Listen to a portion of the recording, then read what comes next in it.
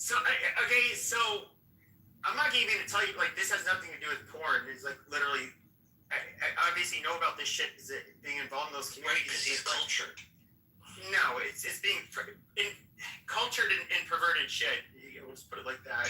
I would hardly find it cultured, but no, there is I would say most men they lean towards the dominant role with women, but you have a fairly large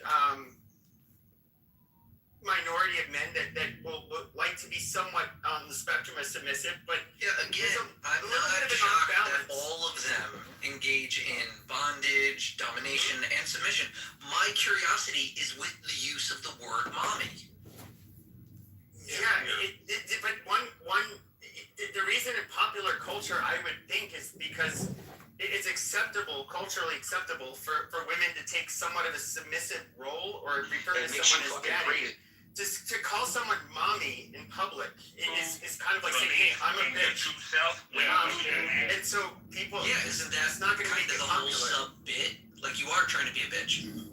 Yeah, but you don't want to do that publicly. Most people don't do it publicly. Yeah. Okay, so you're saying it's possible that in these dom-sub dynamics, many times they are saying mommy, but it's like private and they wouldn't say it. Can I just make an observation? That could be. Yeah, please, anything. This is super gay. This is like an extremely gay conversation. Very homophobic. Not that there's anything wrong.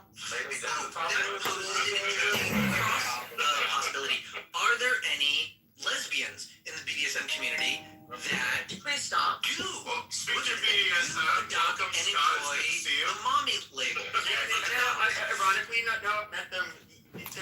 Almost anything you see that exists in the heterosexual community also exists with them. That's not. But again, you're missing the question. The question is, Let's get some more men to talk about the lesbian. Yeah, I have a lesbian in the room. Right. Is she a sub or a dom that can opine as to whether the lesbian Jasmine, go for it. mommy? Go for it. So no, I'm not here for proper lesbian. I enjoy Tell us about your lesbian experience. I don't even want to talk I don't about want to talk about it. Zero. Half the room will be masturbating or something. Yeah, we don't need I think it maybe makes the women uncomfortable about having kids. Quite half the room. It does make me, it is uncomfortable. Sexuality is kind of a private thing, and not everybody is comfortable talking. So Morgan Bergen, who just joined us, said I'm gay. So, hey Morgan. Yeah, I'm a little bit more open, so if you can ask me The anything. gays are fine with daddy. But I'm not a spokesperson. You're not. Well, none of us are. Are you like unofficial? No, I don't. Okay, Morgan, have you ever interacted with Just know, Morgan, everyone here is probably going to be jacking off. I don't know. I'm sure. We're all different. You said that the gays are fine with zaddy, right? Or daddy? Only around other gays. They would never say that shit in front of fucking straight males. That's okay. You're I don't being so think that's gay. entirely And I am a spokesperson for dirty old men. Rabbi, can we go through the list of who you think is actually jacking off? Yeah, really. We'd like to hear that. I'd rather Maybe not. she's describing herself. I'd rather not.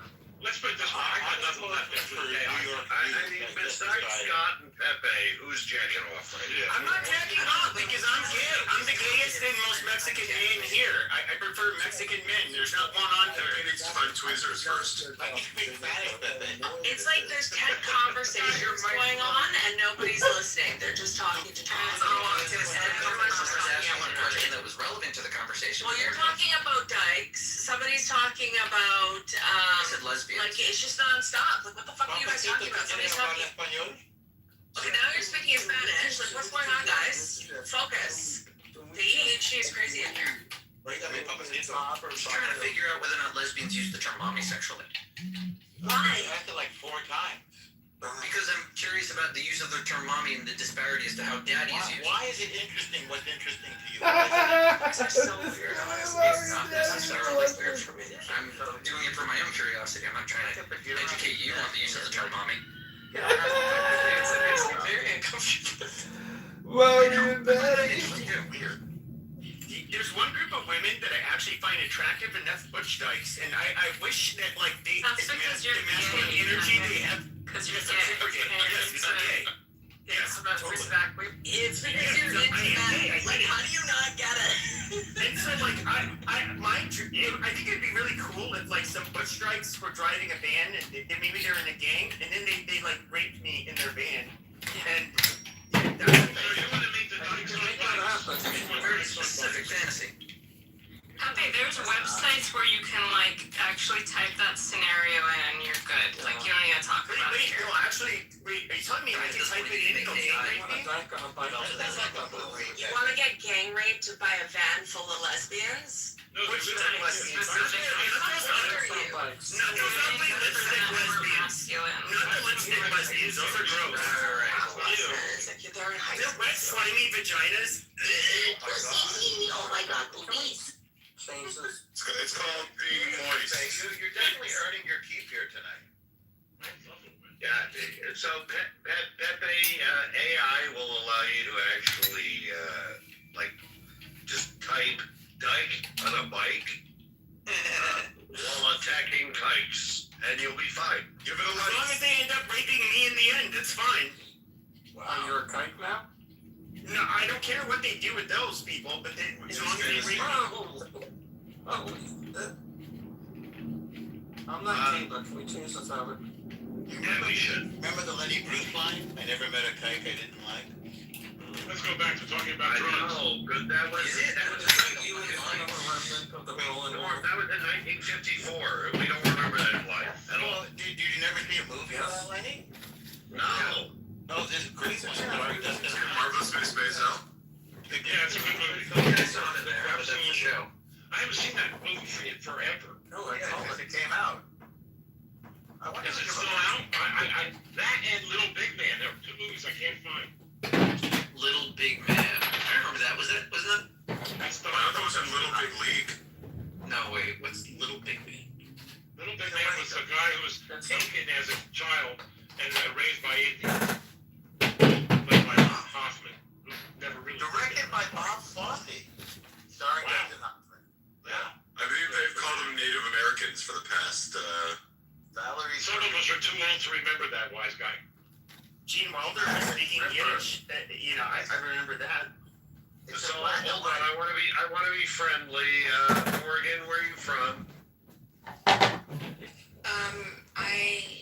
I'm evidently from Wichita, Kansas, United States. Cool. That is evident. You're right. Evidently? I would not have expected that.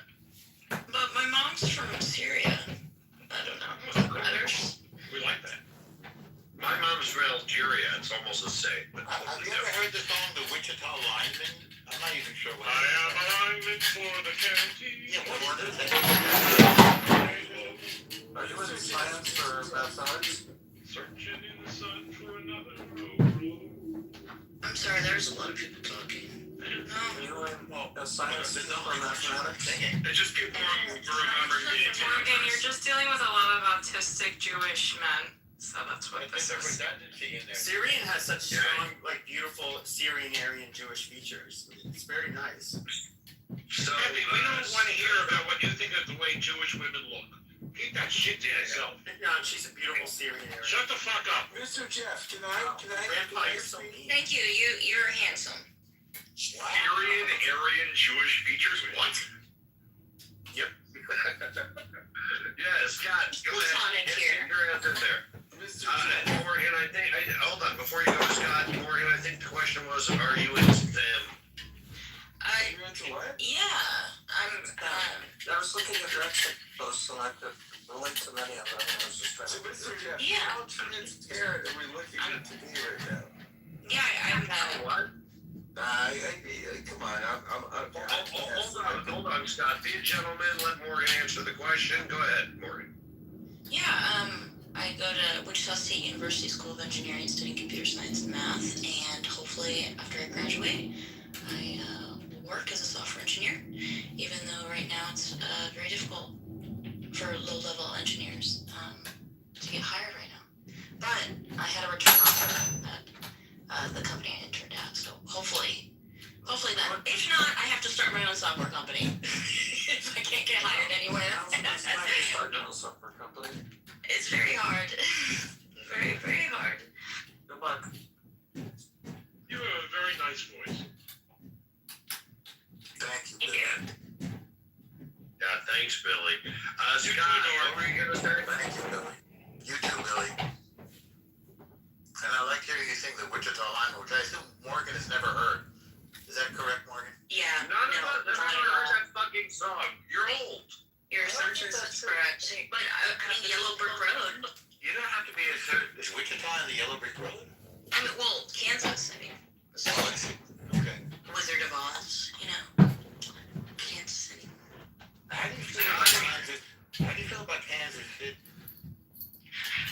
Isn't it weird that the big one is in Missouri? Yes. It's very strange. Yeah. The big one. I've never been to the. In Blazing Saddles, is it what they true that when he said you guys sound like a bunch of Kansas City faggots when they're singing? I've always wondered where that came from. Yeah, what does that mean? Tell us, Morgan. I have no idea. But like faggot, if you look at the etymology of it, I mean, in Britain, you say faggot, it's a cigarette. It means like a kindling of fire. If you look at it. Bundle of sticks to put together. Yeah, so flaming faggot. It's almost like fascism too. It's like it's weird. Isn't that redundant? Well, yeah.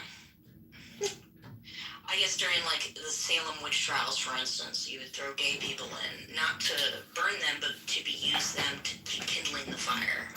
If that makes sense. That's true. That's why the saying is like flaming faggot. But that's not really. I don't know if this is an accurate like historical thing. But if you look at the etymology, flaming faggot. I've been called a flamer my whole life, and I did not know that that's why they called me a flamer. That's interesting. Well, they probably didn't know either. I had no idea. But that's just Slang control. is arbitrary. So. Are you coming out to us, Pepe? I don't know where you've been. I've dated super Earlier in gay. this conversation. I'm the gayest man on the fucking app. Like I'm. I don't know what else to say. I think you're trolling. No, and what's funny is women like to say that I'm an incel, but no, I'm the most degenerate gay man. I'd like to say you're an incel too, actually. Yeah, I mean, That's weird. Norm MacDonald who was saying, I'm a closeted gay man. Then someone says, you're gay? He says, no, I can't say I'm gay. I'm in the closet. oh my. Are you a closeted gay man? No, I'm already out. I came out of the closet. Well, technically, you have to come out of the closet all the time because there's just a basic assumption that somebody's straight. So, like, anytime you go into a circle, I mean, it's an assumption that you're straight. Yeah, and when I come on a dude's face, I came out of the closet quite literally. Okay. Well, I that think was we were straight. closet at the time. Okay. Came onto him while he sat That was a outside. bit graphic. Well, after Grandpa, I'm sorry, and maybe that was very inappropriate, but after, Billy, I clutched my pearls, and I was just, like, amazed. I was like, oh my god, this guy, what he's saying, it was just so, I don't know, I blushed. It was When just people have we have Pepe around, this is why we have him around. Because he's very creative. I thought, Pepe, you were, when I saw your profile, I was like, I thought you were so straight. I was like, oh my god. Probably because of the shirt. Probably because your shirt is undone. I was like, oh my god, this is like a He's as straight as type enough. alpha male. That's the problem with me. I'm not one of the, like, a lot of gays have, like, really good taste and style, and they're very good. They're very, like, in a weird way, they're, like, eloquent. You know how, like, a lot of the gentrified parts of the city, they tend to be, like, they end up having these little lounges, these museums, all of that stuff. I'm one of the, the outfits, yeah, in the gay community. I stand out. I'm not that cultured. I'm dumber. And Just straight acting. yeah, and so, I just, I wish I could dress like a gay guy. I get clowned. The gay community always makes fun of me because I don't dress it. They say I have poor taste. Well, you need a little bit of the queer eye for this. Are you saying that your gay friends make fun of you for your fashion choices? And they make fun of me for everything. Because I'm a pariah in the gay community. Oh, they just don't like you, Well, no, they say oh, we kind of like you, we like your butthole, but we don't like you. Ow, not much. Oof. The first series of that. Literally. Only you. What did you say, Jacob? Your friend? Carson Christie, the guy I worked with, Ralph Lauren, was the. I remember that name. Yeah, he was the funniest in the first iteration of that show. It's like the big blonde hair or something. Yeah, blonde hair. He did the fashion. He was the fashion advisor. Yeah, I remember people being puzzled, like, what is the story with this show? But it was a big hit. Well, I'm gonna tell you what the story is. The story is the story is not nobody give a damn. What story did nobody give? You're having trouble following the conversation. Excellent contribution, Jacob. I'm mean, this tutorials, nobody gives a damn. No, I beg to differ. Thank you, I have to Jacob. say, so I really have to Hey, say. Maggie. Yes. No, Jacob, shut up. Jacob, Maggie, shut you up. lost, baby girl. Jacob, please be quiet. I'm talking. Alright, go on, mommy. I actually, this conversation is actually very interesting. I really I agree with you. you embrace your like inner you. I mean, I think that it's only like up from here.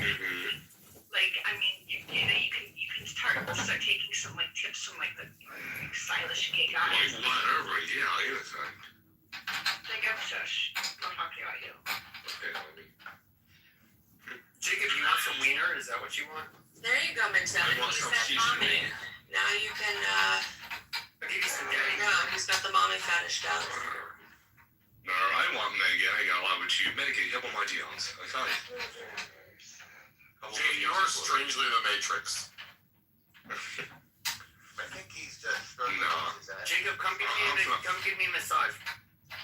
I'm from the hood. Son, I'm give a me a monkey massage. ass nigga. I like it when you play rough. That's actually pretty hot.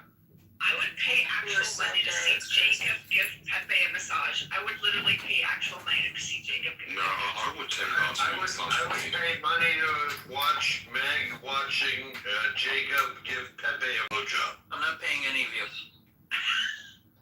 I would actually pay. I would pay Pepe and Never see Jacob any of you ever to again. give each other blowjobs. Meg, I would pay anything to get that ass you got in you. No. Sorry, I Why not? I think I'm not like gays with you. Jacob, where are you from? What's your accent? From the hood. From the hood, yeah, from the hood. Where? From the hood. South Africa. Which one? Down the Bronx. Okay. Okay. That's where my dad grew up. From Bronx? Yeah, you don't sound. He's not from the Bronx. Yeah, you're I'm not from the hood, down the Oh, Bronx. it sounds like like you're like gay. Eastern European or some shit. I could be No. wrong. No, he's from the UK or He something. sounds like anyone trying to affect a gay accent. People never. Hey, Maggie. What about his? Oh, I remember Well, I this think- guy. I think I'm the one with Maggie, though I did not see that face. But I think she's beautiful. Okay, I hear Trying to do an accent and failing to do it. What? What is that, nigga? Experimenting with accents. No, You don't sound American when you say any of I told you I'm British. That has nothing to do with the accent. What I'm saying is that nobody gives a damn. Robbie, are you still here? Oh, yeah, okay. Nobody gives a damn. If I had AIDS, I would be passionate. Oh my God, you are so gay. Can you just come out already? It's I am gay. I said I'm the biggest all gay the guy in the fucking innuendos are Jesus saying. Christ. Who's gay? Who's gay? Yeah, If I'm not gay, can I pay you to suck my dick? I'm not gay, but I talk about sucking dick all day long and how much I love men. Like, good God, come out already, PP. You like sucking dicks? Talking about. I am gay. I said I'm the gayest man on the app. What the fuck are you talking about? You are not Okay, like, just get your ass blown out and call it a night. I think it'd be a really hot fetish to get AIDS just so I can give it to him. Hold on, nigga. You like sucking dicks? I mean, you could do that if you really set your mind to it. Wait, hold on. You like sucking dicks? You like sucking dicks? I just want to get There's some. in no world, in no planet, are there straight men sitting around with other men on the internet talking about sucking dicks. This is not You something say you straight like men sucking do. dicks. Okay, I'm so sorry You say to you break like it to you, sucking but the dicks reason because why you you're don't like online to get connecting with sucked. other men and talking about sucking You say dicks you want is sucking because dicks, you're secretly maybe. bisexual. Sucking So dicks sorry is to break that to amazing. you. Shut up. I know where Jacob's from. He's You from. said you like He's sucking from dicks. Istanbul. He's from Istanbul. You like sucking dicks. I want one to How do get you know that? From his PTR, it says Mac Fit in the background, and that's the only place those gyms are from. Yeah, but you guys have small wieners. Like, you guys are the least attractive. Like, when men Yeah, he's from Istanbul. Talking about Texas. I'm living there. It's so gross. You guys under-deliver. You talk a lot big game, but you guys have little wee-wees. I do not like being around your people. Like, That's twice now in 30 seconds. Maggie. You're so I said I'm gay, Yasmin. There it goes was You bad. are definitely far from the gayest guy on the app, but I think there's Maggie, nobody gives a damn about what you're saying. Couple my DMs equal. Oh, good call. I care about what Megan's saying more than what How do you give a damn? more than what fucking Pepper you're saying. What the Okay. fuck is going on here? You want Jacob, you want just a what, you second. want to give me a blowjob too, bro? What's up? No. How about the fuck you get the fuck out of this room? Hey, bro. Let Megan speak before you let your weird sexual shit propagate into fucking You should really talk to someone about your list. Jeffrey lost the room. Hey, Maggie. Where did Megan go? Also, Jacob, He's in you one of the should others. work Why on not? your You think you did some work on your fucking I mean, you're talking to me, which is rude because I was already talking to somebody else. I wasn't expecting somebody to be talking to me. All I was saying was that Jacob should really work on his. I don't give a damn. That's like stupid. I think Try you harder. damn. Do better. I know, that's like lame. That's the height of what you can say. I do not care. That's stupid. I agree with Big Zed. I can't believe I have two Middle Eastern studs that they're probably not studs, but I'll imagine they're studs and they're gonna suck my penis together. Oh, shut up, Pepe. What am I, chopped liver? Norm, I have a type. I'm bored by all this, you guys. It's too much. Even some of the Anons have left. They're so bored. Yeah. I'm about to go to sleep. This is beautiful. I think There's still like 5 left. That's a lot. Very popular. And 2 of them are John Kitover. I was sure the app got us out when we were talking about sex, so they sent a bunch of people to us. Sex sells. There's at least one person I have blocked in the room. I think I'm ready to become a lesbian. Is that how it works? Yeah, I think so. Have you looked at statistics? I really think this is it. I honestly think this was the push that I needed. Yeah. Is I need This to. is it. I mean, I didn't even need to do anything, so. There's no recruitment program. I think it's kind of sad if your choice for lesbianism comes out of a disdain for men. So I thought it was interesting. So like The number one That's driver. kind of crazy that they're so disappointing. Well, whatever. I think that's like a sad I think I'm way to gonna live your sex life. yeah, but with lesbians, they actually have the highest domestic violence rates. They have the highest divorce Oh rates. my God, here you go with your statistics about lesbians, guys. Like, what is Absolutely. going on with you? So, it's Are you very, okay? very big in the far-right Groyper community that Pepe comes from. Are you guys okay? So So, but, well, no. Are you very well socially? Sure. So they're saying that this has more to do with wrong with you guys? more to do Why with. are you so weird and awkward? Why It's so funny. Why can't you just be Oh my normal? god. Yael, did you get high again and you're just asking rhetorical questions to yourself? Yeah. No, we're just being normal. Have Yeah, we're normal being conversation. normal. Lesbians and statistics and beating. No, we're talking about this has more to do with Normal conversation. people of a My certain. God. Yeah, this has to do with people of a certain sex, not necessarily their sexual. So if you have, if you look at domestic violence rates, they're the highest amongst lesbians. The divorce rates are highest amongst lesbians. If you look at heterosexual couples, the divorce rates are, at least so far, I don't know how they can gather this data. Gay marriage has only been legal for since 2013. Yeah, everybody knows that lesbians beat one another up. Thank you so much for stating the obvious. That should be people have known for like fucking a decade. Yes, Lesbians get into physical fights. that's No, not. thank you. Okay, all right, this is so low IQ. No. So when it comes to even the divorce rate, it's you see also like heterosexual couples and then homosexual couples. Lesbians have high divorce rates. I look at a lot of shit, and of course, the statistic that's been known for a long time is like homosexual men have the highest rate of casual sex. There he goes again, talking about gay men. Sure, and then you have, and then lesbians end up having the least. Well, because it kind of shows there's a real fucking difference between men and women, and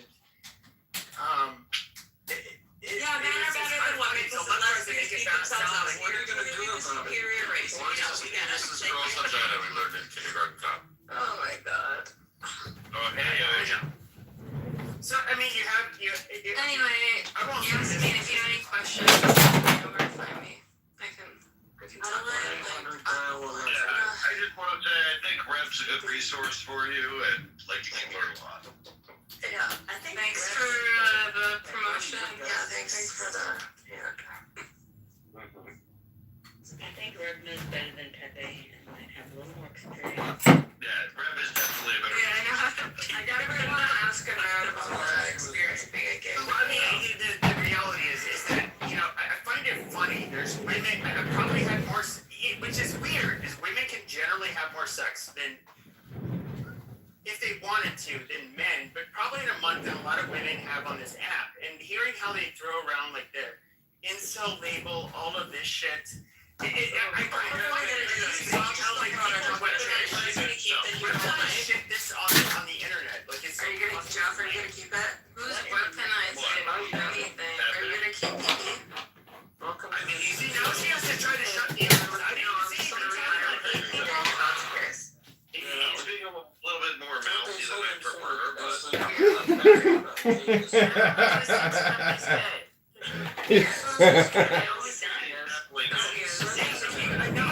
I get on the app. They do it in rooms all the time. Yeah, because he's. I've told Abby, I'm gay. I'm the gayest man on the app. Like it doesn't matter. Then why are you so familiar with lesbian world? Okay. I understand that you have bad hacks that Sit in a room and listen to this narcissist just. okay, there she goes. Crazy There she little goes. lies. Somebody else talk, please. I don't want to, but somebody else. Yeah, no. People should stop asking questions then. Yeah, but she wants to be the center of attention, but nobody finds her interesting. That's I kind know, of the I'm hard part having for a her. joint, and I'm gonna get into bed, but anyone else's voice would be great, thank you. Amazing.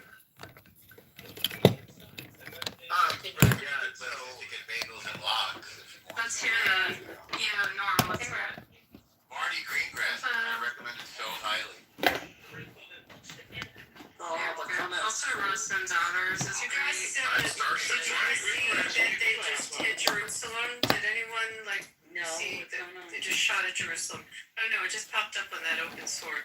At the old I didn't mean city to or? bring the room like into a downer. It doesn't sound like David Downer. Serious question. Do you guys actually? I'm being sick. I really don't know. Do you guys think they want to hit? You know, Those fuckers, they want to hit. They would hit the fucking Alaska. do not care about If they could. Yeah, that's what I'm asking. That's not a holy city for Shia. It's not Do you think holy they would with them. hit the Holy Sepulchre? They did it for Holy Sepulchre last They hit the Holy Sepulchre, and they're aiming for.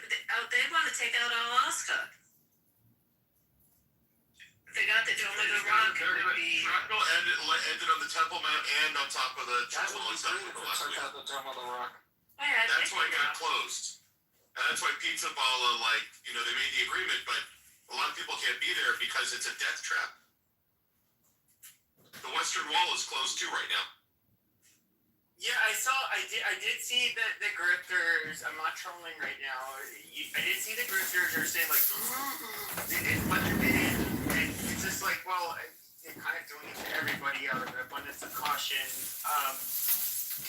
I saw a lot of fake pearl clutching over this, but I can understand why some people were kind of, they're a little upset about this.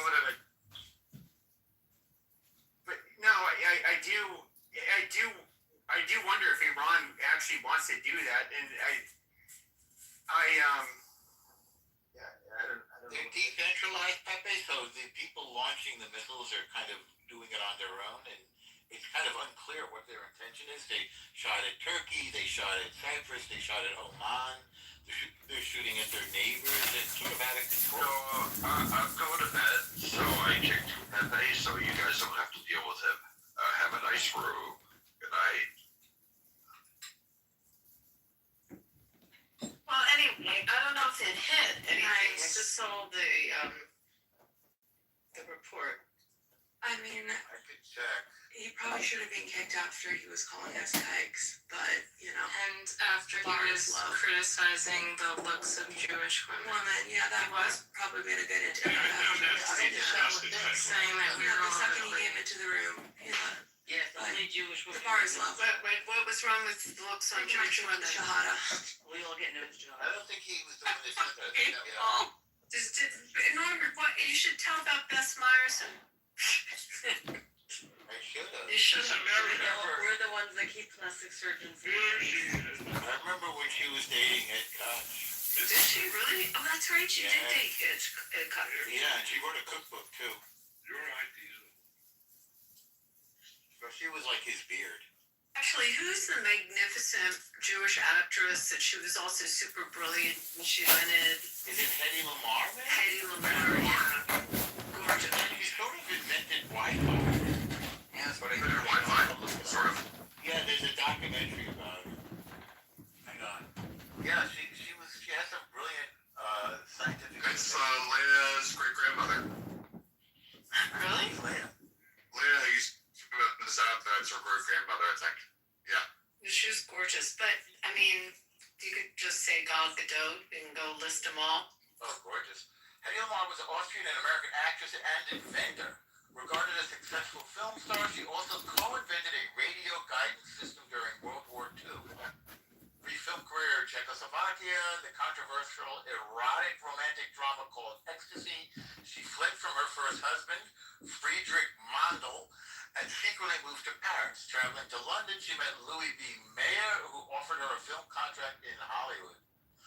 Born November 9th, 1914, died January 19th, 2000. She had a good long life. She showed me the schlepper when she met Louis B. Mayer. I mean, that probably helped on the career. That's pretty wild, though. Really pretty pictures of her with pearls and nice lipsticks. Very pretty. And she invented a radio guidance system. I mean, talk about an overachiever. Oh, by the way, Scarlett Johansson is Jewish, speaking of beautiful Jewish women, as is Natalie Portman. Wait, was Elizabeth Taylor? As is Abby and Remy and Elle and not Elle. Yasmin is also Jewish. That's right. Beautiful. Another great beauty. Oh yeah. Not that I know exactly what you look like. Yeah, no, I'm actually really fat, guys, and short. And the people that have met You're a short life, fat they're all guy. lying. We can tell from your personality that you're beautiful. Definitely. Ugly. Very ugly. And short, apparently. 4'11".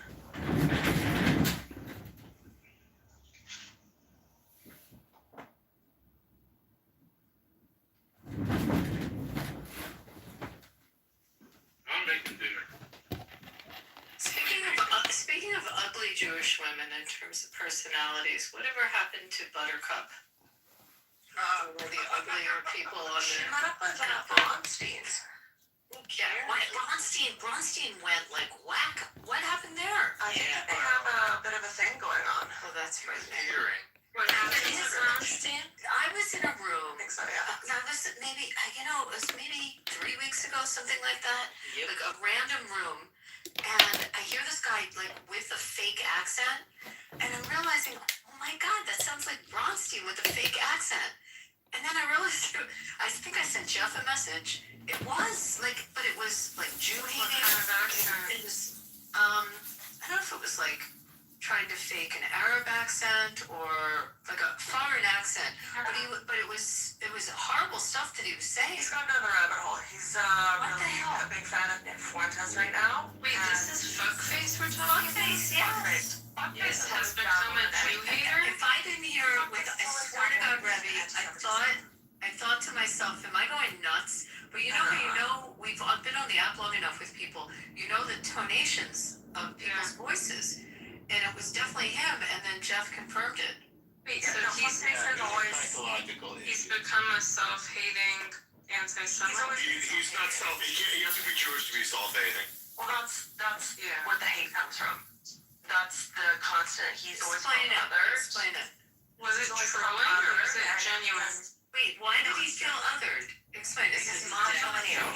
Because he's He's patriarchal. matrilineal, and so his entire life and identity as a Jew is not complete. So he has this like harbors this resentment. This is not new. Like 5 years ago, Mixed was talking about how the Holocaust. This is not new. Not Mixed, sorry, Bronstein. Sorry, Mixed. Bronstein was saying this. Yeah, he's always dabbled in it, but he's gone down a real deep hole right now with Nick Fuentes and Myron Gaines and all these people online. He's really enthralled by it. I mean, the stuff he was saying was shocking. What I was hearing. Why? What did you say? It was kind of, it was real hatred, I mean, the stuff that we're used to hearing, not from our own community. Yeah, Like Pepe. yeah, Like Pepe when he doesn't know what's being watched. it was bad. No, Rothstein is like crazy. Buttercup reinvented herself as a generic PTR with the name CH as her clubhouse. I was surprised to see her in one of the hater rooms. Abby, Pepe was in here calling us kikes, so yeah.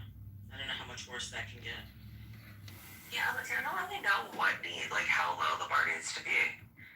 It's very odd, and I get it. There's an entertainment value, but at what cost? How low are you willing to go, and how much self-respect are you willing to give over to somebody to make jokes about kikes on a stage full of Jews? I was watching an interesting TikTok from this ex-Mormon guy who's pretty good at breaking down social issues. He was trying to unpack the recent court ruling about addiction with smartphones. And he tried to, through his TikTok explain how it is addictive. And one of his explanations, in terms of your question as to why we allow Pepe around, is that society is extremely bored, all of the time, today, more. He tracked it by looking at the use of the term and the ancient words they had for it, ennui in French, and there's a different one in Greek that they used. And he explained what some of the psychological and physical results of boredom are, and how it's actually kind of like an uncomfortable triggering that causes a person to reevaluate the meaning that they have in their life. Mostly when they don't have the energy to keep going. But then he explained that one of the techniques people have to regain focus when they're simply depleted, not smartphones per se, is aggression, trolling. And the internet is particularly useful for that. So if you happen to be bored and you're trying to entertain yourself, listening to and engaging with someone that you hate is a good way to fuel your interest in continuing and not being bored. So that's why they keep Pepe in. That's crazy. That's really a crazy theory. Yeah, I mean, I like it. I always love conflict. I like listening So to what did we do? How did that act out before there was the internet? Take that same theory. Okay. And act it out. He addresses that. He says back before the internet, there are a few different meaning factors that people have in their life, like family, religion, community, friendship, and he touches on a couple of them, just to lay the analogy. And he shows how the style that people had for working and operating together for most of human history was very labor intensive, very community centric, usually very religiously informed, and very friendly. So they had these techniques that were exhausting them throughout the day, and then they they didn't have as much boredom. Boredom would still come. They discussed it, and they criticized it. They thought that it would cause sin because it was a bad feeling they didn't like. But mostly the boredom increased as we got wealthier and more comfortable and gave ourselves more options. Right? As we have more options, one thing is you have meaning in your life, whatever path you happen to be on, but there are still other meanings available to you that you can feel that you should be exploring.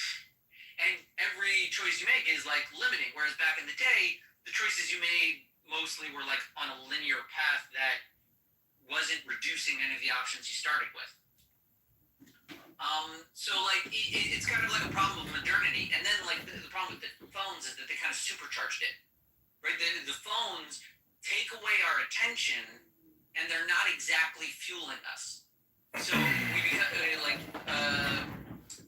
meaning, I forget if it was the fuel or the labor, but like we're not expending all the energy when we're using the phone. It's distracting us and pulls our focus, but it's not any contribution to our like overall meaning goal, and it isolates us, pulls us away from the family, from the community, from the religion, and then you get bored faster because of the meaning the different meaningful things in your life. That's like the fuel for you to keep going and pay attention. But if you're given this like sort of cheap sensation that doesn't have like a true meaning behind it, like your phone then becomes closer to you than the family, the religion, and the community. The amount of fuel you're able to gain from returning to that well of meaning is less. So you end up with less fuel to engage in effort and to focus on things, and you pull yourself back to the phone, creating like a cycle where you get less energy to engage in more meaningful things and more energy to engage in the non-meaningful things of the phone, which then make you more bored faster. It was an interesting video. His name's Johnny Harris.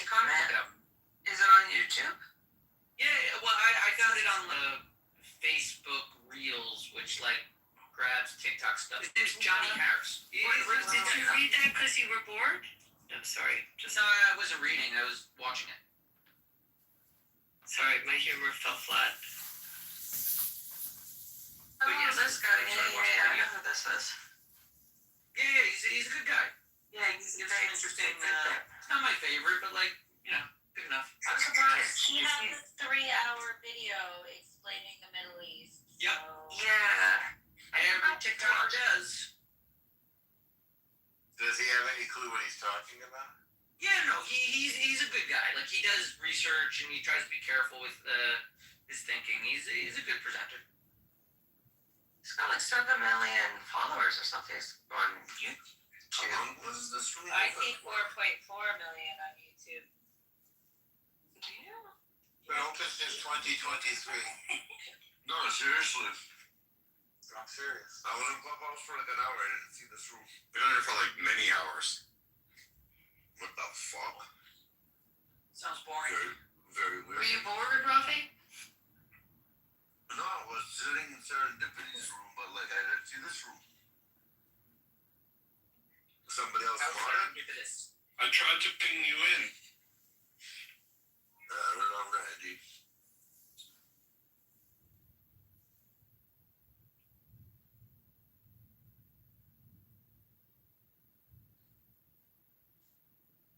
I was gone. Was Pepe kicked out of the room?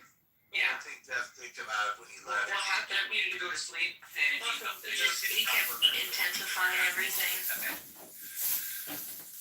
No, he was just being Pepe the whole time. He was pretending to be gay for a while. Which I guess found that entertaining. His pretend. Exactly. Morgan, was that your first time talking in Gary's room? I guess so. Yes. I mean, I spoke because it was a subject I knew about. It was talking about the SAVE Act and whether it's a good thing or a bad thing. And different people gave their perspectives on it. So I talked about the signature issue because I did poll watching and there were 15,000 signatures that they couldn't verify in Nevada because we don't have voter ID. So it's all by signature. And the younger generation, I mean, I say younger, the real young generation don't have signatures. They registered to vote on the DMV with an electronic signature, and they don't really sign their signature. So it was a problem with verification when they went to vote because things weren't matching. It's like a whole generation that doesn't use cursive and doesn't sign. So it caused, in my state, it caused a problem. And 15,000 votes is is like how our governor got elected. I mean, it could swing an election. So anyway, that's what I talked about, but it was the SAVE Act today. But Morgan spoke. I never heard you speak before. What was the SAVE Act again? The SAVE Act is the voter ID. Save America from what? From itself. Non-citizens voting. Oh, it's a voting rights act? Yeah, no, it's not voting rights. Voter registration. Voter ID. Oh, And okay. it polls about 75% of the country, even maybe greater, are in favor of voter ID. Like voter ID is actually very popular. But Pushback come from the pushback, Democratic elites that want illegal votes? yeah, most likely, but it's also people claiming that it's discriminating against minorities because they can't find their birth certificates. Okay, they claim that. Is that true? Well, the whole issue is that everyone has some kind of ID. You can't fucking go through life in America. You can't, if you're a smoker, you can't buy a pack of cigarettes, you can't buy a bottle of booze. In my city, you can't walk into a casino. I mean, you know, you have to have some kind of ID, even if you don't drive. I mean, old people that don't drive anymore still have some form. They get Social Security, so they had to have some way to identify themselves. But the argument is that it's discriminating against minorities that don't. Yeah, but they're mostly just like saying that to stop it from happening. That's not a good argument. I agree. Well, I mean, I think it's a solution to a non-existent problem. If you see Right. the rate of non-citizen voting, Well, it's exorbitantly minuscule. It is with the actual voting, but the problem is, Morgan, is The lawsuits. the lawsuits and the registration. They may not actually vote, but what I was trying to explain, and I live in a state where you get registered to get, you know, your driver's license. But what I was trying to explain, and there were a lot of people, they didn't check it. So I don't think these people were actually going to vote, but they got a ballot in the mail. It arrived at their house. So, you know, the question is how many broke the law or didn't. This is funny. I'm talking about this. My girlfriend just walked in the house, who's a member of Congress. You want to hear a response? Yes. I don't know if she'll talk. Say hi for me, Abby. Yeah, I'll say hi for you. Suze, would you be comfortable? Can I ask you about the SAVE Act? Do you want to talk about it? Did you just give us, the SAVE America? I'm in a room with some people. Abby has assembled a No, small I press think conference for I you. can't do this. But I'll get you the answer on how yeah, go ahead, wait, hold on. I'm gonna mute for a second. Wait, all right, go ahead. Do you want to say something? Well, I'm all for voter ID, but this is, like, first of all, most states have real ID. Real ID doesn't even count. Military ID doesn't count.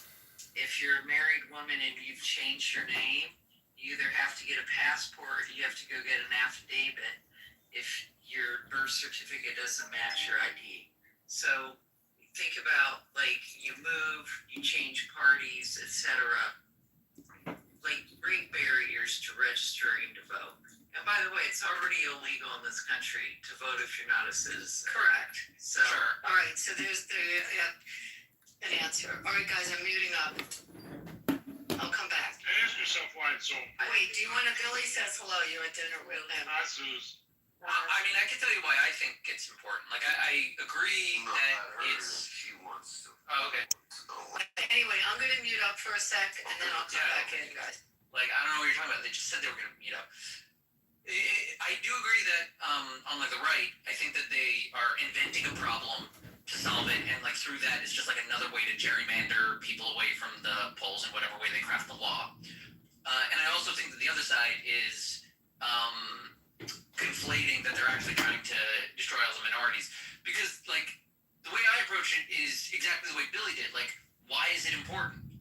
Because it's the foundation of the democracy. Like, we should actually have standards. Like, if we're gonna have standards for owning a car, license to car, ability to travel outside of the country, just seems to me we should also have some regulatory body establishing, yes, these are all of the people, they can all vote, this is how we verify this is the person that voted for that, and thus we have a democracy. We've had a democracy while we've had mail-in voting the whole time, but Trump wanted to attack it, even though he used it.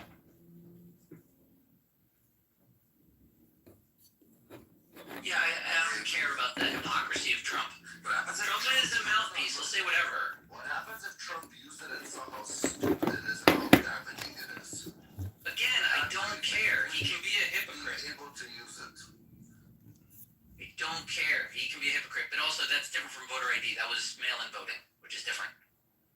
Voter ID is simply saying that, you would have regulation, some regulatory body checking all the voters and confirming, which would really be cutting off what I think is the real issue, is all the endless lawsuits after important elections. No, I sue you. Those votes are not good. We're going to open them up again. And then I'm going to appeal that decision. And then the Supreme Court's going to say George Bush is president. Congratulations. I'm lost. I have a complaint. This is random. My complaint is there are too many data centers, and there will only be more, and that sucks. Anyone have anything to say about that? Well, if you have to pay for their electricity, you're right, that sucks. Why do you say there are too many? The environmental implications of building data centers, whether that is on the surface of land or it's an ODB, an orbital data center, where they launch miniature satellites that facilitate They're building data centers now at the bottom of the ocean to keep it cool. So I think, if I understand you correctly... Environmental implications is the main concern, and it's... Okay, so it's not so much too many data centers, it's saying too much environmental impact from the data centers. Caused by the total amount of data centers. Right, but if I develop technology X that turns the environmental damages down to zero, you have zero objections to infinite data centers. I guess what I'm saying that now, I guess I would say the classical, in terms of classical computation, And you don't, are you saying that they're going to shrink and the infrastructure is going to be built? and you don't want to share No, I'm not opposing anything. I'm more trying to isolate your main concern, which seems like the environmental impact. And I gave that as a hypothetical, because innovations happen. They develop some amazing, environmental impact down to zero, or maybe even, let's say, net positive. Let's go crazy, right? If they do that, then you're saying you have no concerns. Meaning you're not against data centers, you're against environmental impacts. Yes, I guess, but that's kind of skewed. But I guess, yes. I'm not saying, meaning, the essence of your objection, I agree with you that the technology is important. Sure. It's requisite. And there are different, could potentially be better. They don't exist. And so for what currently exists today, is just destroying the environment, right? I hear you. I mean, it's just mining. It's just using more cement, more raw metals, and putting that in ecosystems that exonerate any habitable life, and additionally for humans as well. The biggest obstacle towards people being against Israel or Jews is that Jews make themselves hard to not like. Right. So let me jump in really quick.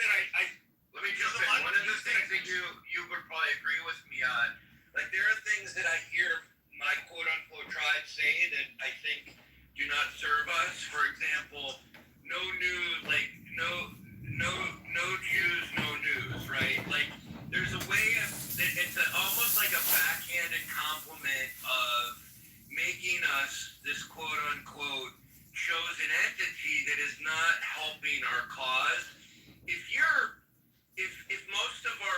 our population was comprised mostly of highly impoverished people, it would be a different story. But it's hard for people. There is resentment in a class. There is a resentment toward a class of people who are overrepresented in some areas, and that doesn't mean that they should be targets. By no means am I suggesting that. agree. It doesn't make it easy for us to go out and say, poor me, or we're struggling, or we're targets when we see news stories of some of our members, like Jared Kushner or whomever, who are not representing us best. Now, me just saying that alone has a bit of an, I suppose, anti-Semitic flair. It wasn't intended to, but I try to be as much of an outsider as possible because I didn't spend my whole life. I grew up, as you guys know, around in a Jewish community, but I didn't spend my whole adult life there. So I think I don't have a better perspective, but I have a different perspective. And if I were to say one thing slightly negative, I would be crucified, which reinforces exactly what I'm saying, right? Like I can't. If I'm trying to be honest about things that I see and authentic, I will be crucified. No, I see things like pretty much the same way you do. And I like you. I think you're a very honest person. I'm not like. Here's the weird thing: is like I would never tolerate people abusing or terrorizing Jews or fucking with them or any of that shit. Like I'm totally. But you do have. But it's just like one of the things is kind of like okay, Israel has been. This is one of the problems I have with Trump. I think he's the one president they have that they realize he could be the last president for many years, or perhaps the last president ever that will be as pro-Israel as he is, and Israel's they're gonna utilize him for whatever that he has, and and we can look at the people that are close to him. I don't need to name the names, but I just feel like it's I don't know if it's even necessarily the best interest at the end of the day. Can I offer another example? So like my brother was in town from Miami, and he's not like he's too busy with his kids to ever get in these kinds of political conversations. Like it wouldn't even occur to him. But he heard someone say something about he heard someone mention something anti-Semitic to somebody else, and the way he responded to it, I just talked to him today. It just was part of a lunch. We were having lunch, and it was like, oh, that's not good. Like he didn't take it like he didn't jump out of his fucking clothes. I'm not saying that his style is appropriate because he's not necessarily as informed, maybe. But the people that are on Clubhouse are particularly sensitized. And then when you see it in the media being reinforced all the time, we think that it's like this topic number one for everybody. And quite frankly, it's just not. Like, even people in the Jewish community, only the voices that we hear. Like, I'm on Facebook and I see people going nuts out of some, oh my God, something anti-Semitic, and they flip out. But I think most Jewish people aren't that engaged, right? And it's this group that's so sensitive that sometimes that's not helping, right? I have a question. I have a question for the room.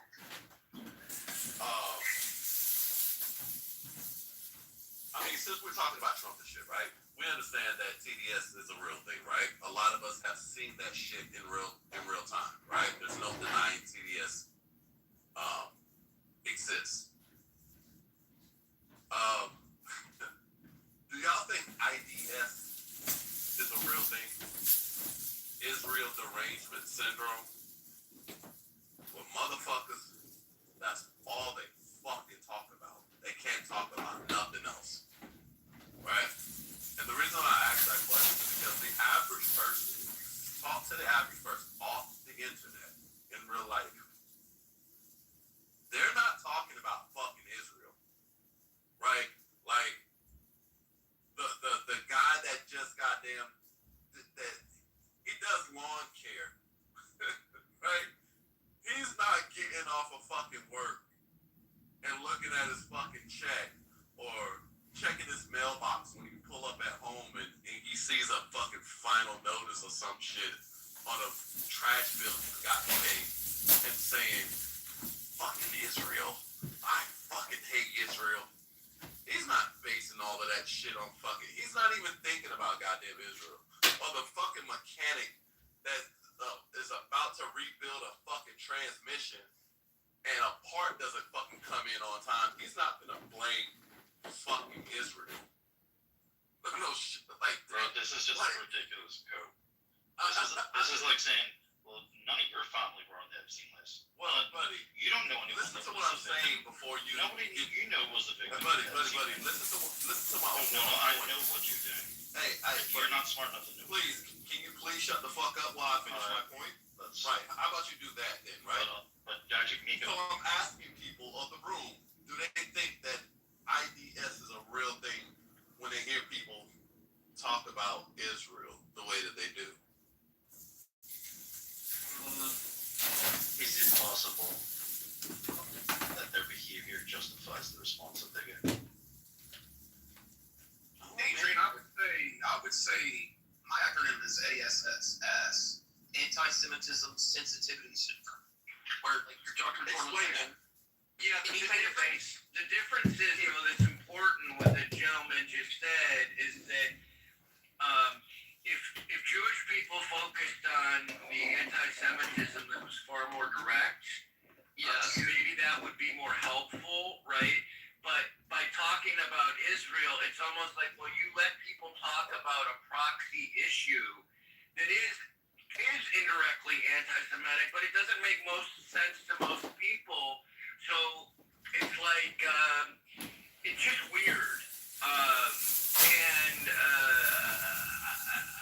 I'd rather people have the argument about like the outright anti-Semitism that's very direct and targeting Jewish people, because it's like then you can actually have the argument and have the game. But when you bring Israel into it, it really complicates it. Yeah, so like Ema having questions about Lebanon, people being displaced, Pepe having concerns about how the war started, me asking questions and then being labeled a Jew hater, that's from that sensitive, like, but there are people that are anti-Semitic for real. But yeah, focus on those people, those are the real ones.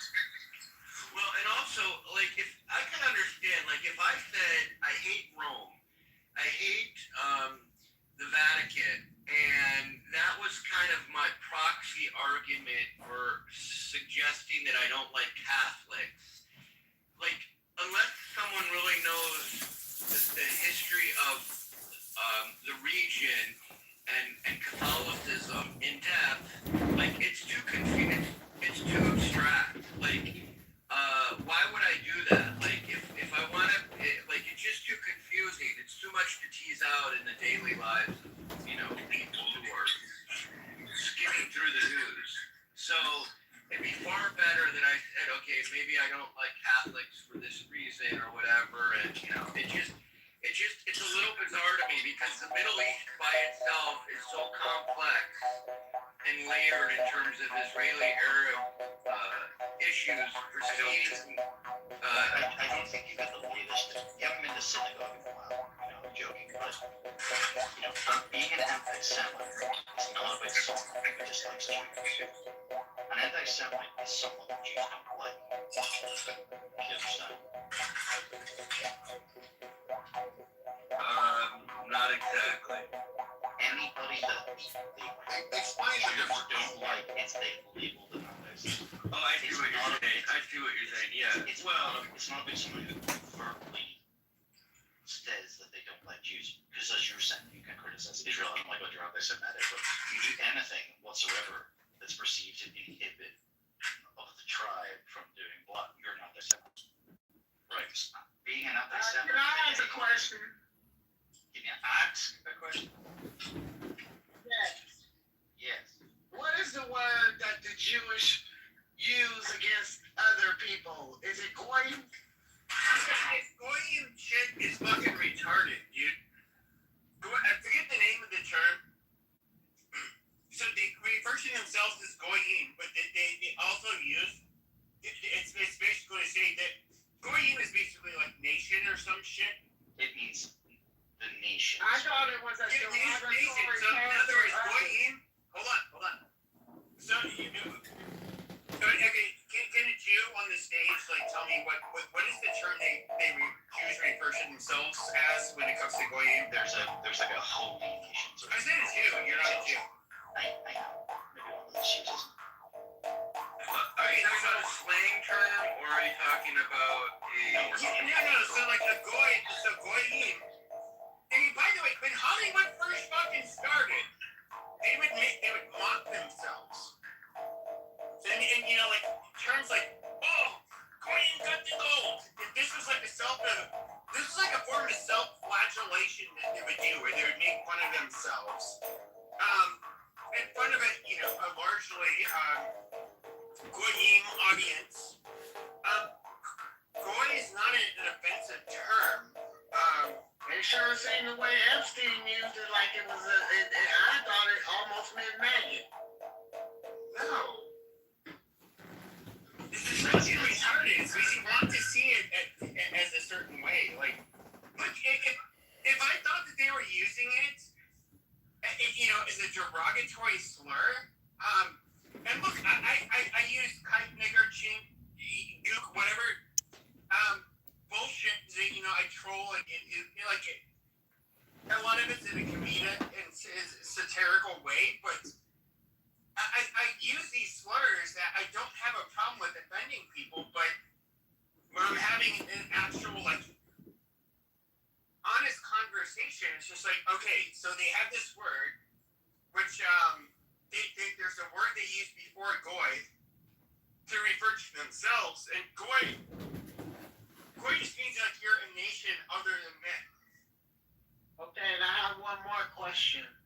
They believe in the same God as in the Bible, correct? Or not? We are here in the United States has the top tier in terms of technology and weapons manufacturing, and I understand that there was or is, I don't know, the Treaty of Non-Proliferation for nuclear weapons. I don't understand why that couldn't be expanded to missiles or interballistic missiles. And I know I don't know anything about the complex geopolitical stature of every country working together, but if you don't have the supply, it's kind of hard to implement anything. But I just think that's just my take on it. It's highly incentivized. The economy, I mean, all of these contractors are highly incentivized to just get a contract. I mean, there are people that's their only job. Anyway, I digress.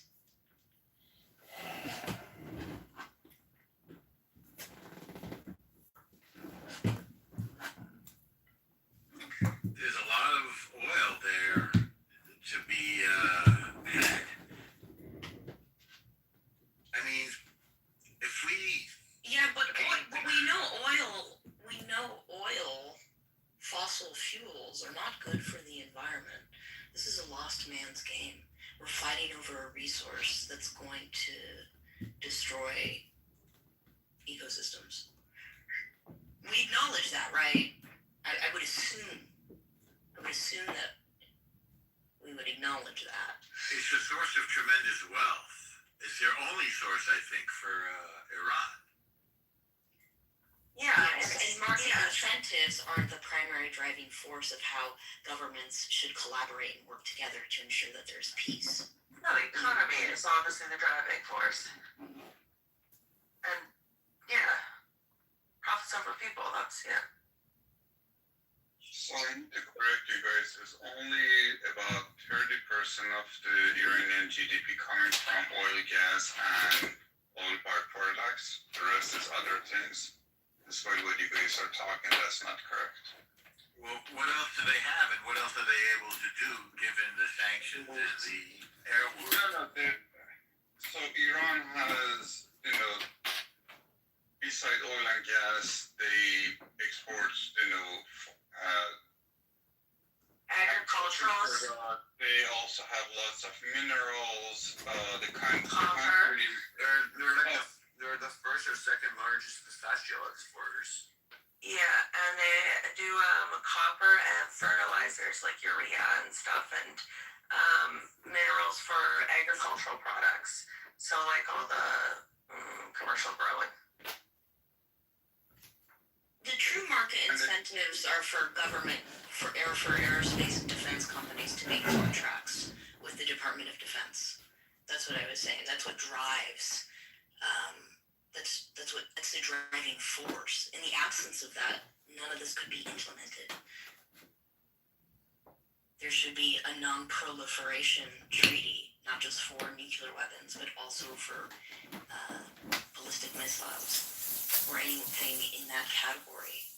But that's all missiles it's not, what you're saying is not correct. Ballistic missile is not, it's under any sort of, international limitation. There's nothing like yes, that's what I'm saying. There ought to be. There is not. That's the point of contention. That there isn't. We don't even. I don't know if the International Atomic Energy Agency I don't even know if it's still true that we have the non-proliferation of nuclear weapons treaty for the United Nations, because I don't know where the United States even stands on that, or any other country for that matter. And that ought to exist, because it doesn't. Right? I mean, I It's think good, but also we have to be realistic in that our values and how we see the world is not universal, and to expect other cultures and regions, and I don't know if this is gonna sound rude, but I'm from this region. It's not everybody's on the same board. Not everybody's on the same page. We're not even writing the same book. Half of the world is watching a movie. They're 200, but they're 295 or 195. That's a large margin. I think 195 countries, and I don't know how many are member states of the United Nations. But that's the gold standard. That ought to be the gold standard of every government coming together in one organization to democratically vote for the world as their citizens did for their country. The countries need to represent the world in the United Nations, right? I believe in sovereignty and individualism. I'm not so much of a collectivist and global. I do believe that countries can retain their sovereignty and their laws and have the autonomy to manage and govern their own people as they see fit, within reason, obviously. But I don't actually think that the UN is the gold standard, and I don't actually think that there should be a global governing body that has any jurisdiction within the sort of borders of a sovereign nation. I mean, the Paris Climate Agreement, you wouldn't say that is a collaborative effort that the world, that countries need to collaborate together to ensure that something like that maintains pace, even though we're at a very different from that Paris Climate Agreement. No, it's still getting warmer. I mean, we're gonna have 2 degrees Celsius in the next Morgan, I live in a country that bans plastic straws, but is also ironically the largest producer of plastic straws. So Canada, we sell plastic straws to the world, but they're actually banned here because of the turtles. So it's just, we're told in Canada we pay carbon taxes, but our government is also building a gas pipeline across half of this fucking country and destroying half. So what the fuck? Why do we care? Why do I care about the turtles if my own government doesn't? I really don't. I'm not gonna lie. I really don't at this point. I just feel like it's all a little bit of a grift. Most of the United Nations countries are not democracies. They're mostly totalitarian dictatorships or despots. There's one country, that's the United States, that's defending the idea of the rule of law, the freedom of the waterways, as we're seeing right now, the freedom of the internet. The world financial system is completely run through the United States and its control. So all of these things that we value, that we take for granted right now, are being defended by the Wait, I mean, only adversary is China. okay, And the thing we did in Venezuela, and the thing that we're doing in Iran are both directed at one adversary only, and that's China, to impede their access to oil, which they need and which they can't produce enough of, and to prevent them from expanding in Asia, which is their intention. This is all about the United States defending its hegemony, which I think is a good thing, by the way.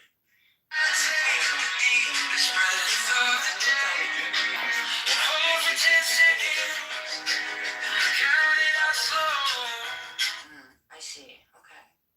Esoteric. I guess my standards are low. But there's 175 member states to the UN. I mean, Yeah. United Kingdom, you say that's a totalitarian. No, not Europe. You're saying the majority. Then you have to say that the majority of countries in the world. Right, are not Because- democracies.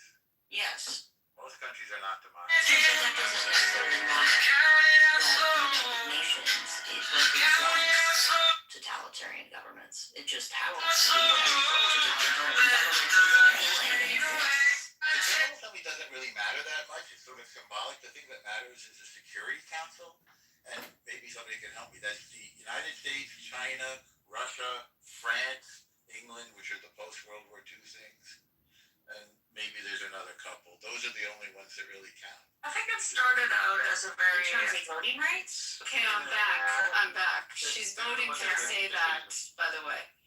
Wow! We probably won't be able to know what her name is or anything. No, but I don't think I want to say it. No, of But course I don't not. know. Let me think about Anonymity that. is Okay. important. No. I mean, no. It's fine. I mean, she wouldn't have talked if she needed to be incognito. But no, I will tell you. Her name is Susie Lee, and she is a Democrat here in Nevada. And she's a great congresswoman, like just great. So is Billy still in here? No, Billy met her. Anyway, I'm sorry, I didn't mean to interrupt, but that was kind of funny. Does she have a Mac or a Windows? This is random, but I feel like a lot of government officials primarily have Windows computers. No, whenever I've been with her, she's been Mac and Apple stuff. So I don't know what she has in her office, but I've seen her with Mac stuff. I don't know what they use in, they may use something in the Capitol that's different. Maybe the operating systems are different. So I might have to plead ignorance on that. But I could tell you what designers she wears. I mean, that one I could. Who does she wear? It's a question of we're looking at the dresses or shoes or anyway. Dresses and shoes. She's very Man, funky. man. She dresses in beautiful clothing, but it's usually with like a funky, fun edge to it. Yeah. Does she have a Anyway, Tumblr? what did you guys decide on the SAVE Act? I'm in favor of it. Morgan, did they convince you? Oh, I think there's a consensus amongst. Voter ID is what everyone's in favor of, but it's kind of like I understand the issue that we don't have a lot of non-citizens voting. So are we? In the argument she was saying, are we fixing something that isn't an it? And on the other hand, it's the kind of going up to the polls and not having identification most of the country is uncomfortable with. So I don't know, we'll see how this all shakes out. But it sounds like the Dems are split on it. We were talking about nuclear non-proliferation, Abby, and I was pointing out that right now, this is not about nuclear non-proliferation, or about sort of values. Welcome to Mayor Kitover TV on Ice. 10 years ago, like climate change. This is now about American hegemony and which I support, to be clear. In terms of defending the world financial system, the freedom of the waterways, the rule of law, um, the internet, which runs through our oceans, the flow of oil, and it's about the competition between the United States and China. And both Venezuela and Iran are in China, well, Venezuela was, and Iran is in China's camp, and we want to change that balance of power by getting control of Iran and making it our friend instead of our enemy.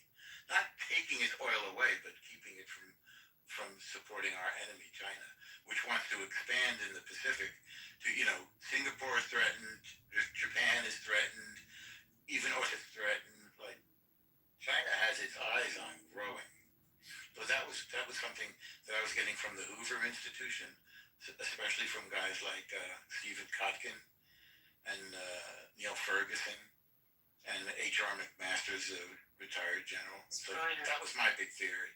Huh? But don't you also think that it goes back to just basic history of our country, and we can go back to the Barbary Wars, or just our need to not control, but protect the free flow of commerce through the world. And I mean, that's like, our friend wrote a book about it, by the way, called, it's a very long book. I'm just going to warn you, it's really thick. It's called Power, Faith, and Fantasy. And it's the history of the United States in the Middle East. I like it, but it's a little rambling. Nothing is going to ever compare to the Six-Day War. No, I know. But I mean, the point is, our country's history has been policing those trade routes and policing. I don't want to use the word policing, but it's kind of what's coming in my head. But it's protecting is probably a safer word. So it's not securing it, but it's not new for us. And that's the part that when you hear all the arguments on this, I mean, you just think that people study U.S. history. I mean, it's just been there throughout. I mean, he highlights throughout the years as we've sent forces in or we protected those areas. Well, weren't the Barbary Wars kind of about that too? Well, yeah, they were taking European and American sailors as slaves to North Africa. That's what started the Marines, and that's where you get that song, from the holes of Montezuma to the shores of Tripoli. They were taking our sailors to Tripoli and enslaving them in the late 18th century. So, yeah.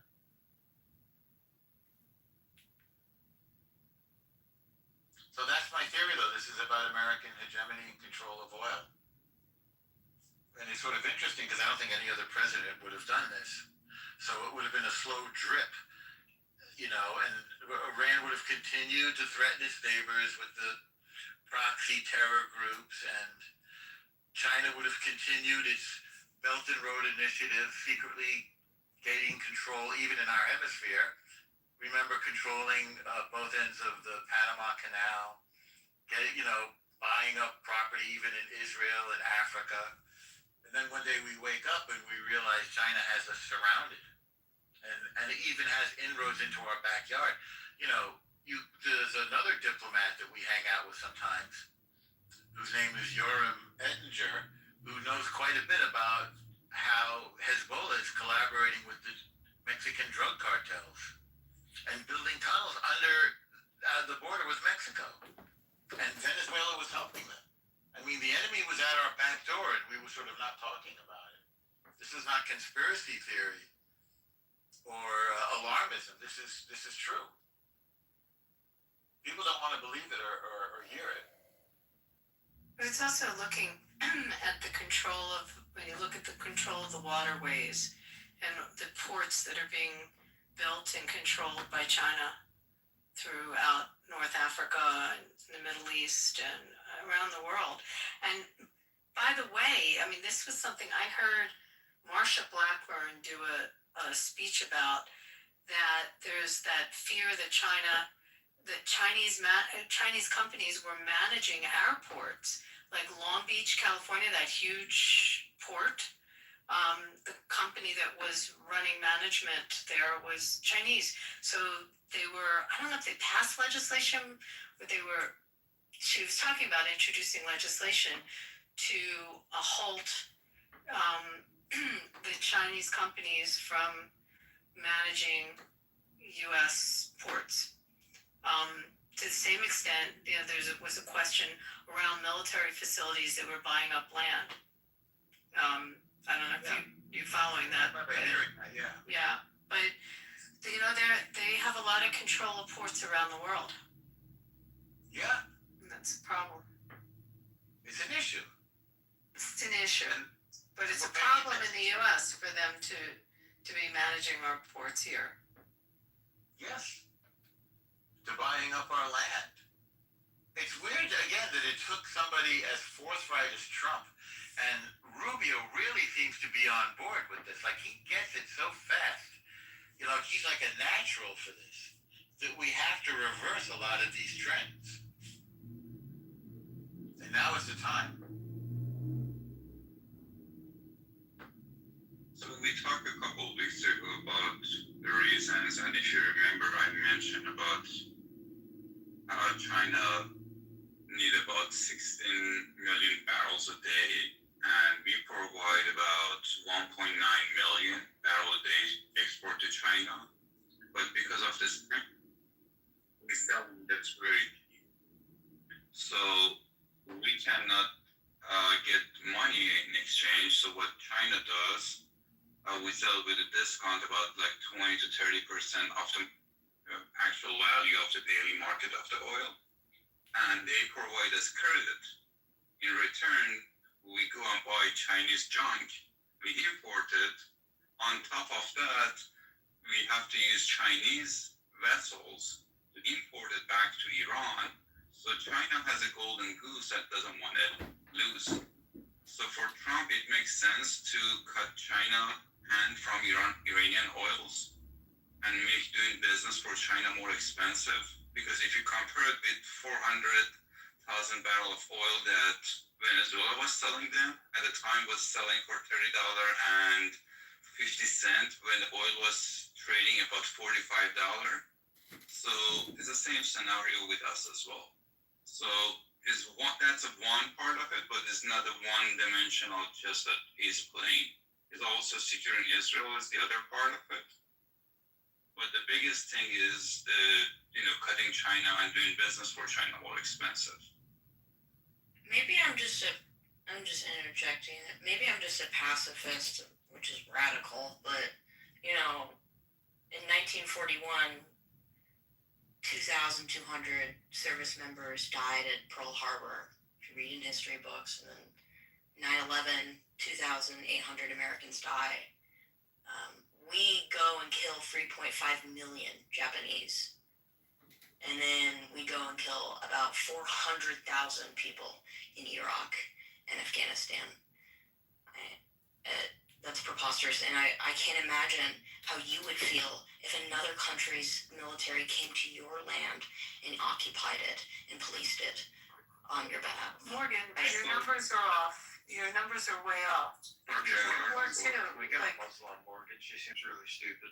Yeah, like more. I'm sorry. I'm sorry. I shouldn't have said anything. I apologize. No. I'm just going to help you with this.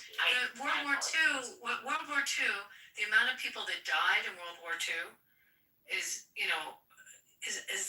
what, 11 million? Someone help me on my number there. Maybe 12 million total in World War II. And so we killed 200,000 Japanese in Nagasaki, Hiroshima to end the war. And how many? I don't know who's doing the cricket sound, but that's so uncool. Must be great. So the total Japanese estimate that I can cite is not 2 to 3.5 million. It is larger than that or smaller than No, I'm saying the total in World War II of deaths during that war. You have to add all that up. And then, to say, well, why did we kill this many, why did this many people die? You're not realizing how many people actually died in that war, how many the Germans killed. I mean, in the camps alone, probably, I mean, there's probably 8 million died in the camps. Norm probably knows the number better than I do on that.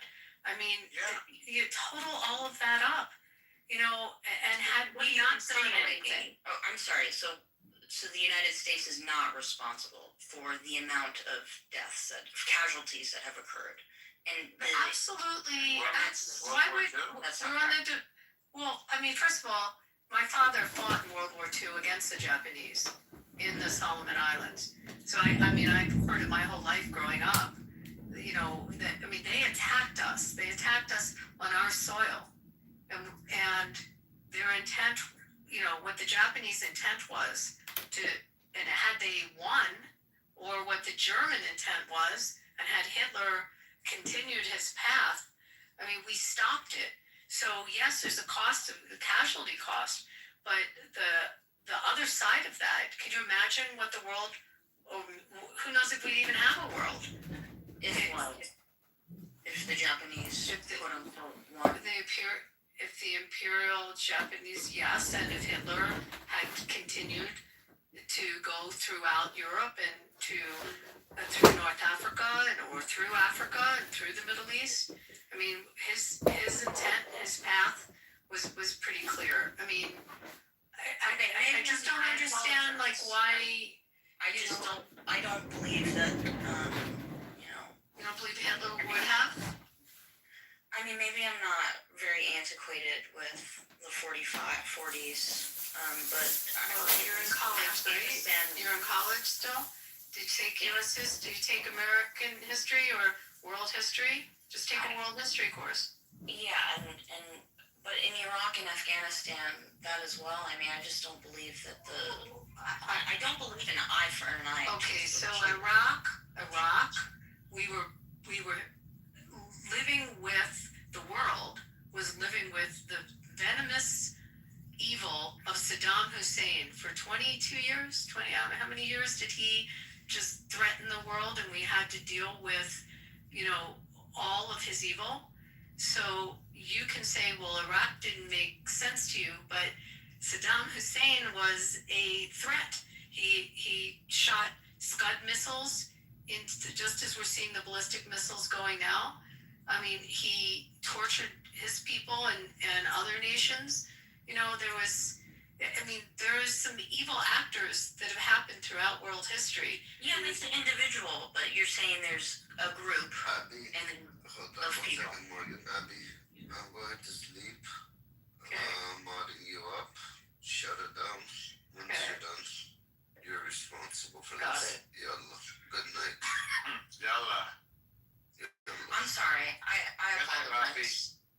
It was good talking with you, Rafi. Assistant Pesach, if I don't see you, Rafi. Yeah. Too, guys. I apologize. I don't appreciate being called stupid, although I didn't call you stupid. I'm not calling you stupid. I'm telling you that someone else did. it's really helpful. I don't want to say this because I didn't finish my enlistment, but I was in the United States Marine Corps, and I have family. I separated because of just ethical concerns. I just couldn't do it, and I have family in Damascus, Syria, and I can't believe organized violence is so large, and I don't understand. Morgan, you have family. Individual to individual. You have family in Damascus, and they lived under Assad, correct? They lived under the Assad regime. Yes. But how evil was the Assad regime, and what he did to the citizens of Syria? Oh my God! Okay, Chemical weapons on his own people. First of all, weirdly, so my grandmother and my grandfather, they supported him for some reason. Okay, but as contentious as that is, but regardless, what country would you designate to come to take any of our presidents that they deem as well, they have tried. Iran had just tried genocide. Iran had an assassination plot against our president and against our members of our cabinet and against our ambassadors and ambassadors from other nations. I mean, we've foiled how many assassination attempts that they had as a foreign government against our president. So yes, it just happened just in our lifetime in the last year. So Okay, well, I'm just trying to say, whatever the solution is you want to say in terms of legislation, public policy, in terms of geopolitical, whatever, minimizing civilian casualties or just minimizing casualties in general should be the number one point of concern. And I don't think that this is the... What would you have done in Syria, Morgan? Like what would you have done in Syria? Iranian point of view here, or you guys want to just talk to each other? Go ahead. You can go right ahead. I'm actually It's not to get a chance to talk while you guys going non-stop, so I'm just. But we weren't actually talking about Iran right now, although the rooms have all been about Iran. Actually, Morgan was talking about other countries. I was just talking about the U.S. military-industrial complex, Lockheed Martin, and the entire force behind the United States military and how extremely large it is. And it, maybe if it's, Morgan, I hear you. I hear you.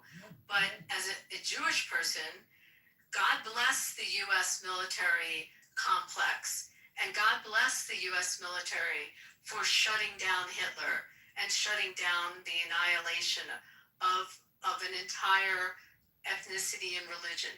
God bless the U.S. military for going and liberating the camps and allowing us to live. I mean, I can't praise it enough. So, I mean, I'm coming from a completely opposite place than you are. I see the U.S. military, I thank them for their service, and they're here to protect, my ability to live freely in this country and have my liberties. Because if it was up to some of the foreign actors, especially those of us who lived through 9/11, we wouldn't have those liberties. They came here to take us down. They came here to destroy us, and they started, right in the heart of our financial district. They hit us in our heart. They were going after, obviously, the Pentagon, and also the Capitol had that plane knock on down in Pennsylvania. So it's not foreign to us. And yes, I'm older. I've lived through all this, but I can't thank the military enough. If not for the U.S. military, we Jews that you're talking to now, or some of us, we wouldn't be here now. We would have been walled by Hitler. I have no argument against that. Let me keep going. That same military, I grew up in Philadelphia. Okay, that same military, we had a revolution, fought for our country. I mean, yes, we all wouldn't be here. There's been a lot of civilians. There's been a lot of humans on this planet that have died because of any country's military.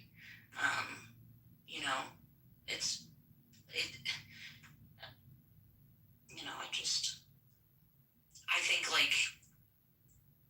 not partaking in. Well, how do you not partake when they want to kill you? I have never had anyone want to kill me. Well, we have. So in terms of luck, Morgan, I'm really happy for you, because from what you say, I understand that you have never ever lived under a tyranny for even one day.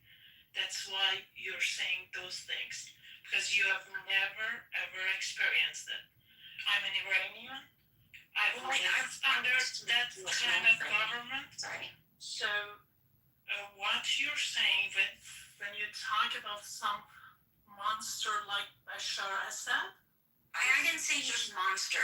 I never said that. No, I said Bashar Assad. I said it. It's a monster. Yeah. But go ahead. Let her finish. Go ahead. You didn't say that, and you just think he was just a president like any presidents.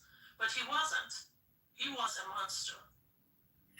But you just can't understand that because you have never ever experienced such a thing.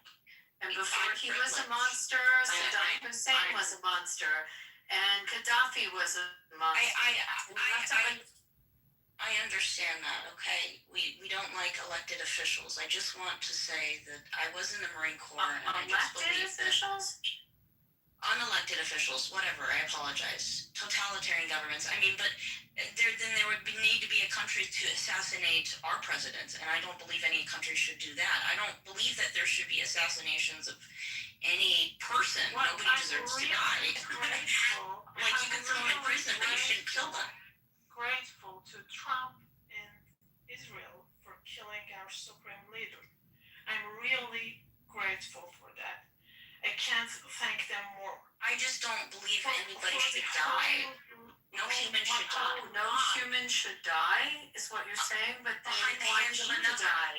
But they want you to die. The killer die. Well, then that's... Do you know? Monster die. Thank you, Masha. Why don't you give her a little I'd say window? imprisonment, Hold on, Morgan. maybe. Masha, why don't you give her a window into some of the lovely things that have happened? No, I don't want to talk about that. Forget it. I'm a pacifist. I don't believe in war. That's weird. I apologize. Too many humans have died in the hands of... What about torture? How do you feel about torture? I'm done talking about this. I'm losing, and I submit that you guys are a lot more intellectual, cognitive. I'm really basing this on just a moral standpoint as a pacifist. Let me explain to you. So in the last 47 years, in my own country, Iran, we have tried numerous times all democratic paths to reform the government, overthrow them, and all we saw was an iron fist. They killed people, they tortured them, and they abused our resources to spread death through the world. So we are a very proud nation. We've been around the world for thousands and thousands of years. We are an old civilization, and for a proud country like us, do you know how difficult it is that I would be okay with a foreign country bomb my country? I just want you to think about it. How desperate. Well, I'm not, I just believe people exist on the planet. Like, I'm not tied to a country.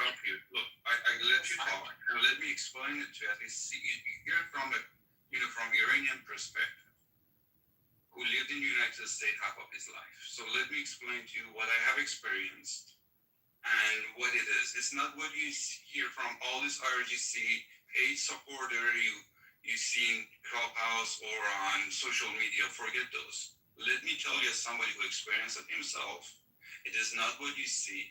It was a very difficult decision for us to let a foreign country bomb us. But we were desperate. We had no other option.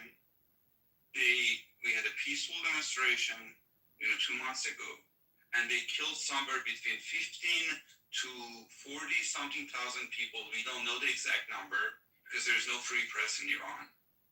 What I would say, if I go with the bare minimum, 15,000 people, unarmed civilian people, young, old, from infant got shot with military grade weapon.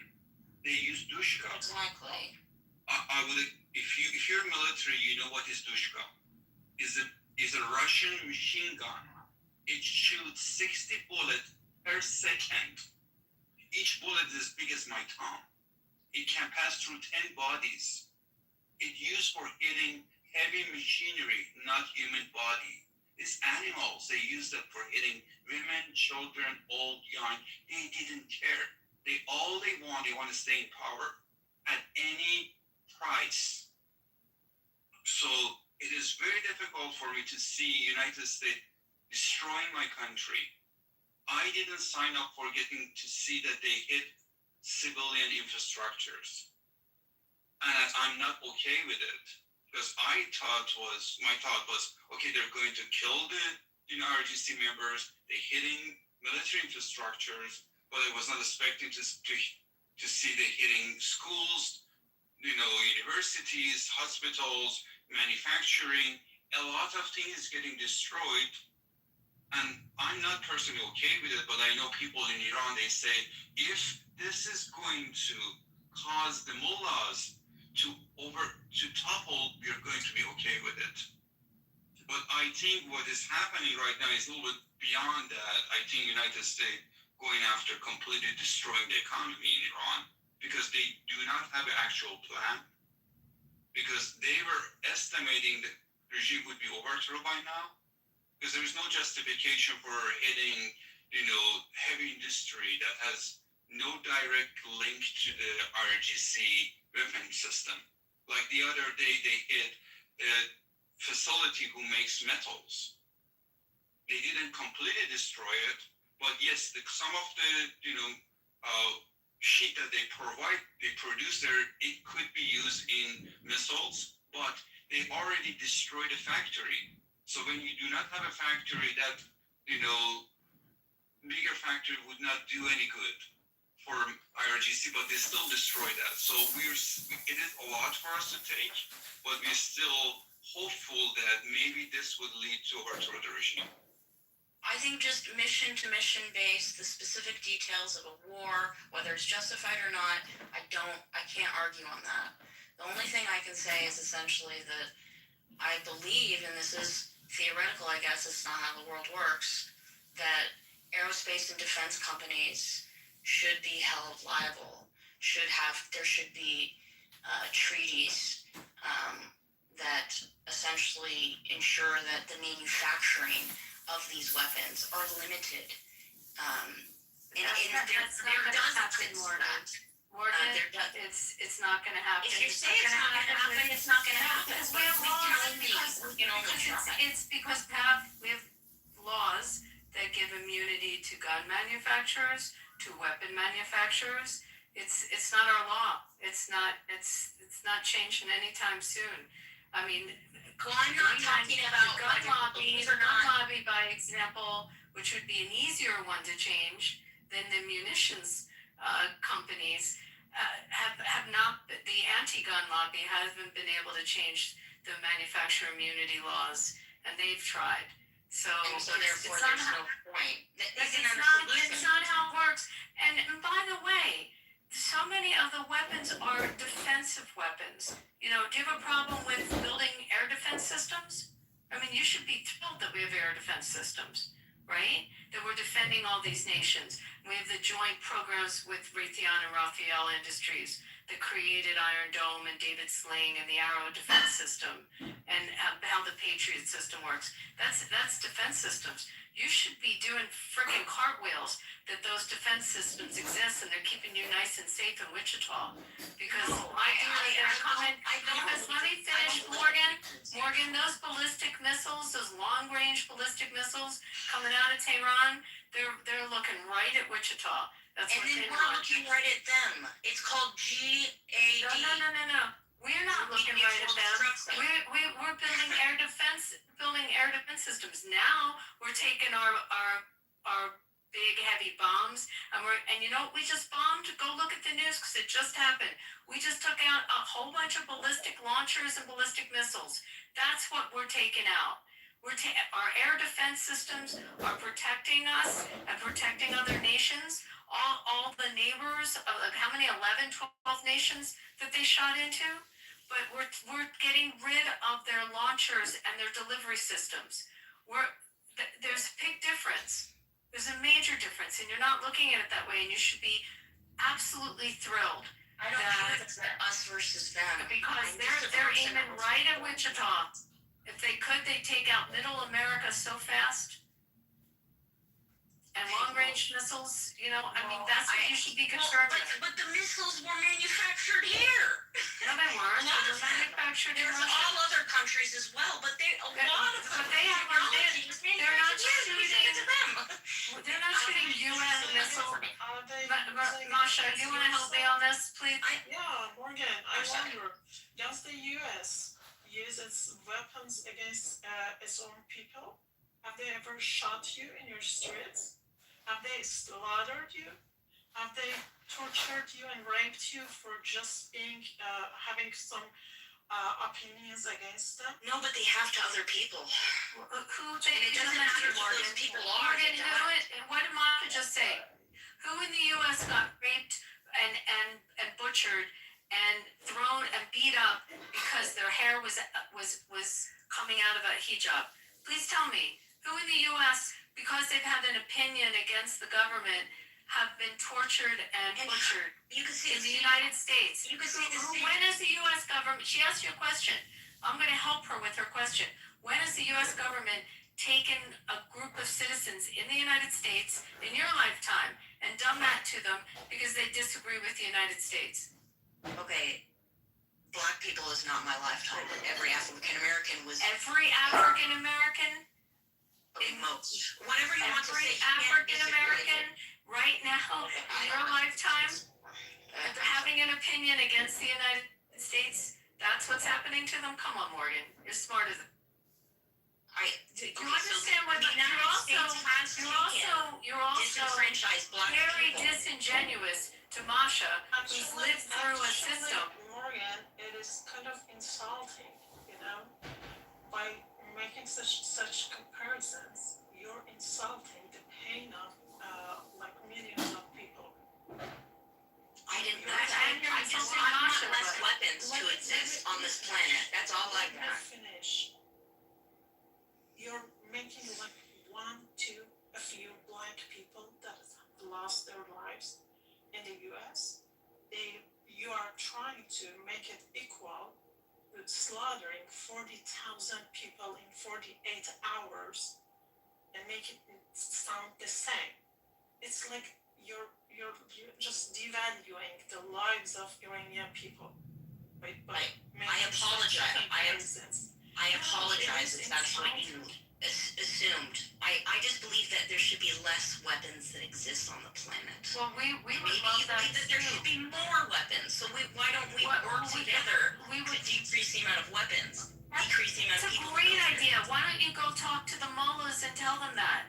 Okay? That's a great idea. But I mean, if we could have sat down with Hitler and asked him to stop exterminating us, that would have been great too.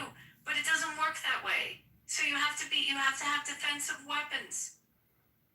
I don't know. Anyway, guys, Morgan, it's been fun. I apologize. No, I apologize. don't I'm a apologize. pacifist. I don't believe in war. I apologize. I'm gonna go. I'm Just sorry. do me a favor, because I was in the Marine Corps. I've been taught shit all the time. It's Jeff's house, so I've got to shut it down. But you're in college. Take a history of Western Civ or a world history class. Or World War II, just there. I was. It's not going to change my ethical stance. I didn't say it was going to change it, but learn it. World history, I love. I love world history. So take it in college. It's great, and by the way, it'll help you in any career you have. I apologize. Thank you.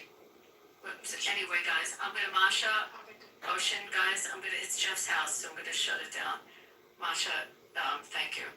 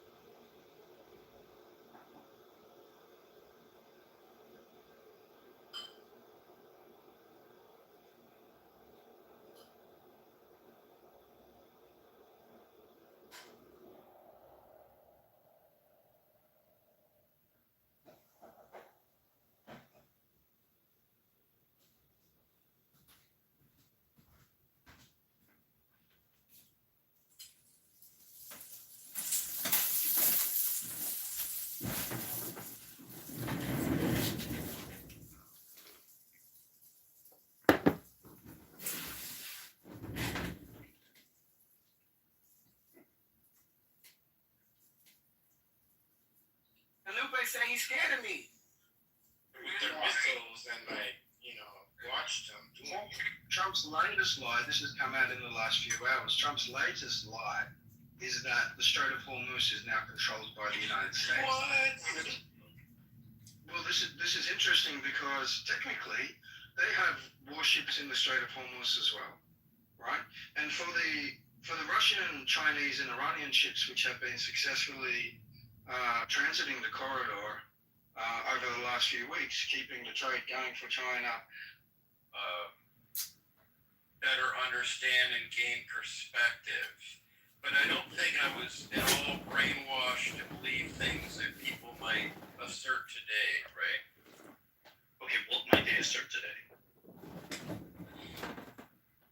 Dr. Jordan, be a little cautious of where he's. Okay, go ahead. You go ahead. We can either have a. We can either stop. No, I'm serious. Yeah. Or about. do you have to? Do you have to engage? Well, Abby can speak for me because Abby's far more entrenched in this. But it's not. It's not about. It's about your understanding. We've had a very. But what I will present is a very naive perspective, whereas Abby is far formed about. That's precisely. I'm looking for the uninitiated.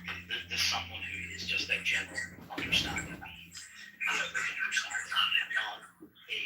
subject matter expert, someone with deep field knowledge, and it's what is that general perception of reality. Oh God, Dr. Jordan, have you ever been called average before? No.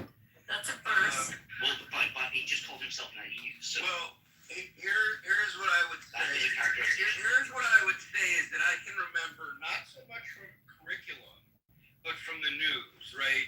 So as someone who was born in the early 70s and grew up in the 80s and was bar mitzvahed in 1986, when I was at kind of the pinnacle of my Jewish education, if you will, I heard about bombings in Jerusalem, but from Hamas terrorists bombing buses in Jerusalem all the time. So for me, and that's evidentiary. I mean, that's evidence-based perspectivism. I understood Hamas and other and similar groups to be very hostile to Jewish people, and I never heard about Jewish people being hostile in the homeland of other people, and that's kind of a pivotal distinction. But I never heard about the Jordanian, like I never heard Jews going after Jordanians, Egyptians, Syrians. I never heard them bombing buses. And when you're a kid and you hear about bombing a bus, you don't even want to go to Israel because you're like, wow, that could be me. So I'm giving you very raw. So did you hear at all about Jews bombing British people? I know of instances where a Jewish population, a radical sect, has perpetrated incidental but important crimes, right? But by and large, weighing the evidence, it's like saying to me, do most school shootings happen in public schools or private schools? And without knowing for sure, my guess is public schools. And that maybe this is a poor analogy, but that model comes to mind where I'm thinking I'm probably safer in a private school. I'm not 100% safe. But when I think about being a Jew in an Arab state versus an Arab in a Jewish state, I think we, by and large, favor Arabs in a Jewish state. And when you talk about the only democracy in the Middle East, even though there are political issues, go ahead. But this is what I'm getting to. I'll let Abby speak for me for now. It's not true. No, he's trying to trick you. That's where he's going. Of course. He totally is. What's the Dr. Jordan, I can hear it, and I can tell by the questions. Well, you have no idea. We've been having like a conversation for 2 days. Yeah, like I can pick it up, like I kind of know how to pick up stuff like that. So tell me then, what am I going to say next? Since you know, I'm thinking. No, I'm not. I'll let you ask all the questions because you were the interrogator. Now you're obstructing. I'm not obstructing anything. Perfectly. No, well then, what are you doing at all? Oh, I don't know. What was your next question? What were you doing interrupting? Perfectly. I don't know, I came in to say hello to Matt and Beaver and congratulate them on their new house. You didn't actually say hello to them. Well, that's why I came up on stage. Guys, this is great. Thank you very much. Everyone needs to follow it and cash in their pink tickets. Please do, thank you.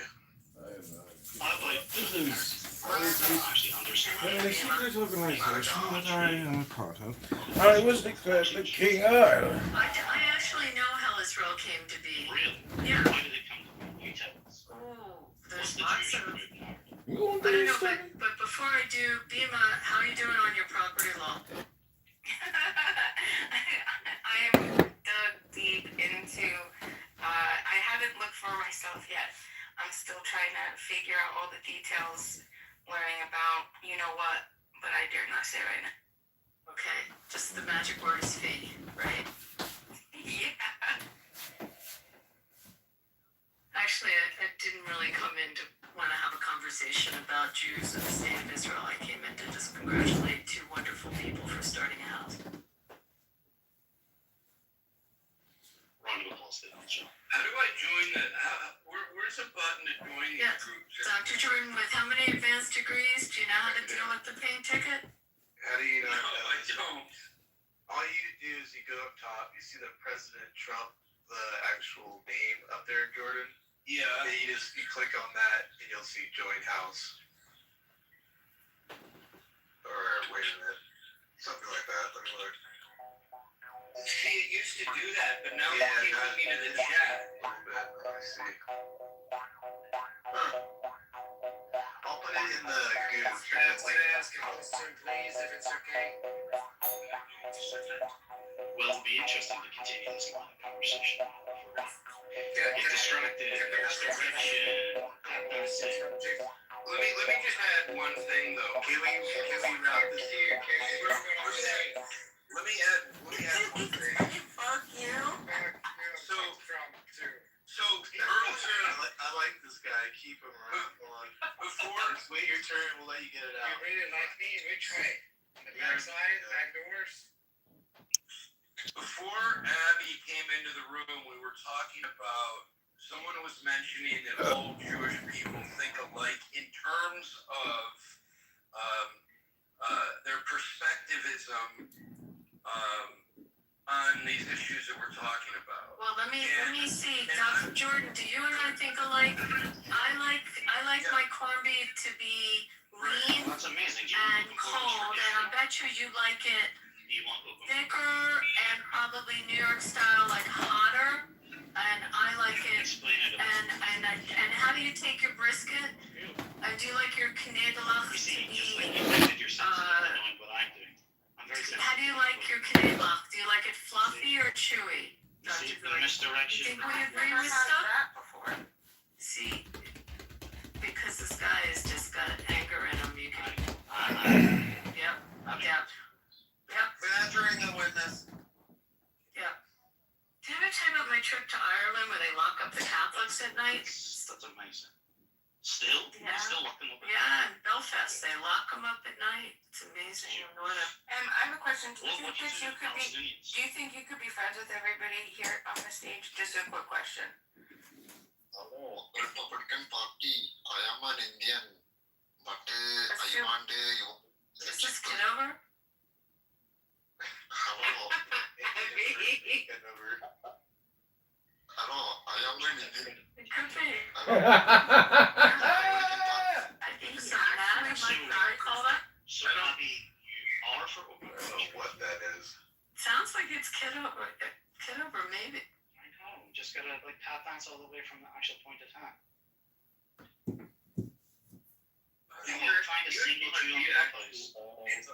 Can we find a single Jew on Clubhouse who is Do you claim it? for Israel? Do you actually claim being an anti-Semite? I want to. And do you actually claim that or not? I love my own people. Who's your people? Yeah, who's your people? Is it not self-evident? The gays. No. Yeah, that's right. It's That's not. right. It's not self-evident. No, Because dummy. if you ask me who my people are, I I would say you're my people. I'd say everybody on this stage is my people. So who's your people? Well, I think that's naive. I think that you're. You see, it's amazing to try and flip this around. No, like how can you say that that's naive? Discuss the issue at hand. I think you're tribal. You're gonna pick specific people to be your people. Like, why aren't we all each other's people? Your PTR is Neo because some things like don't you are because you're saying it. You're some people. things don't scale. Because you just made a line. I asked you who your people are, and you're making. Yeah, well, the people who make lines are tribal. No, I don't. I don't make lines. Do you lock your doors at night? Yeah, I lock my doors at night, but I would lock my doors. It's a line. Hold on. No, that's dyslexic. If do you lock your doors among your own people? They're far right now. Okay, so I lock my doors because of criminals. Okay, I lock my door because of criminals, not because of my own people. Even criminals are my people, but I can still want to be I punished. understand the difference between insiders and outsiders. Amazing. But That's a stupid deflection. Well, let's talk. No, because if you're drawing a line that some of these people aren't your people, then because it's not you're the problem. If something either is or it is not, it's irrelevant who's saying it. Well, maybe you should remove This the is just line. a naive. This is just a childish level tactic. Childish? You mean adult? Yes. You mean adult? You literally. That's right. Do you see how there's like an extreme inversion? You're trying to claim adulthood by drawing lines in the sand between people because of disagreement. Why? That's ridiculous. You're supposed to. That's supposed to be left in childhood. The adult thing to do. Okay. Well, you're welcome. Do you Ian, do you actually hate Jews? Do you admit that you actually hate Jews? I don't hate anybody. Okay. Well, but would you say you are anti-Semitic? I have a great love for my own people. Why can't I get a straight answer out of you anymore? Yeah, it sounds like you're the problem. No offense. Really? Do you hate Motown too? Yes, I have a great love. There isn't a single person on this planet that I would have a great love for equally. Well, I'm not. I just want for myself what Jews want for themselves in Israel. And what about black people? What they want for themselves too? What's wrong with that? Hey, they've got a whole continent for themselves. If you saw a Jewish person with a flat tire on the highway, would you stop and help them? I have a great love and admiration for That'd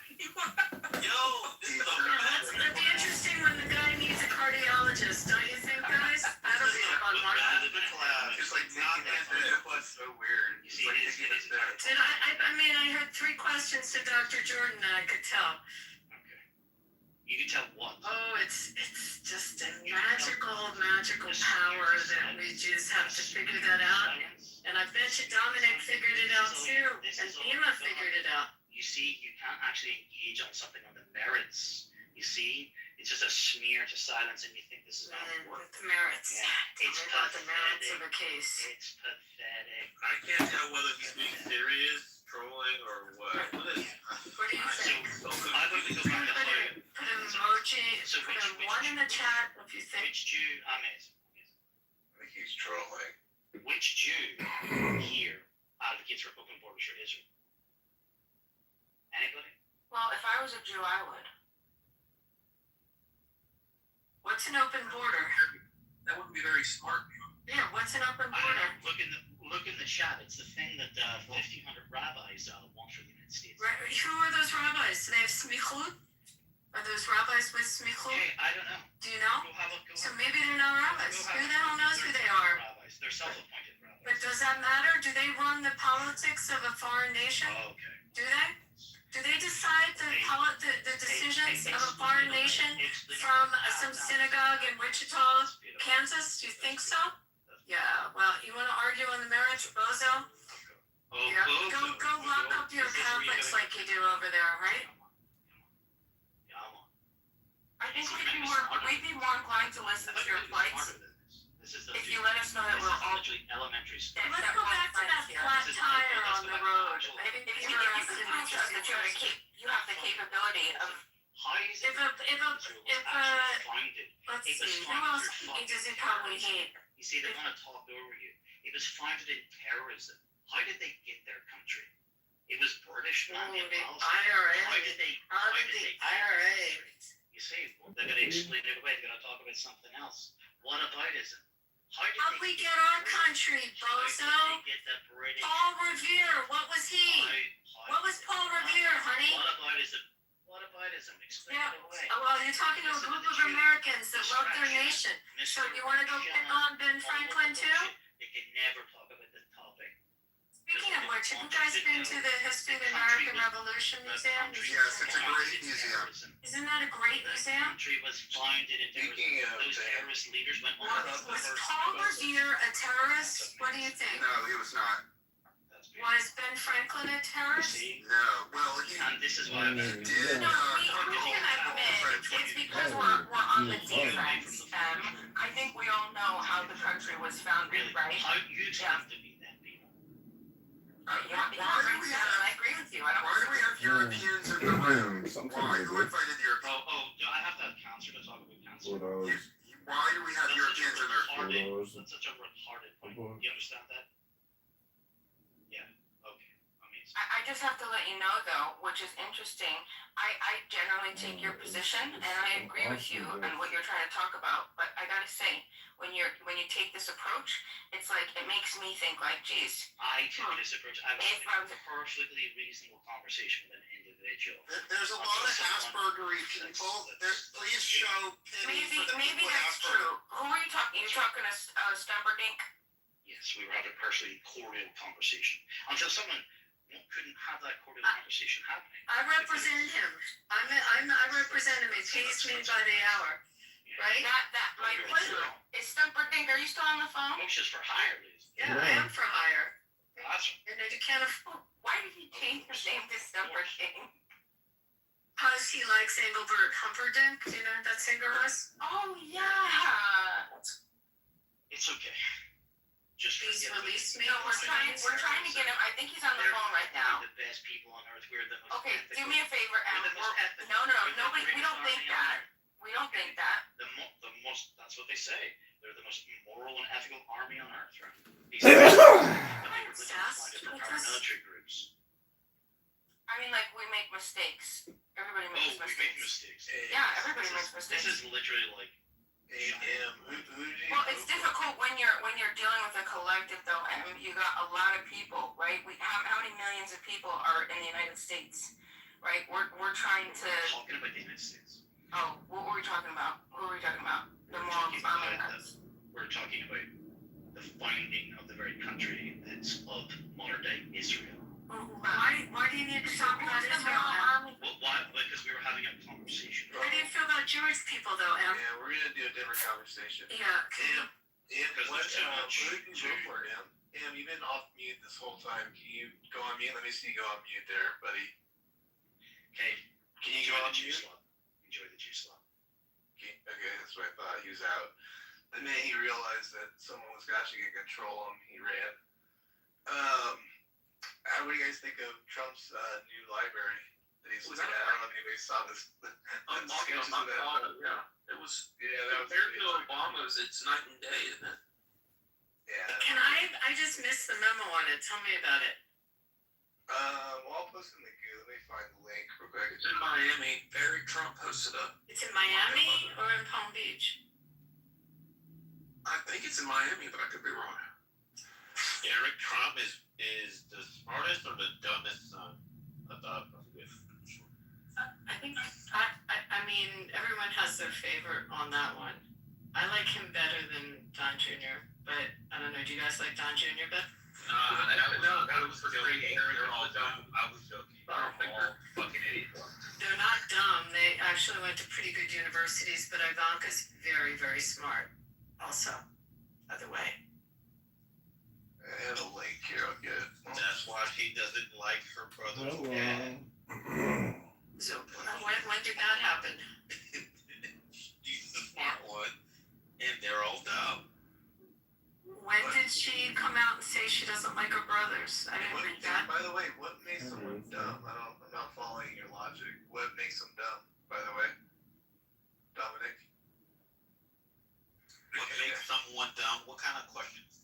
Well, I mean, you obviously have evidence that they're dumb. I mean, Yes. Can you let me know what it is? We start listing things that they've done that's dumb. I don't, yeah, But what is that? what's dumb? Like, is the degree from University of Pennsylvania indicative of dumb? No, you don't. Just because you have a college degree doesn't Not mean any you college, are- is it now? Excuse me? It's not any college now, is it? It's not a college? No, I said it's not any college degree. It's a specific type of university. It's an Ivy League university. So does that qualify as dumb to you? Okay, so, okay. Trump University. No, University of Pennsylvania. Fraud. His sons. All of them support him. Support Trump University. They're all fucking dumb. What are you talking about? Who is this guy? Alright. I mean, I don't know their IQ or anything, but I don't know if they're dumb or but I have no reason to believe they're dumb. Okay, so you think IQ makes someone intelligent? Yes. Oh, here we go. Did you ask the wrong know their person? IQs? Everybody quiet. Let Beaver go. Do you know their IQs? I just said I do not know their IQ, so I don't Okay. know if they're dumb or smart, but I have no reason to believe they are dumb. Oh, so I'm asking for the okay. evidence. I'm I asking can for the respect that. evidence. I can respect the fact that you withhold a judgment. I can respect that. But based on what I've seen and what they've shown to the country, they've shown that they don't have intelligence. How? Pension fund is in the red. Attention, Phil, Chicago. I was wrong. Eric Trump went to Georgetown. Another schlumpy school. Good evening, friends and neighbors. Good evening, friends. Under these lights and all that. But you're in the middle of something where you have no problem assigning his kids. yoga studio. I'm protecting the kids and what they do. I have like more respect for you because I hate the kids. Like not like actually sit there and go, well, I think they're dumb without the evidence. You know what I mean? You think Barron Trump is What dumb? what mistakes have they done? I mean, no. I did speak on Barron, by the way. Oh, who's dumb? I'm sorry, which one's dumb? Let me make that clear. I don't know about Barron, but Which one's dumb? the I've heard only that one. He said Eric is dumb. The brightest, the most I'm confident. sorry, Eric Trump? Eric. You called him dumb? The one that went to Georgetown. Yeah, I was gonna say, no, it wasn't nepotism that got there. Definitely wasn't. Dude was a. No. And Don Jr. went to Penn pockets. Better may not lie, they depicted Eric Trump as the dumb Trump and Don as the smart one, Junior. I don't know. Because of the NFT shit, which is so ridiculous. Literally, because he has so many other avenues that he's been involved in. Crypto's is crypto. I mean, Yeah, I think people still take that seriously. They do, you know. But here's my question: if they were anything other than the name Trump, would you say the same thing? I mean, it's obviously not. We just call someone dumb without knowing them at all, or you know what I mean? Like it's because their names are Trump, the last names. That's the only reason why you see Yeah, I mean, dumb. you can hear it. You can tell through interviews people's vocabulary and how they can respond to questions. You can get some indication if they're stupider. But I like Kamala Harris. I don't think she's very bright. But like with them, I haven't seen anything that would indicate to me they are stupid. We did it, Joe. Shout out to the accolades of Eric Trump, where he graduated with honors from Georgetown University with a degree in finance and management, awarded for improvement, strength of resolve, and character in the health school. Lily Ward, Liberty Financial, involved in DeFi, focusing on bridging traditional capital markets with blockchain. That's actually not that easy. And he was a co-founder of U.S.-based domestic Bitcoin mining initiative. So I don't know. I feel like a lot of people would get drunk and come We'll need at home least and just drink. 5 security guards. The amount of alcohol in our system, just think they're instantly smarter than everyone else. Which is interesting. By the way, my son went to Hill. It's an We need at amazing least school. 5 Yeah, I security heard. guards. What school is that? It's the Hill School. It's a boarding school outside of Philly, like in very nice school. It's a really nice school. And Ian, nepotism only goes so far. If you're a fucking idiot, you're getting kicked out of college. You're just dumb. They're not gonna keep a dumbass in school regardless of who your parents are. That's not That's not true. Give me a dumbass who's staying in college. most people I know in college were dumb. Nepotism babies, nepotism kids, billionaire's child. I mean, I personally don't believe like to graduate college you have to be smart. No, I'm saying you have to be passing grades, right? Yeah. Okay, they get 10 points. But passing grades doesn't mean you're. In Georgetown University, what colleges did you guys go to? No, I mean, Oh, it doesn't matter. That doesn't matter. school, I would say. You telling me that you think you're dumb if you can get through Georgetown? Probably not. No, you're not. It's a very hard, very, very hard university. Go to community. University of Pennsylvania, very hard university. Yeah, but if you graduate from like some online school, it doesn't mean. Well, we're not talking about that. We're not talking about that. We're talking about Trump. Oh, facts. My bad, bro. Yeah, that's what we're talking about. Dominic calls him dumb and says that you could. Thanks, brother. He called him dumb. Even though he went to Georgetown, graduated with honors in finance and management, but he's stupid. Shout out to that. I mean, it's crazy to say somebody's dumb if they have those qualifications. Yeah, very strange.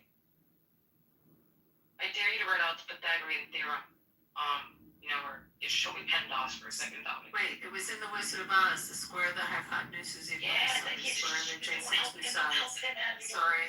It was in the Wizard of Oz. It's the only reason I know it. Yeah, I wanted to see me all the Did things. Don Jr. get into Penn undergrad? Don Jr. went to Penn undergrad and Eric went to Georgetown. And Ivanka went to Wharton.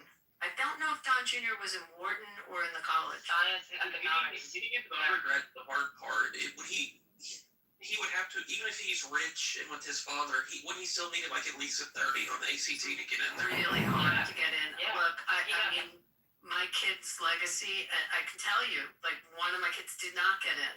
You have to, it's very, very hard. And even if you're like a good athlete in the Ivies, there's no money for athletes and they have to, they still, I don't know from ACT scores, but SAT would have to be like close to 1,300 as an athlete.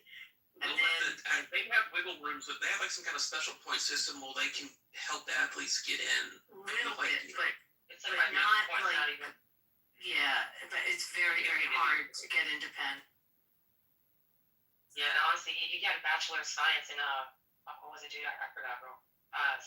Science and Economics. Literally from that college, a bachelor. So I don't understand people. Did he go to grad school? I know it was just the University of Pennsylvania and Wharton. He went to Wharton. Finally? Yeah, so he was at Wharton. So not only did he go to Penn, but to get into Wharton is like doubly hard. Where did Hunter Biden go? I don't even know his. In a pipe somewhere. Besides crack school, yeah.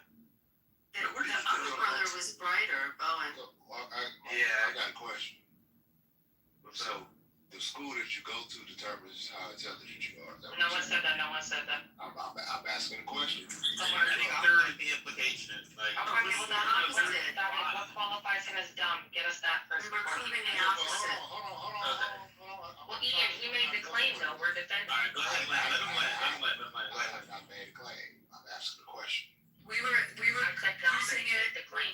using it as the opposite. We were saying that because he went to those schools, that it disproves he's dumb. Yes, that's what we were saying. He came in late, I think. Yeah. I don't know if you're here the whole I'm time. trying to.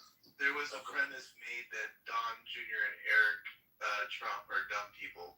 That's all. That's the premise that was made. Yeah, so we're defending that claim based off of critical thinking. This is what we try to use in here. And going off of defense and, coming to a conclusion, and we try to, but apparently going to an Ivy League college and passing your SATs and actually working hard doesn't prove intelligence. It proves your capacity for intelligence. But it doesn't prove you're actually intelligent. Shout out to philosophy, because we got some genius. Well, I think being dumb and ignorant are entirely different things. Ignorant just means you don't know something. Right. I think. Just let him make the. You got it. I think that makes let him make his case right now. I think that might have been what he was trying to say. I can't speak for him, but I think that might have been what he meant. Dominic, is that what you meant? I have to ask real quick, just for the record. Like, do you mind telling me, Ian, who you voted for? I voted for Kamala Harris. Okay, so there we go. And then I didn't vote for Trump. Who did you vote? I know. I got. I didn't vote at all. Yeah, my bad. I was busy doing something. So yeah, I guess that would be what I meant. Right. I think he meant that might be ignorant, not dumb. Is that what you meant? Really? Or or is it just what you're gonna mean now? Well, if we're defining, if that's how you guys are defining it, yes. Ignorance just means you don't know something. Okay. We don't always use the best treatment. No, he doesn't need saving. I promise you, he doesn't. But I promise you, he meant what he said. But even if you say ignorant, how do you get evidence of that? Like what part? Like anybody can just say anything. How do you confuse it with? What are they ignorant of? What would you say? I think they're ignorant of the plight of people who are not like them, who didn't grow up like them, who don't have the same advantages as them. No shit. So I think they're ignorant of that. That's Okay. ignorance. So how are you the most hated? How are you the most hated president? God damn it! Sorry, my bad. He's not the most hated president, by the way. I mean, where are these accusations they're saying? Forget about like the fucking presidents that like enslaved black people and like genocide in Native Americans, and then you talk about Trump, right? Who's not doing either of those things, and you're like, we hate him the most. That makes no fucking sense. And yeah, let's be honest. He honestly, man, he is the most hated, bro. He gets so much hate, bro. It's ridiculous how much hate he gets for nothing, for no reason. I stand by. He really is. I think Buchanan probably widely considered the worst president. I think that's almost consensus. Yeah, I'm just saying we have a lot of haters. I'm just saying there's a lot of haters in this country. His approval ratings are the lowest. You say you get hate for no reason? First of all, Dominic, this still has nothing to do with your claim that his children were dumb. This has nothing to do with your claim. 77 million people didn't like him? You're saying nobody likes him? 77 million people disagree with you. Dominic, this still has nothing to do with your claim. Obamas at this point. I mean, I don't know where this. Hold on. He's strawmanning us. The claim was the kids are dumb. But you're talking about Trump. Stand by your claim and defend it. I am, and my justification. Dominic is one of those kids. Yeah, I'm not a kid. And my justification was that Donald Trump Jr. Support what he's doing, which means they agree with what he's doing, and he has the lowest approval rating in history. So that makes them dumb. How do you? He does not have the lowest approval rating in history. He does. He most certainly does not. Oh my God! I'm being gaslit right now. Like, oh no, you are gaslighting yourself, sir. That is the most illogical thing I've ever heard in my life. I'll post, no critical thinking. I'll post the fact that he has the lowest approval. But that doesn't negate the fact that his kids are dumb. Wait. As to why his kids are dumb, bro, because they support their father. You are honestly illogical, dude. You gotta stop drinking. Drink some water. Technically, Harry S. Truman has the lowest approval rating in history. And by the way, how did we check approval ratings back then versus how we poll people today? I mean, the systems are quite different, aren't they? I don't give a fuck what my father does. He's got my support. I would imagine. You said when father? When it comes to my father, unless he's fucking chaining people up, killing them, and fucking slaughtering folks. What the fuck? Like, what is he honestly? The thing to me is, we are so spoiled in this damn country. We really are. That people can't even see outside of what's going on. We have an overconsumption problem in this country. Too many things that we have, and we still are complaining about what the president's doing. Go vote in your special elections for Congress needs to change. Go vote out those seats that no one's voting out. Go take care of actually passing these laws. Because they're the ones that are putting stops to what these presidents want to do. People want to talk about the president, but they don't have the real power unless they have the Supreme Court and an in-house backing them. To your point, former Speaker of the House, Ted O'Neill's always said all politics is local. So, and you believe them? We don't believe them. Do we believe what? Dark Victorian period that she ran. Hold on, let me ask. Was she really in here? We believe that. Like, we believe that it's literally local, but people are so obsessed with Trump. But my bad, that sounded sarcastic. I'm sorry. I gotta watch my phone. But yeah, people gotta stop lay off of it. Sorry. So, but the issue is that happens with any president, though. Well, of course. It's not fair either way, right? No, the problem is our Congress. It's not the fucking president, really. So I just looked it up. So when by you saying by that logic, we were blaming Joe Biden for inflation. I didn't do that. Third, I didn't say you. I said I'm talking in general. Right. We were Talking blaming about the Joe Biden editorial for inflation, media. cost of living, Mm-hmm. eggs, and all this shit. Shouldn't have been. Exactly. Okay. Yeah, I stand by that, bro. See, this is me. Yeah, I don't support either side. I think both sides are fucking retarded. Excuse my language. I think both sides are dumb. Yeah, I do. I'm just trying to I really think they're all smoking cigars, getting jacking each other off, and making money regardless of what's going on. Biden's economy was objectively better by every measure. I don't think you understand how this setup for his economy was done. By every measure, whoa. You just said by every measure. Tell me about your portfolio. Well, hold on, pockets. Tell me about your portfolio and its performance. Just give me a snapshot of your portfolio during the first Trump administration, and then Joe Biden's administration. That's not a good indicator. No, hold on. He just said by any measure, those were his words. I'm repeating it back. So I asked him by any measure, tell me about his own portfolio's performance. All right, I'll pull up the statistics. I didn't ask it to. I asked your portfolio, its performance during the first Trump administration. How'd your portfolio perform? I'm gonna pull. How are your stocks? How are your stocks, Dominic? She doesn't have it. How are your equities? I think.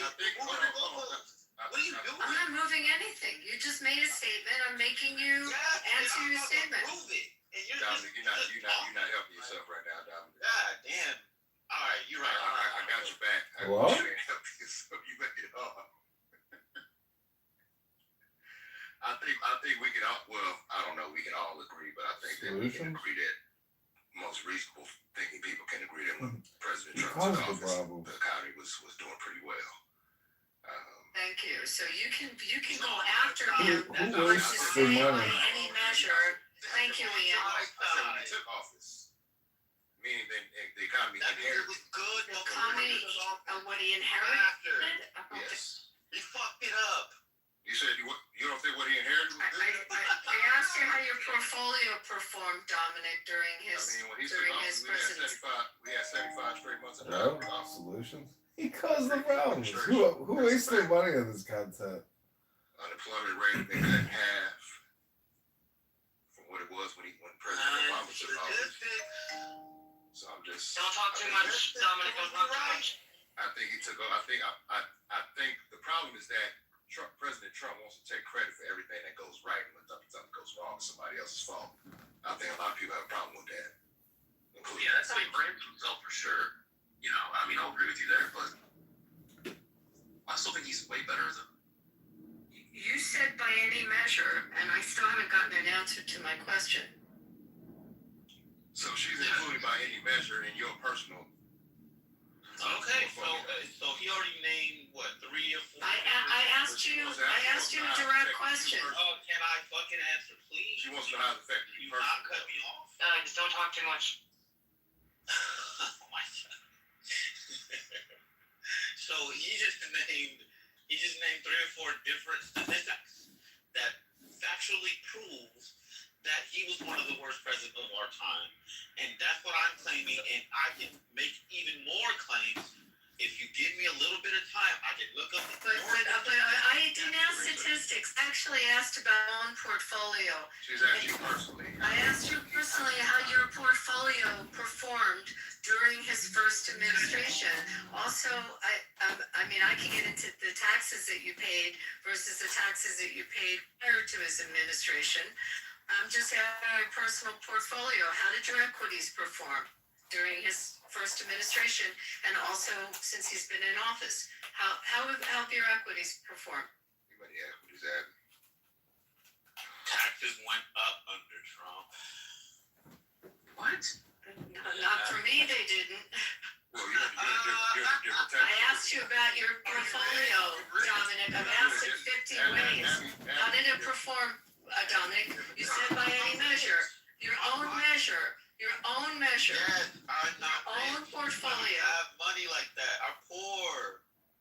You're more wealthy, obviously. You own any stock? Have you ever bought stock? I don't. But how did the stock market perform under his first? The stock market is not oh my. That's not an indicator of the economy. That's not an indicator of the economy. Not at all. You mean the market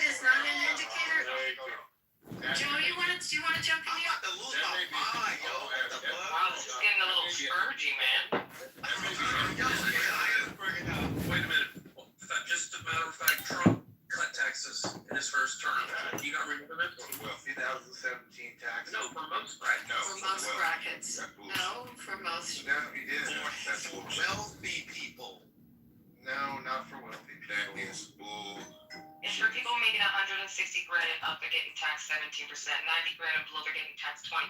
You get low. Okay.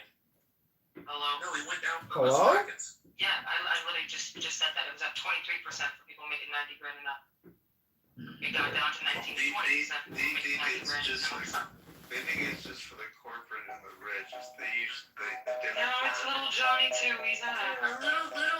You know what? How many people have 401ks? I mean, it's not the rich that have 401ks. Most of America does. How were their 401ks performing under his first administration?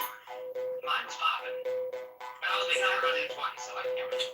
So the analysis showed that the largest benefits, both in terms of dollar value and percentage of income, skewed toward higher income individuals and corporations. That's common sense stuff. That is a fact. That's common sense stuff. He said that they went down, the taxes went up, and they didn't. They went down. Literally. Okay, is it tariff a tax? Oh my God. Jesus Christ. I can't remember. Is a tariff a tax? Yes, did everyone pay, brother? Yes, everyone paid. Yes, Yes, everyone paid, brother.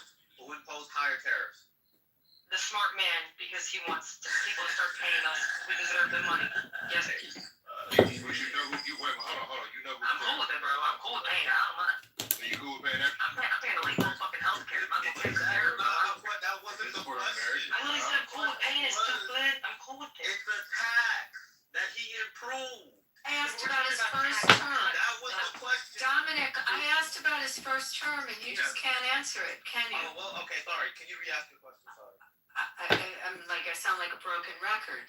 So clearly you don't own any equities, because I asked that question. But you must have some kind of investment, something. How did it perform during his first term? He doesn't. Most people don't have it. Yeah, no, I said I don't have it. Oh my God, why are we talking about this? We can't talk about which presidency was bad or which presidency was good. You Like don't you said, have it. You said by any measure. You said by any measure. you're considering is if you have investment. Most of the country has at least a 401k. Like, hello, you don't have to have wealth to have a retirement account through work, okay? She's being Facetious. she's on semantics right now. You did say by every measure. So she's holding you to what you said, every measure. Sorry, I hang on words, Dominic. Yeah, we gotta know the difference between tariffs and tax cuts. Dominic, do you know the difference between tariffs and a tax cut? Do you know the difference? Tariffs are a They're two tax. very. Oh no, they're Tariffs not are listening a to me. You're not tax. listening to me. Do you know the difference? The difference between a tariff and a tax. Yes, I do. Tax cut. Yes, I do know the difference. Okay, because you know what tax cut was. No, I'm just saying yes. You're doing the same. So let me ask a question. So nobody has an issue with this tax cuts benefiting the higher income? Honestly, no, because they are the ones hiring our employees. They need a tax cut too. What are we talking about? That is tax. I'm literally no. You're not gonna kill me with that shit, man. Don't kill me with that. Only you believe in that triple down thing. Like I know where you're going. I'm not stupid. I know where you're going with that shit. I'm asking you a question. You believe in trickle down economics? I believe that people, if they get a tax cut, they have the right to have it. What's wrong with that? believe Give in me it more of a makes tax trickle cut. down economics and There are corporations that actually do the trickle down effect. hit Yes, the not like every button right corporation. now. So Subscribe. let me ask you. I got a if feeling I know who your you are watching candidate, this YouTube channel right now. had gotten elected, she would have gotten rid of the capital gains treatment. She would have made it ordinary income. You think that would have been a good thing? That when you sold your equity, you paid ordinary income tax on it as opposed to capital gains treatment? You think that would have been good for the economy? And aren't these You asking me? Yeah. You said you voted for Harris, so I'm asking you. I'm not a big capital gains fan. When I vote for someone, it's just not on one or two issues. I just asked you about that issue specifically. Do you think that would have been a good thing for our economy? I just said I'm not a big fan of capital gains. I don't know if that answers your question. No, it doesn't answer my question. Do you think it would be a good thing for our economy and people buying investments and investing in equities and investing in businesses if you treated capital gains as ordinary income? Do you think that would have been a good thing?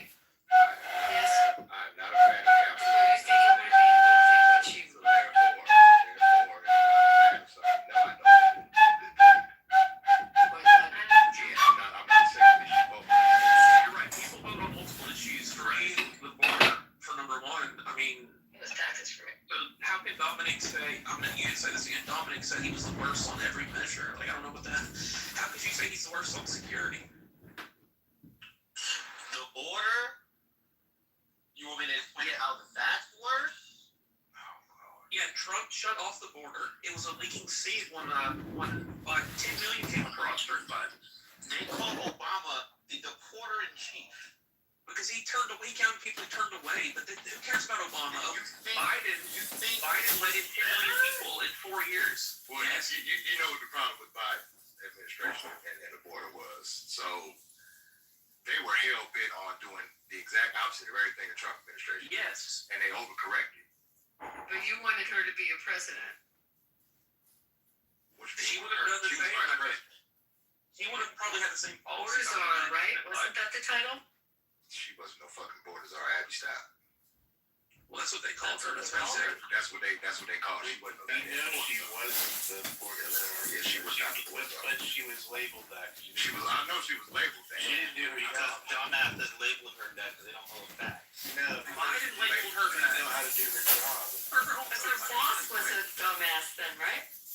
You know what pisses me off is people don't know about tax credits and deductions. Talk about it. I know she was labeled that, but she wasn't. Do you think? Let's talk about that. That's a good point. Was Joe Biden mentally stable or mentally there for you guys? Since you're calling people dumb, where are you guys with that? He wasn't. Okay, at least you're honest there. Matt, I have a question for you. Do you know the percent? I want to know for the room. Do you guys know the percentage of the tax cut, the tax relief that was actually given to people who are low income? Do you guys know the percentage by chance? What was the percentage, Marcus? I'm not. You guys need to know all about it. You know, and how shitty it is, and how horrible it is, and how it doesn't help them at all. And people who are poor are just fucking, done under this tax cut and deductions and credits. Do you guys even know the deductions that were offered, the credits that were offered? Do you guys know any? Or are you just guys just going off of the fact that he's orange? You don't like it? You guys didn't say nothing. That's what Dominic said. Oh, Dominic, do you know the percentage by chance of the cut? So can't even take this conversation. Yes, I will take it seriously, but I have to look it up. I'm saying I can't take you serious when you make these claims with no evidence to back it. Okay. Stop making these claims, bro. Then provide the claims. I will provide the evidence. Give me a minute.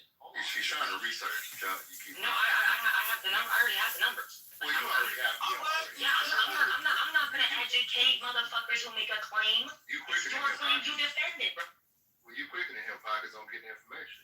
I literally have an LLC, an S corp. Well, I have an S corp. No, I did have an LLC. So that tax cut's very important. Shout out to business owners that are starting up, where these deductions and credits actually help.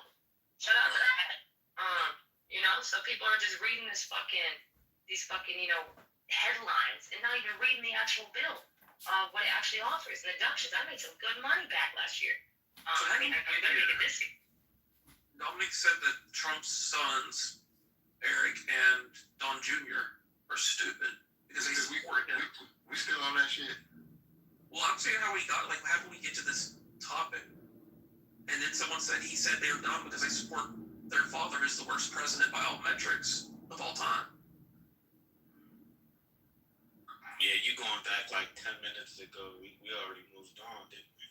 Well, then now we're talking about why you think he's the dumbest. What I metrics? thought I corrected what when I said that I don't think he meant to say dumb, he meant to say ignorant, and he came in and agreed with that. So I thought we had moved on. But then it became he's the worst president. Well, that's subjective. Obviously. Yeah, we're trying to find out his subjective opinion. Can I read this quick? Let me read this for like 20 seconds. An independent analysis of the 2017 Trump tax cuts generally showed that they disproportionately benefited high-income households and corporations while providing minimal or temporary benefits for low-income individuals. Mm-hmm. That's all you got? What are you reading? What are you reading? MSNBC?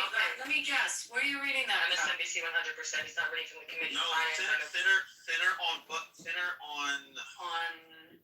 Democrat. Center on budget policy and priorities. Let's know about who the center on. We're just going to name this. Let's have some fun now. What's the name of what you're reading? Instead of taking the L. Put the source in the chat. Put the source in the chat. Wait. So if MSNBC was a source, what would that mean? attack the source and not the claim. I'm curious. If MSNBC was a source, what does that mean? That Well, implies? it's propaganda. I mean, that's one of the worst sources out there. What about Fox News? For both sides. It's better. It's better than NBC, but it's still propaganda. But it's still So propaganda, doubling yes. child credit, child tax credits and doubling standard deductions, you think only benefits the rich? You think only the rich have kids? Did you not just hear me read it? Increasing to pay, reducing tax penalties, and significant tax cut, think only helps the rich? Do I need to read it again? No, but I'm asking you that question. I just asked you, does doubling child tax credits only benefit the rich? Yes or no? How about I agree with you? How about that? And then you can agree with me that taxes got cut for the lowest income earners and got raised for the highest income earners under Trump. Can you agree with that? No. You just Wait, what? You said it backwards. Yeah. said that. This is why it's very hard. Yeah, but I'll agree with that. Y'all got him flustered. That's why he. I mean, honestly, because he's literally reading from flustered. Y'all double teaming the man. Goddamn, he can't get his thoughts. Shout out to the double Wait, team. you're not in on the double team tag team here too? Wait, so Dominic's saying it's disproportionately in richer people, so and that can be argued for them. Hold on for a second. Because that is true. Every time Dominic messes up, you're like, oh, he's flustered. That's why he messed up what he said. Yes. You said I'm doing what now? You're like holding his coattails and carrying him. You said I'm dick riding. Yeah, dick riding. Yeah.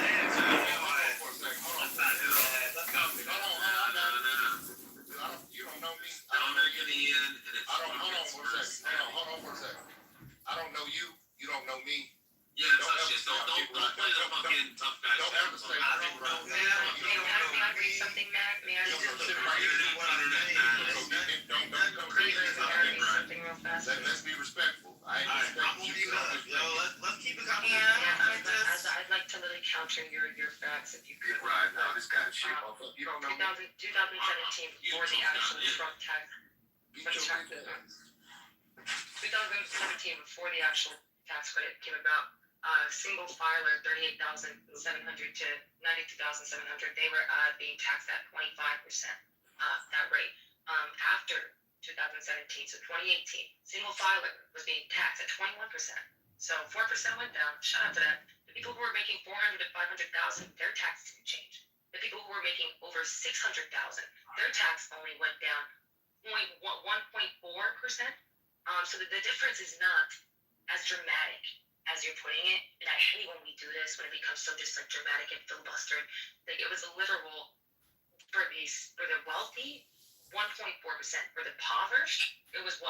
That was lower, which is a pretty big fucking deal for being honest. From 25 to really 20 to 21% that they were being taxed. So I don't understand why you're seeing this. I think you're seeing the racial disparities. I think you're seeing the racial disparities, Dominic, which I read about as well. That there was a movement going around that yes, certain households are not going to be getting the same income as other households who look a certain way. So I think that's where the racial disparities, but the tax cuts were there. But why should rich people carry the burden? I don't already think they should. What's up to the burden? So should the racial disparities not exist or what? I mean, the racial disparities were created the creation of this nation, basically. So I understand. Who do you think, Ian? Who do you think pays the lion's share of the tax in the United States? The percentage of our revenue. Do you know what someone can give me the number? Zero taxes this year. I know. What percentage of taxes paid in the United States are paid by the top 10%? Someone have that number? I was talking to Pockets and I was trying to have a conversation with Pockets before you rudely interrupted me. So can you slow your roll a little bit, please? Oh, I can slow. So Pockets. So should the racial disparity, whether it was created at the creation of the country, whatever the case is, should it still be prevalent in our country? Yes or no? Is that a real question, bro? No, obviously not. If you're fucking human, obviously not, bro. I don't know what that's gonna do with me saying that out loud. Is it magically just gonna stop? Like I No, mentioned. I'm not, I didn't say nothing about it. I just want to get your viewpoint on it. That's all. Yeah, no, obviously. I mean, the disparity is a disparity. There is no should or shouldn't. It is what it is. You know what I mean? Like what? So we should just be okay with that. Absolutely not. Go honestly, go get the people in Congress out. Get them out. Sign that bill that's fighting for term limits. Go do it. Sign these petitions. Like what are you talking about? Look. I ain't never been in this room, so I'm just asking questions, trying to figure out where everybody's staying. Oh, I'm sorry. You don't got it. You know. I just feel like the tone as well when you're asking these questions. These questions are kind of low key, like questions that we can't do anything with. I'm not saying that you could. I'm just trying to figure out where you stand, because I don't know you for a cat of thing. And nobody's saying, Ian, that racial disparities is something we agree with. I'm not saying you did. I'm just asking people how do they feel about it. Yeah, you know, Ian, this really wasn't, we weren't making this a racial conversation, we were making a conversation about taxes. I made it racial, that was my bad. I made it So no one feels good about it, no one feels good about it. But I'm trying to make a point. But I was asking, so let me now go back to taxes. So the top 10% tax bracket in our nation covers 76% of federal income taxes. I actually think it's a higher number than that. The top 1% accounts for about 50% of the federal income taxes that are paid. The bottom 50% of the country is responsible for 3% of the revenue collected on income tax. I'm aware of that. Okay, so to say that this is only benefited the wealthy is also carrying the country on paying the lion's share of the taxes for the country. Do you agree with that? A lot of rich people. I don't. They make a vast majority of the income. And they're So, paying it most makes of the sense for tax. them to pay more. Yes. Well, have we not The always vast had majority of the income. Have we not always had a progressive tax system though? Of course. It works beautifully. The higher income, the more you make, the more you pay, right? Yes, sir. I don't know about back to the early days. No, But in modern times. They're paying good. What year did we bring in? What year did we bring? I'm trying to remember what year. I'm just saying we've always had well, not always. I also had a progressive tax system for a long time. Yeah, people making under 50 grand and owes no income. Yeah, I know that's where you got your source. But it's a disproportionately high amount of taxes are paid by the top 10% tax. But they're making Wages making under 50K pay income tax. Basically. Which is also very important to know. And they live So below the tax what I was trying to say when you brought up the racial point, what I was trying to say was that people, and I'm speaking for Dominic, I'm speaking for Pockets and Abby, people base their opinions based on how things affect them personally. Abby, you are in a different tax bracket than Dominic probably is. I'm pretty sure of that. So the benefits that you received from your tax cuts or whatever affected you one way, they affected Dominic another way. So it's all subjective based on how we all have personally been affected by whatever policies any administration implements, whether it's taxes, healthcare, whatever it is.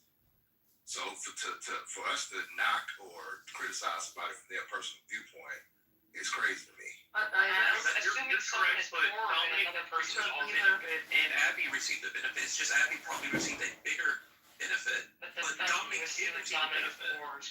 So you can't say that he didn't receive a benefit. Dominic has kids. Dominic has kids. Dominic, you have kids, you got a double credit for your kids. I mean, you're probably doing much better than Dominic. I'm not poor. I'm okay, but like I feel like You the need some point has stock been made. tips, Dominic? You want us to give you? No, I don't invest in stocks. I don't invest in the stock market. Well, you should. Well, he might not be able to do that financially. I'm sorry? What? He may not be financially able to do that. That's what I'm saying. What does that even mean, not able to He might not have the money to invest in stock. You can buy So you are invested in the market, Dominic. If you That's probably do a job, though. Wait, hold on. He is actually invested in the market because he has a 401k. Technically, yes. So yes, absolutely you It's are. not a low blow. It's not a low blow. You are That's invested. do his job.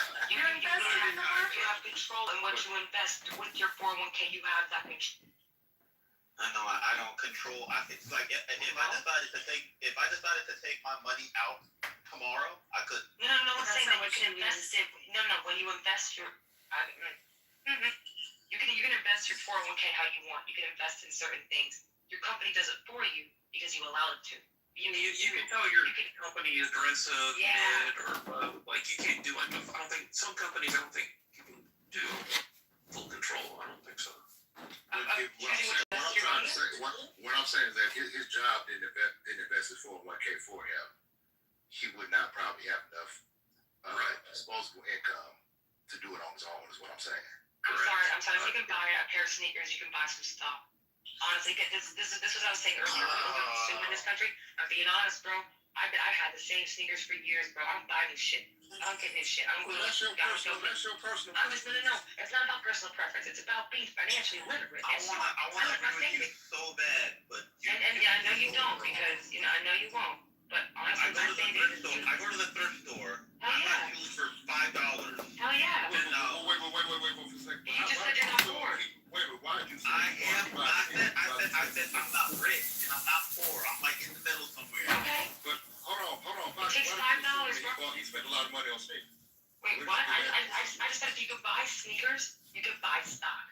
You got racist. You got He assumed he bought sneakers because he's blind. And what's crazy is Ian said, Abby, you must be more well off than Dominic. Well, she is. Wait, aren't you? Like, How do you know that? Exactly. You assume the organization. How do you know that? Hold on for a second. Abby, let's stop.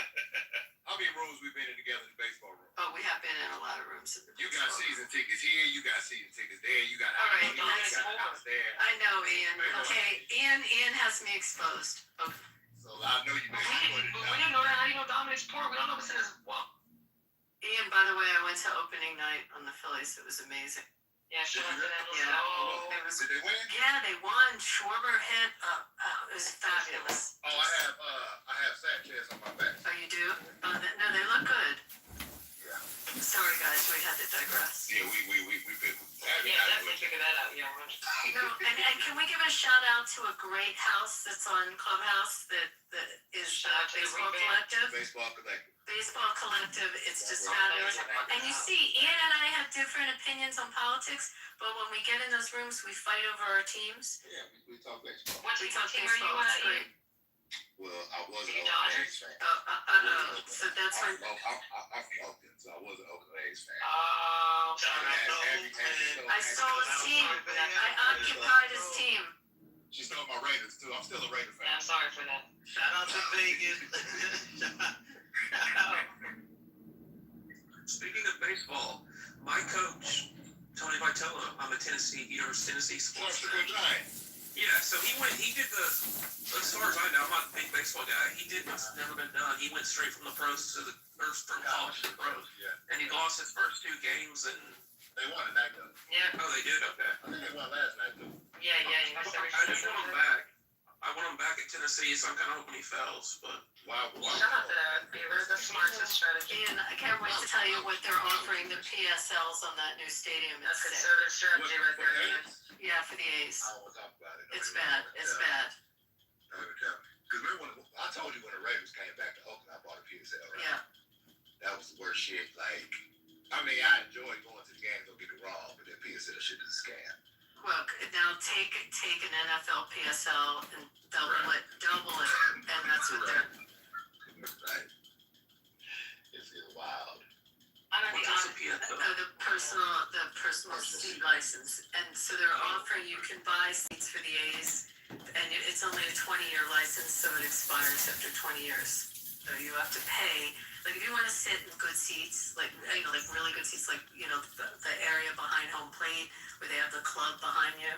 To own the seat, each seat is $100,000 to $150,000, and that's not the price of the tickets. That's just the right to buy the tickets. I'm used to college, and it's similar. You have to donate. You have to donate a certain amount a year. Then you get the right to purchase the ticket and so that. I Are you from Tennessee? He's from Tennessee. Yeah. What Yes, part? you're the only 10. Knoxville. That was real corny, Bobby. Yeah, hell yeah. That's why I finished. That was really corny. That's why I left the werewolf. I left it there. But you know what's crazy, y'all? I'm not gonna lie. the financial literacy in this country is so embarrassing. It literally makes me sick. Literacy itself is embarrassing. It just makes me sick because I'm like, bro, shut the fuck up and get an LLC. Shut up, just get an LLC, get registered. I have an LLC. I'm not talking to you, Ian. I know, I'm just saying. I'm talking to Morris, bro. I'm talking to Morris. I'm literally from Kensington, Philly. Literally from Kensington, Philly, bro. Made it out damn near the gutter. I have a house. Kensington. Literally from It's the not a damn fancy gutter. area. Man, like I honestly should have had a needle in my arm. I feel like instead of complaining about the millionaires, watch what they're doing. Watch their money. See what they're doing with their money. Pockets. Let me just say something. So when you're telling a certain ilk of people to get LLCs, you're enticing them into going into a world of finance that may end up getting them locked up.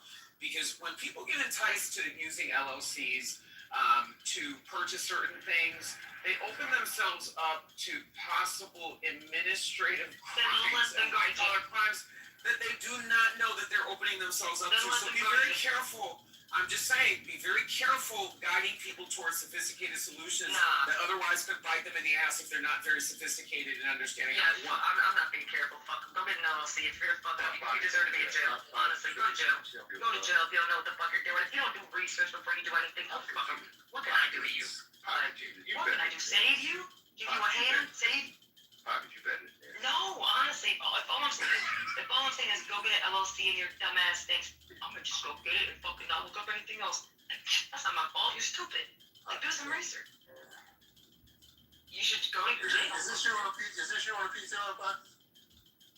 No, it's actually no. This is my dad. Because there are people that actually believe that Trump is just sweet. That's not my fault that they're retarded, though. There were people that were actually believing that Trump said that drinking bleach would cure COVID. And we should there's some stupid people out there. So, like I said, when you're listening to 2 Chainz with gold teeth, don't be giving them advice that's going to get them locked up. That's they all should have drank it, and honestly, less people on the freeway, bro. He did say that about bleach, though. And honestly, if people drink bleach, they shouldn't be here anyway. He did say that about bleach. I know he did. But you ain't supposed to joke at the time. The man was joking. Stevie wanted you to see the man was cracking a smile. The man was joking. Y'all know about secrets with him. Hold on. We were dealing with a fucking pandemic. People died. There was no time to be joking. People been dying from the healthcare industry. It don't matter. He never said that, by the way. He never said what? He never said inject yourself with bleach. He never said that. It's beautiful. They weren't his words. Yeah, they were, and that was NBC's word. He said inject yourself with what? He did not say bleach. The clue's out there. You didn't say inject yourself. I would go watch the interview, please. Instead of like getting an LLC and not doing research and internet. One really broke this down, and it was just like not any of that what people are saying. It was interesting. About the Mexicans sending their rapists over here. Hold on. He investigated whether disinfectants could be injected to the human body to treat COVID-19. Disinfectant, yeah, that's not bleach. It's not. Why y'all get on the semantics and shit? See what I'm saying? Let's now, come on, man. And he's not. No, it's nothing. But he didn't say everybody was dumb as fuck. Inject disinfectants into your veins to cure yourself. He never said that. People twist it to say that he was advising people to do that. I don't know where He asked the CDC or who's lady that was I can't think of her name. Was it Birch? Carol Birch. She was sitting there in the press room, the White House press room. The one that wore scarves all the time? On the side, yeah. And he was asking, can we look into, injecting the disinfectant and it would just wipe it right out? Yeah, it's not. But he was like a tropical remark. Again, it's not telling people to do something. That's the whole point. It's not bleach. Jesus Christ. You can say you're kidding. All right, here's the exact quote, Matt. And then I see the disinfectant where it knocks it out in a minute. And there is a way we can do something like that. Is there a way we can do something like that by injecting inside or almost a cleaning? Question mark. Yeah, no mention of a police. He was literally asking like the experts. Why y'all so He was literally asking the experts, hey, You why can't we do something like this? And then the medical experts walk over and say, hey, you know, there's A, B, and C that we can do, but you can't technically use that. You know, but he didn't say anything about injecting You the were hung up bleach. on it, Ian. You said it 5 times. He did say that. He did say that. No, you literally said it. Injecting say that. bleach. No, I didn't. I said he said inject something. No, you literally no. You said that. When Adam said it, yeah, you literally went. I don't think you went up at Adams and saying he did say that though. He did say that though. I said what? You said he did say that though, because Adam was like he did tell people to drink bleach, and people really thought he said to drink bleach. So you gotta be careful with these idiots. And you said he did say that though. He did say that though. You said it 4 times. Okay. All right. So here's what it says. He was reacting to a presentation about the disinfectants killing viruses on surfaces. Then he wondered aloud if anything, if something like that could be done inside the body. He said it would be something doctors would have to study, not something people should try themselves.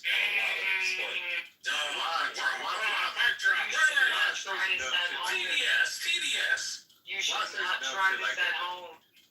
Because we have idiots in America. Asking the experts, he's saying, hey, they use disinfectants to like sterilize surfaces. Is there anything we can do, like any type of medical stuff that can like help eliminate the virus inside the body? Hold on, you are really. Obviously, we have idiots in America. Obviously. Hold on for a minute. But he literally said, he said it would be something doctors should have to study or something people should not try. Man, it's getting scourgy, man. It's getting scourgy. Why would anybody in their right fucking mind take fucking the middle? This disinfectant you use on surfaces and put it in your body. Ian, we can. No, he was asking. We live in He's America. saying, You ask that shit behind doors and they simply, Ian. So He's it's really simply simple. I can in the middle, Ian. I mean, it's fine. Like you can admit that he never said bleach, and I can admit that he shouldn't have never said anything. That's fine, right? I mean, what are we doing here? We're arguing over things that we both can like meet in the middle. So are you agreed yet or no? Yeah. He's literally asking a question aloud to the experts and the doctors, saying, hey, this treats surfaces and gets rid of the virus. Is there anything we can do inside the body? We got you, love. And then he went on to say, do not do this. So y'all okay. We got you, love. It's okay. Why would he suggest that we take some shit that we use on Because we surfaces live in America. and put it in our bodies? He We was live just in saying America. Apparently, people get LLC to commit fraud. Why, I need just something like disinfectants. It doesn't mean that it was literally disinfectants. again. Like you know, if there was some solution like that, wouldn't you say, oh yeah, let's do it, right? There is none. What? There is none. There could be. Well, I'm saying if there was, you say if there was. He's not saying there is. They don't have. And he said, do not do anything. I don't need 3-4 people talking to me at the same fucking time. I'm talking to God. I can't even say shit. Every time I start talking, when y'all start talking. So either y'all gonna let me respond, or I just. No, we're not doing that. You're just off mute the whole time, dude. You've been on mute. I know I haven't been on mute the whole time. Yeah, you've literally been on. You haven't been on mute. Anyway, so as I was trying to say. No, listen. You gotta listen to what most people say around here. Yeah. So check it out. You were wrong. There was nothing to do with bleach, right? You gotta admit that. Man. Huh? I learned bleach not come out my mouth. You literally said I that. said he said something similar to that. I didn't know that. No, now you're backtracking. But he said disinfectant. He literally said Bleach is disinfectant. If we want to be exact. You said bleach. You said the words bleach. Bleach is Not all disinfectants are bleach. That's the problem. I get that too. Two things can be true at the same time. But really, what can't be true is what did you say? Disinfectant or bleach? What was it? The point is that he was speaking out loud, as you said, about some shit that he should have been speaking about behind closed doors in meetings. But we're talking about what you said. You said bleach. I didn't say shit. He didn't say either bleach or disinfectant. He's honest, man. Come on, dude. He said You're trying to gaslight us. I said we're talking about something he said. I said Did we not talk about something he said or not? But he didn't say it, Ian. Ian, Did he not say disinfectant or not? He didn't say bleach. Y'all say wrong.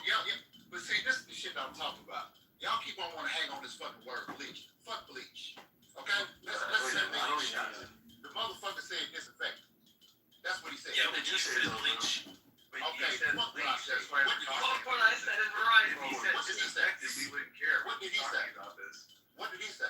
What did you say though? He said disinfectant, and you said bleach. He said disinfectants work on the surfaces. I'm not the goddamn president. What I said on that. All he said was disinfectants work on the surface. having the press conference. But Ian, all he said was disinfectants work on surfaces. That's all he said. It doesn't really matter when he asked you what you Why said. in the fuck would anybody suggest? Because people really do be doing this dumb shit in America, bro. People do this dumb shit in America. They do this Why, shit. as the president of the United States, would you say something like that? Because Yeah, CVS is Why would Bush go on TV and say we just bombed out of Iraq? I'm not using Windex on my bot that we use on a window. But Ian, if he said it, you would. It's stupid. We gotta have more common sense than that, bro. Rich, read the quote again, please. Oh, okay, cool. Yeah. So there's that. Motherfucker, stop muting. And then I see the disinfectant. When it knocks out, Keep on it muting. knocks it out in a minute. And there's a is there? Wait, just Crunch. I was muting the entire group. Ian, not you, just everybody. So we could gain order for him to read the quote. Okay, Rich, please read. Yeah. And then I see the disinfectant, where it knocks it out in a minute. And is there any way we can do something like that by injecting inside or almost a cleaning? Why say some stupid shit? I mean, it says he was reacting to a presentation about disinfectants killing the viruses on surfaces. Then he wondered aloud if something like that could be inside the body. Meaning an alternative. I mean, it says, he said it would be something doctors would have to study, not something people should try themselves. That sounds right. I'm not on Ian's side, but if you're trying to argue what Trump said there is like, okay, that I was the same for him to say, clearly. It was clearly. We already said that, but that's not it. So why would he bring you up the quote again? Because the guy said bleach, not disinfected. That's why we're talking. I think Dominic brought up the bleach. Okay, so Ian, be real. No, you probably did say I said he did say that. You did not say that, dude. I literally. I never brought up the bleach. I had to bring up the whole shit about Dude, I literally been talking to you about I did not bring it up. the last Don't tell 20 me what the fuck minutes. I said. I didn't say nothing about bleach. Dude, You did say bleach. You said he told people to inject bleach. Somebody else brought that up. I said bleach, bro. Yeah, he said that people should inject. But also, why does it? I mean, what do you think Trump is referring to, if not bleach, when he says disinfectant? He's saying, is there anything we can use that's like cleanse it, can kill the But that's such a nuance. Even Meanwhile, everyone's forgetting that he started warp speed and he got vaccine produced and he handled it for our country. Like, you're just forgetting all the other stuff that happened during that time. Yeah, he got all you liberals your shots in record time. Yeah, I mean, Me and you gonna have a problem. Yeah, I don't mind. I'm seeing your shit already. I took the vaccine. I'm not like, I'm not talking to you, Abby. I'm talking this little motherfucker down here. I don't even know who this dude is. The one I said I was dick riding. Keep on getting me sideways. Well, I mean, you got TDS, and it's really wild. You don't know what the fuck I got. You got TDS. Behave yourself, Rich. I'm not even You don't know nothing about me. You can always turn the hand raising off. We ain't never had a conversation before. You don't know nothing about me. You talk to me like you know me. And I'll give you some advice. Rich, that guy, he is nothing. Yes, don't take him seriously. Nobody takes him seriously. Okay. I'm glad to know that. would you guys do me a favor before you say another word? Could you cash in your pink tickets, please? The who ticket? How do you Pink do ticket. that? Okay, you just join. Just go where the room is. Join the club, leave the room, and then rejoin the room, and then it'll be cashed in. I'm not gonna do that personally, and who the fuck was she just talking to? No, because I just left the room. I came back and nothing happened. Nothing changed. Alright, just refresh. You gotta hit. You'll be alright, bro. Don't stress. You gotta hit it. I'm not worried about it. You'll survive, bro.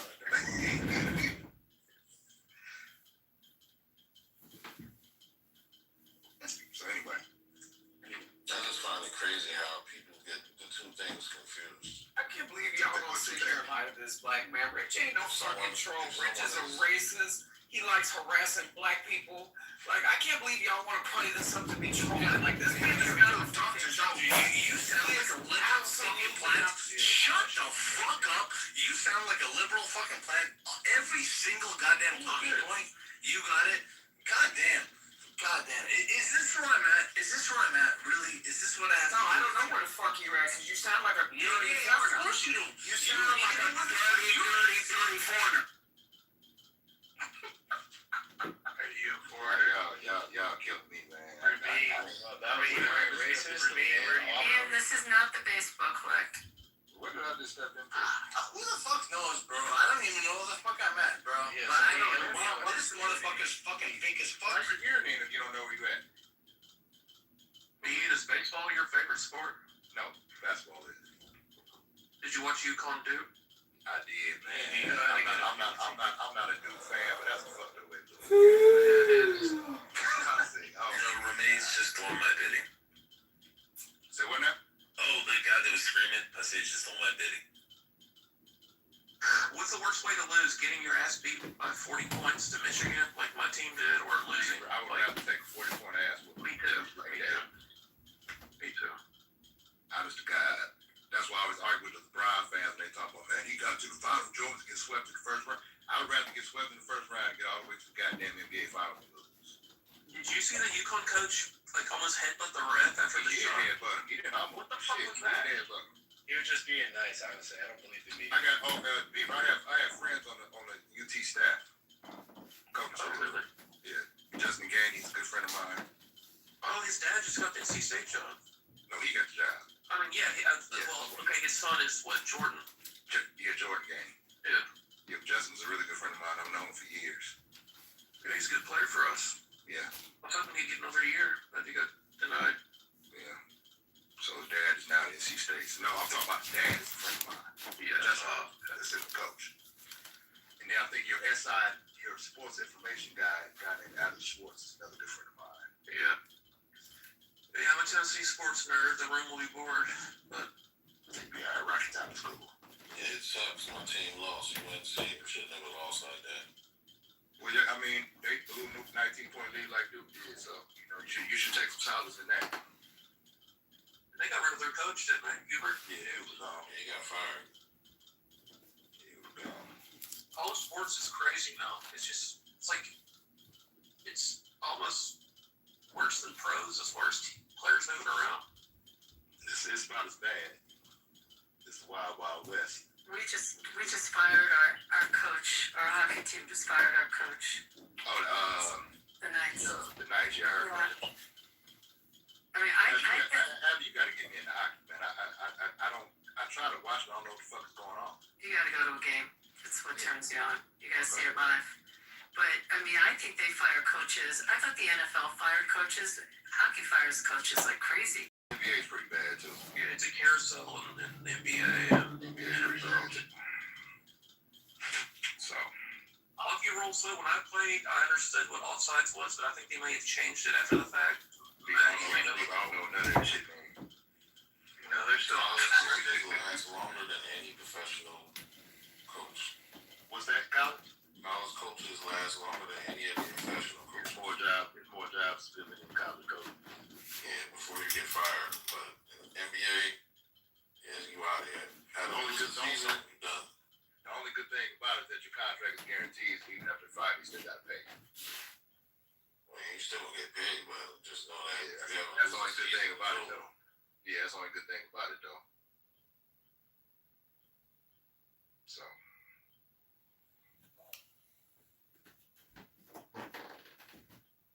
So most people in this room, Trump supporters. Yep. Yeah. So, I mean, did we solve whether or not Eric and Don are dumb people, or we're saying they're ignorant, I guess, right? I think that's what he meant. Dominique's not here, huh? He just used the wrong choice words. I mean, I wouldn't necessarily say a full supporter because I'm more independent, but I agree with what he did, some of that stuff he did, at least more than what Biden did. I don't agree with that racist fuck. he's on actual the internet or documented being racist. What's documented? As far as Biden, Yeah. well, if you go type in on Google when he said that he don't want his kids to be raised in a racial jungle. I mean, what we talking about here? I can give some more quotes too. He said something about Obama's being well-spoken. articulate, well-spoken for a black guy. Yeah, he's the most well-spoken black man. What about when? That doesn't sound racist to you. He said it was surprising that he was so well-spoken. Exactly. What about when Biden called black men super predators? He didn't say that. Hillary, wasn't it? Yeah, it was Hillary. He said that he doesn't want his kids he doesn't want kids being bussed into school and his kids being surrounded in a racial jungle. I think what might be also more telling is his relationship he had with Robert Byrd. I mean, he's close to them. Biden eulogized him. Yeah, Robert Byrd announced his way fast though. I mean, that he was KKK. Yeah, didn't he denounce that? I mean, yeah, you denounced it. The reason I'm asking is I'm thinking that's how Biden justified the relationship. That's what I'm saying. They were definitely close. Yeah, but he was friends with him while he was. I know they're close. I'll give you another statement why I say Biden is definitely documented racist versus Trump, right? It's because he's on national TV saying this. Back in his younger days when he was in the Senate, there was a black judge that was being nominated to be judge, and he literally said, "We don't need another nigger judge." He didn't say that. Yes, he did. No, go look at him. It was probably actually one of my. Please look that up right now. That's been debunked million times. No, it's not been debunked. That is actual fact. It's live on TV. That's false. They filmed it. Dude, you know that was altered, right? No, it wasn't altered. He said that. They trying to make it seem like he wasn't trying to be racist. Why are you using the word nigger? He didn't use that word. It was altered. He did use that word. That video was altered. What research you talking about? My man, that video was altered, man. So they had altering capabilities back then, right? Yeah. No, they replayed the video from that back then. They have altering capabilities now. How are you gonna substantiate that, bro? Because like I heard that same statement and not one person proved that it was altered. So I'm just making it up. Either that or you just going around what people are saying because it was. You say it's been debunked, but no one actually proved that it's real. Ian, how do you swear that you ain't black color? Yeah, is that not racist? Although if you don't vote Democrat, you ain't black. What? They're using black people. Well, he asked me a question. Can I answer the question? Or you gonna talk for me? Yeah, answer your question, Mr. You can't tell whether a suggestion versus a question is two different things. Go ahead, man. You got the floor. You know, my problem is with Clubhouse is that people say shit to you that they wouldn't say to you in person. And they take a lot of bold chances to open these apps. I mean, that's what you think, but you don't know. I really hate that about people. You're right. I'm probably smacking in the face of real life. I have the quote. What quote? In a 1985 Senate hearing, Joe Biden quoted a memo during his questioning that included a racial slur. Specifically, he said, "We already had a nigger mayor. We don't need another. We don't need any more nigger big shots." It was part of a critique of Louisiana redistricting case. Why would he use such a if that's not racist? Why is he using the hard R, bro? I say ninja. I say ninja. My ninja, Listen, we all grown. We know he's not trying to be racist, but the point that I'm trying to make is that it is a factual statement. This man saying it wasn't true, and then he comes up with this. Well, you wouldn't say stuff with a white face. We know that he wasn't being racist when he said that we don't need another nigger mayor. I thought you said he was reading. When you say he was reading the memo? That argument. Yeah, okay. So if he reads a memo and he quotes it verbatim and uses the hard R, you're like, oh, that's fine though. He didn't actually make that statement. He's just quoting it. I'm not saying No. First of all, You said, you said, didn't you say it was a memo? That's what you said. That's what he said. Yeah, it was a memo that he was reading. Before the Senate, he was reading the memo before the Senate. Hey man, I'm not even talking. He was reading the memo before I'm not even talking. He used the hard R. I'm not talking even. Say what? I said, I wasn't even talking to you. I'm done with I'm not talking to you. How about this? I'm talking to you guys. Both of y'all don't talk to each other. Who said that? Who said that? Who said the memo? Who he read a memo. He used the Who wrote the memo? Who sent I it? don't know who wrote the memo. I have no idea. I'm not asking you. I'm asking Plus, the person who brought the story up. I don't fuck that. You don't know. Of course he knows. Can you guys shut the fuck up and let him respond? Yo, Plus. John it says the memo is written by John Jacob Jingleheimer Schmidt. That's my name too. That's your name too? Wow. I was setting you up, Beaver. Wow. Yeah. And whenever we go out, the people always shout. Wow. This motherfucker singing a song, bro. Bro, we were all so like we were vying for you, bro. We were all on your side while you were telling your story, and then you had to fucking say that, huh? True or false? Trump said, take the gun first, go through due process second. True. Here's what I'll say. You bury your guns in your backyard. Bury your guns in your backyard. And that way, when they fucking come for your guns, Lima, here's my follow-up. The answer is 100% yes. Said it in the first term in response to a shooting. Here's my follow-up. Do you agree with Trump's statement or not? Yes or no? She does. So, Hang on. why do you sound like a woman, Stefan? God, man. What's up? Remains. I don't care about can we get this dirty word and ask him like we're on the stage? We should be happy. Remain. We should be happy that Steven Silberg does. I barely have like one drink a month. I don't even know if it's a Not too much on Stephen, y'all. It's weird. Cowardly Anon profiles. I asked a question to a lady and you guys crashed out. Go ahead, Bima. Do you actually agree with that thing? No, I don't agree with him, no. Okay, so you actually are more conservative than President Trump on Second Amendment. Well done. Thank you. Thank you.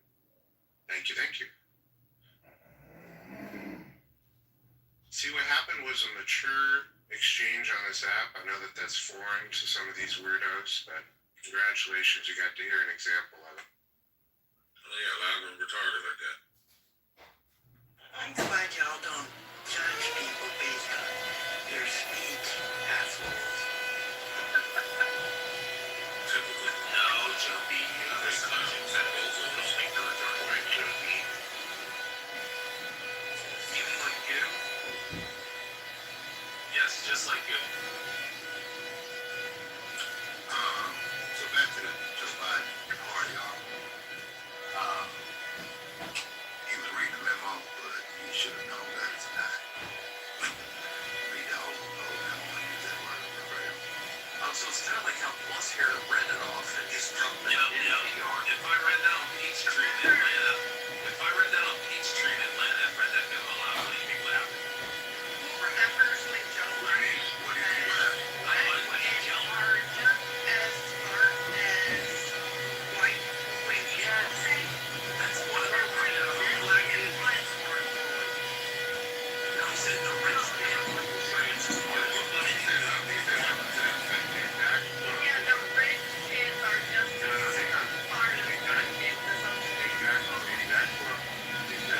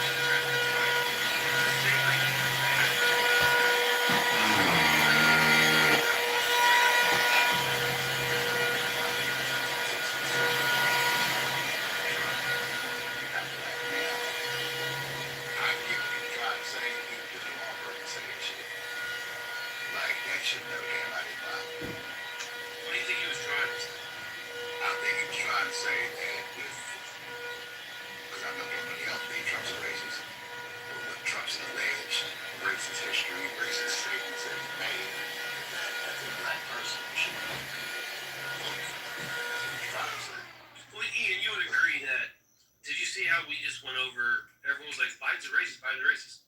And we just kind of, what's up, everybody? By the way, we just went over it, and everyone was like, oh yeah, this bang bang bang. People were rattling off, and we couldn't stop people from talking to give how Biden's racist. I don't think that would happen with Trump.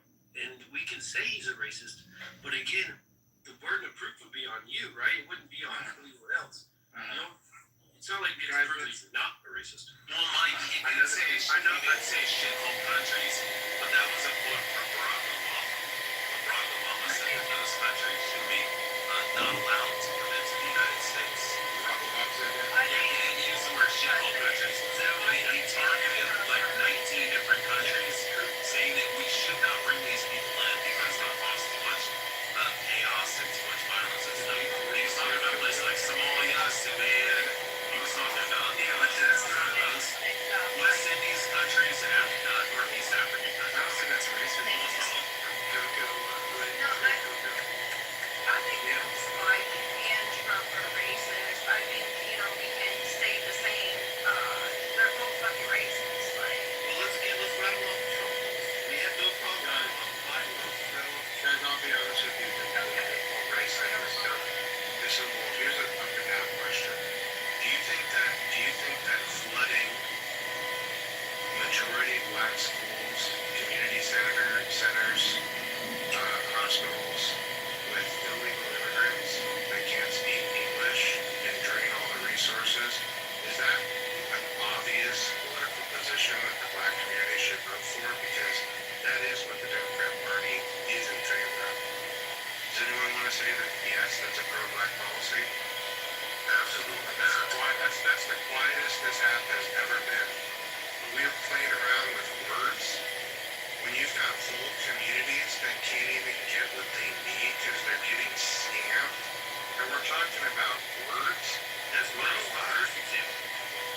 Yes, of course, that's the first example. But there's endless examples. Black people have to deserve full immigration. Yeah, you're voting tonight. Everybody write in the chat a 1 if you have black fatigue. Write in the chat a 2 if you have Iranian fatigue. You can do 1 plus 2 if you have both. And put a 3 in the chat. Put a 3 in the chat if you don't have black or Iranian fatigue. What do you mean by fatigue? Fatigue, like we're sick and tired of hearing about shit.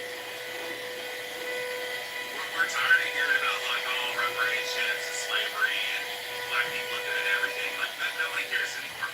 You're not gonna get 70 months out of us. We're not gonna be like, that's my fatigue. You're a trollman. That's what black fatigue was. Black fatigue is where white people and everybody else just doesn't give a shit about the bitching and whining that black people do about slavery and reparations. That's systemic racism. I don't care. Like initially we were all, most of us were like, oh man, it was pretty fucked up. White people did, it was pretty fucked up during Jim Crow. Maybe systemic racism exists, but you guys have beat it into the ground so much and beat that dead horse that everybody's just like, yeah, we don't care. We don't fucking care. So what do you do when something is still going on? You just we don't give a shit. We don't give a shit because you guys bitch and whine about it so much that we just don't give a fuck. Well, if the shoe was on the other foot, you'd be bitching and whining about it too. No, but then eventually you would have white fatigue and you'd be like, all right, white man, we don't fucking care. Shut the fuck up. Nobody cares about your fucking shit. We don't care about this. And like you've just it's no different than like being in a relationship and like your spouse like hates you and tells you they're gonna divorce you or something, or like eventually you just get to the point where you're like, all right, just sign up for it. Hold on. If your spouse is like that's the fatigue. Do you let anybody else talk? You were asking for the clarifying question. Yeah, go ahead. So if your spouse is telling you constantly, no, my wife hasn't. Can you look at me and speak, bro? This motherfucker here, man. If your spouse is telling you, I say you don't have to speak about who's considered speaking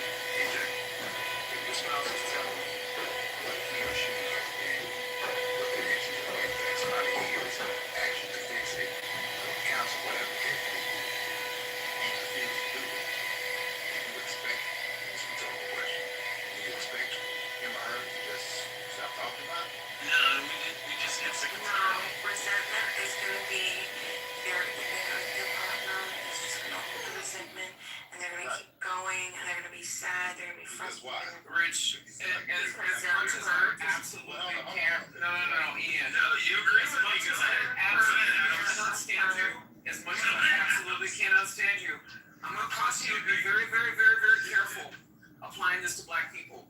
Because this shit can go around to other groups of people who can make the same grievances towards people that you find very dear. So be very, very, very, very careful in your sentiments of crying about, well, people are crying about X, Y, and Z and past treatment. Oh no, Because every single person in this room belongs to some group that has some type of history. So let's not sit here and do that, Rich. Let's not do that. Alright, Adams, I agree. Let's move on, Rich. Hold on, Adams. You and I are both part of that same fucking ethnic group. And we agree that both of us would say that those people need to stop their fucking bitching and whining too, because they're earning the fucking hate. So you would just tell you would tell your spouse. Adams and I are both Jews. So we would tell our spouse to stop bitching and whining. Yeah, I would tell the Jews to stop whining and the blacks to stop whining, because you're just earning the fucking hate. Nobody wants to hear every 5 seconds anti-Semitism and racism. Like, we don't care. It's like when you hear leftists call people Nazis. You know, initially people are like, oh my god, they called us Nazis. This is crazy. It's so The crazy. cognitive dissonance is just wild. Speak for yourself. Everybody's a Nazi. Half the country is still waiting for the rest of the country to just come out and do what's the right thing to do. I'm a Nazi. And fix Steven's the a Nazi. things that need to be repaired, restitution to be delivered just on principle. But we have to wait for the other half of the ignorant country to come around to admit it and grow the fuck up. There's a famous philosophical quote that says, holding on to anger is like drinking poison and expecting the other person to die. At some point, people have got to stop hating each other. And a lot of this entitlement and a lot of this vitriol that you hear from any group towards another, that hate's got to stop. It's actually just that sounds great. It's like he just said, people are human. No, I know. I'm far from perfect, man. By God's grace, I'm saved. But I'm just telling you, man, like, you're holding on to grudges, family, friends, former colleagues, other races, all that kind of stuff. It only hurts you. It really does. It changes your psychology. That's 100%. That's 100% fact. But my point is that it's a lot. It's easy to say that. It's very hard to do in practice. Everybody's entitled to their grievance, Ian. Everybody is. Every group of people is entitled to their grievance. Now, what society and the masses do to appease that grievance is a different story. But everybody's entitled to their grievance. Now, what I don't find to be very becoming a society is for people to look at people's grievance and antagonize them in their grievance. Right. That is non-productive. That's only going to foster more volatility and continue to have the aggrieved party push and probably go off the rails, in trying to do so because they're not being heard. So it's one thing to hear people, but it's another thing to appease them. So nobody's asking for Rich's appeasement, but I think that it's very disingenuous, especially in a country where we have the free speech, for a person advocating for a party that supports free speech to say, well, I'm tired of listening to you bitching and moaning about it. Right. You just shouldn't talk about it. There are two sides to that fucking coin. Right. So I don't think you're entitled to anything, all right? Entitled? You're entitled to nothing. You can express yourself. Yeah, absolutely. Go ahead and express yourself. But this idea that you're entitled to something, somebody owes you something because that's how you feel, that dog won't hunt. It's a crock of shit. People are entitled to voice their grievance. They're not entitled to appeasement. Okay, so hear me carefully. I did not interrupt you one time. Not once, brother. No, I just wanted to make sure you heard me clearly. Okay, so listen.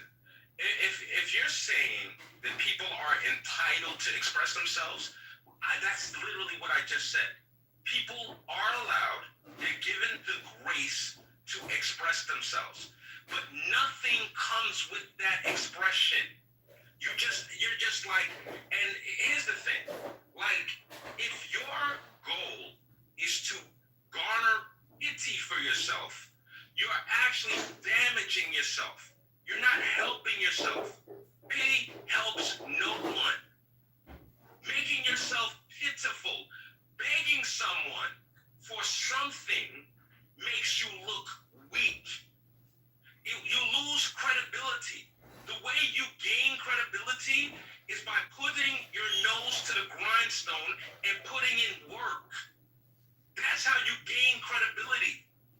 Complaining, belly aching, crying, wishing things were different, that doesn't help shit.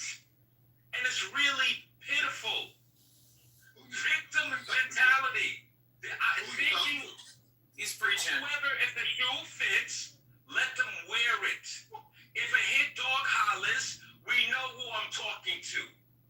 The person asking me who I'm talking to, it sounds like they might fear that I'm talking to them. That person. Why are you yelling? They might fear that I'm talking to them. Why are you yelling? They might fear that I'm talking to them. They might be scared that I'm addressing them. I'm I'm tired of sensitive motherfuckers. That's what I'm tired of. I'm tired of when people, they want to be able to say what they're entitled to their free speech. Well, guess what? I'm entitled to my motherfucking free speech too, by that same logic. Alright? I'm entitled to it too. And I'm tired of belly aching, weak ass motherfuckers. That's what I'm tired of. I'm confused. It sounds like you're easily confused. It sounds like you're easily confused. It's performative. You ain't told police and shit. Performative. Yo, Doc, I understand it's performative to you, Doc. It's very performative because you're not having a conversation, you're pontificating. Cool story. I understand. He's delivering a good message, but Who's supposed to look at anything?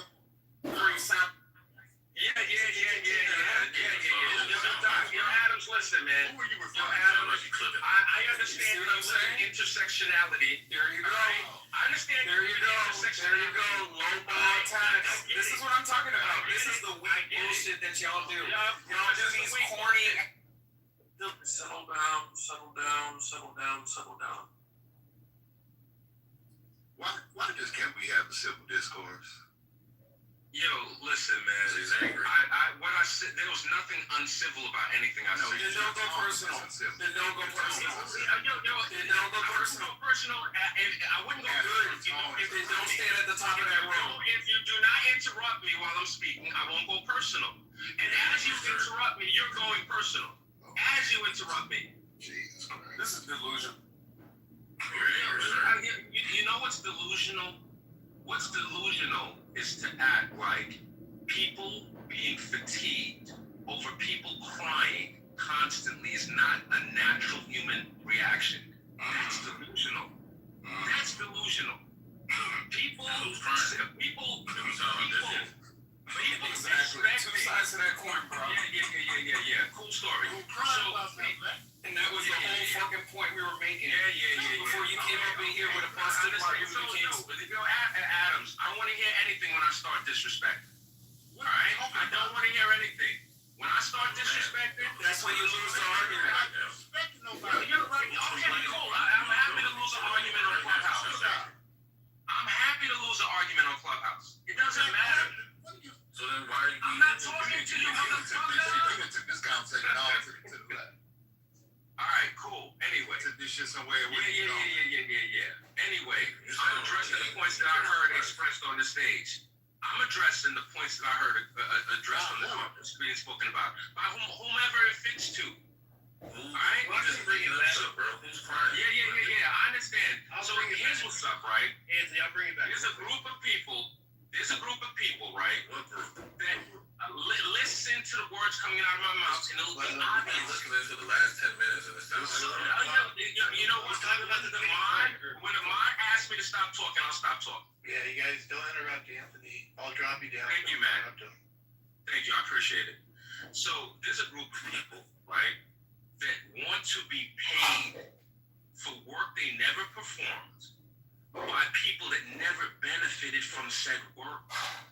They feel that they are owed something. They feel like they need to be paid. It's like when you ask them, hey, suppose somebody was sentenced to multiple life terms in jail and they died in jail. Would it be just get that person's child and say, you have to finish you have to finish their term. Your father died. Now you have to finish. You need to be punished for his crime. When you ask them that, they get really quiet. They're like, no, well, that doesn't sound like justice. You have a group of people. They talk about some fake ass science, epigenetics, right? They talk about trauma being passed down through the genes. My God, I have inherited trauma.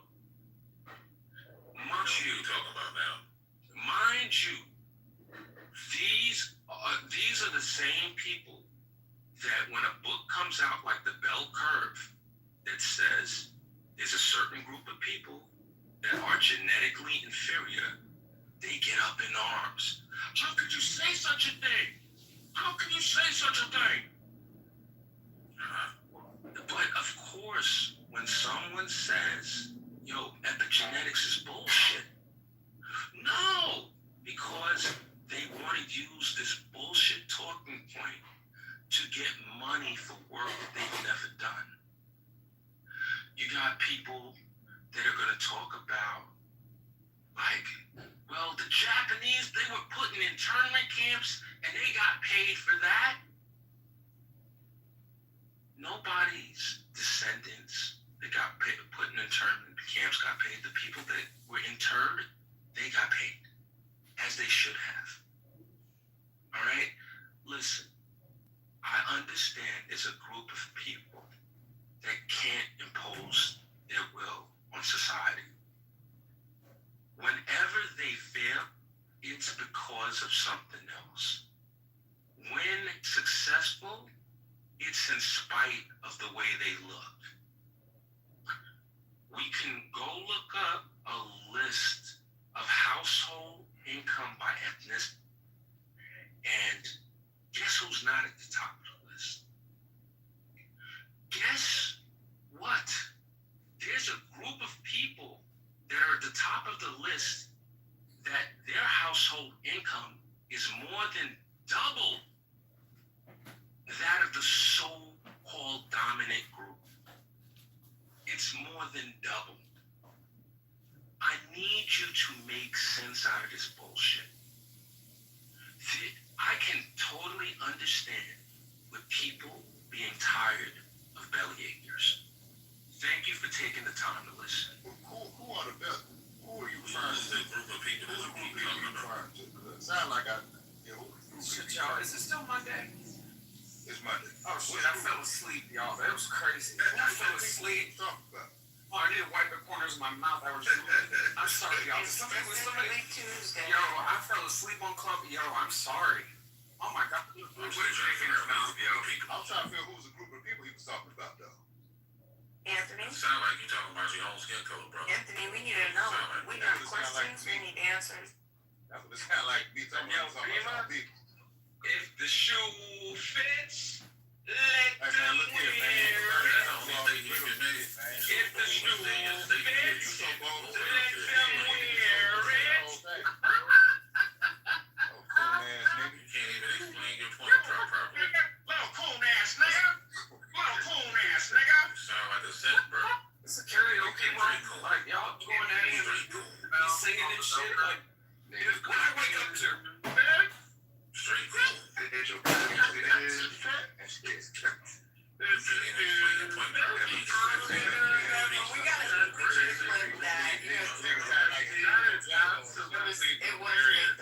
That was hilarious.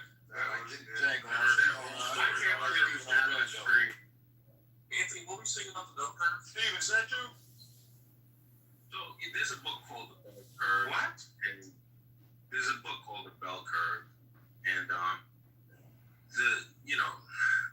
the thesis of the book is that there's a certain group of people who are genetically inferior. They have less. Well, go read the book. How about you go read it? Nigga, you brought it I up. thought you just said you How about you go go read the book? explain it. How about you go read the book? How about you go read the book?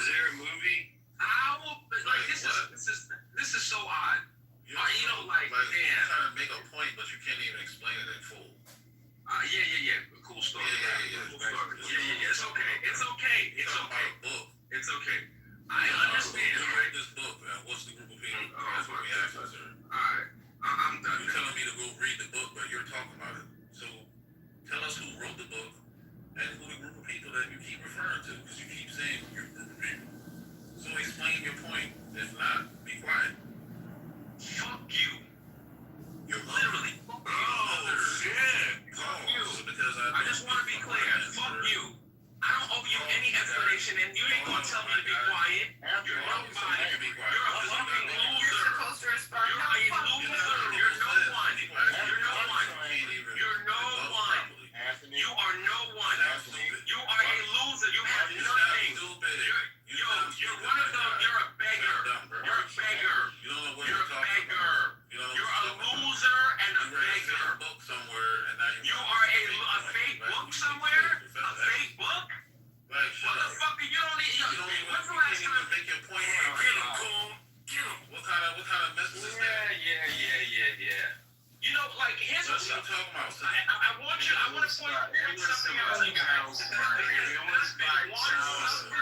There has not been one substantive comment. It